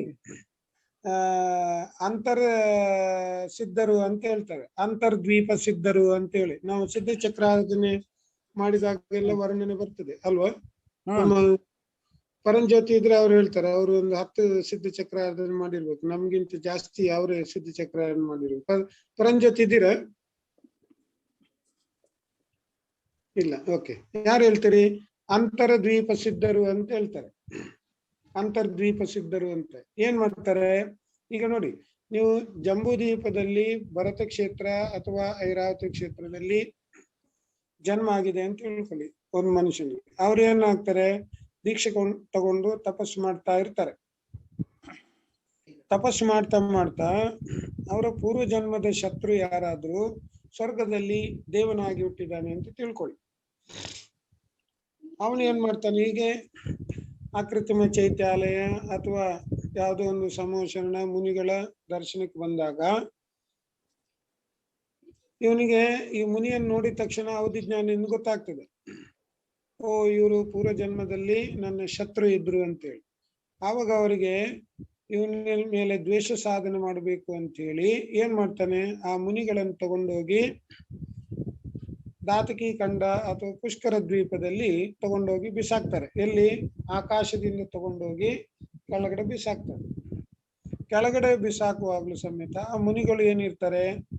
ಉಪಸರ್ಗವನ್ನು ಶಾಂತ ಪರಿಣಾಮದಿಂದ ಜಯಿಸಿ ನಿಯಮ ಮಾಡ್ತಾರೆ. ನಂದು ಉಪಸರ್ಗ ನಿವಾರಣೆವರೆಗೆ ನನಗೆ 4 ಪ್ರಕಾರದ ಆಹಾರದ ತ್ಯಾಗ, ಪ್ರಾಣ ಹೋದ್ರೂ ಪರವಾಗಿಲ್ಲ, ನನ್ನ ವ್ರತವನ್ನು ಭಂಗ ಮಾಡಬಾರದು.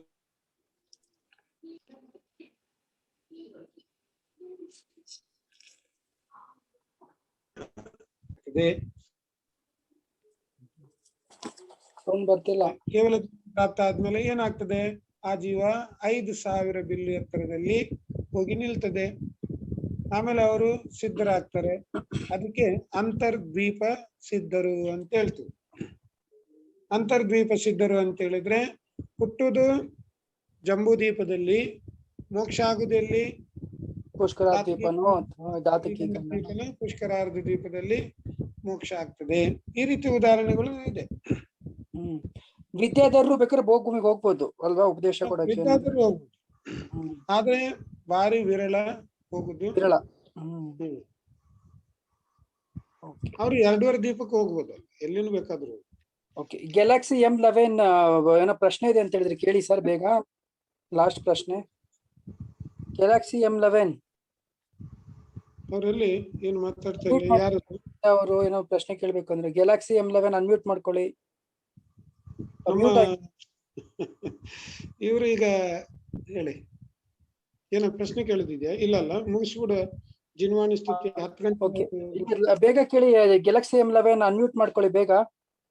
ಅವ್ರು ಅನ್ಮ್ಯೂಟ್ ಮಾಡ್ಕೊಂಡು ಪುನಃ ಮ್ಯೂಟ್ ಆಯ್ತು.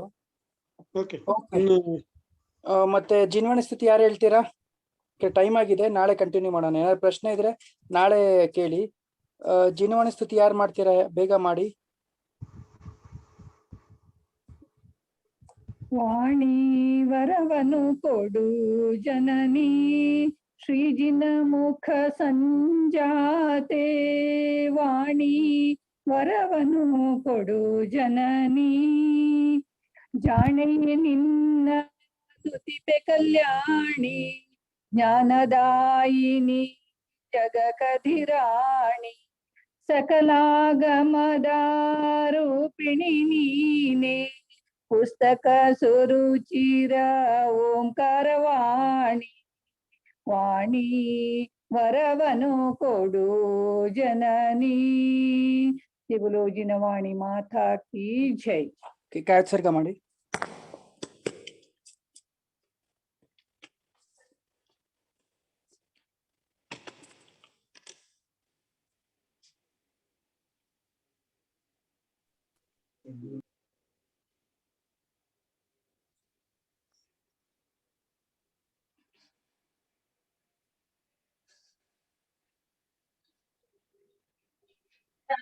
ಎಲ್ಲರಿಗೂ ಜೈ ಜಿನೇಂದ್ರ.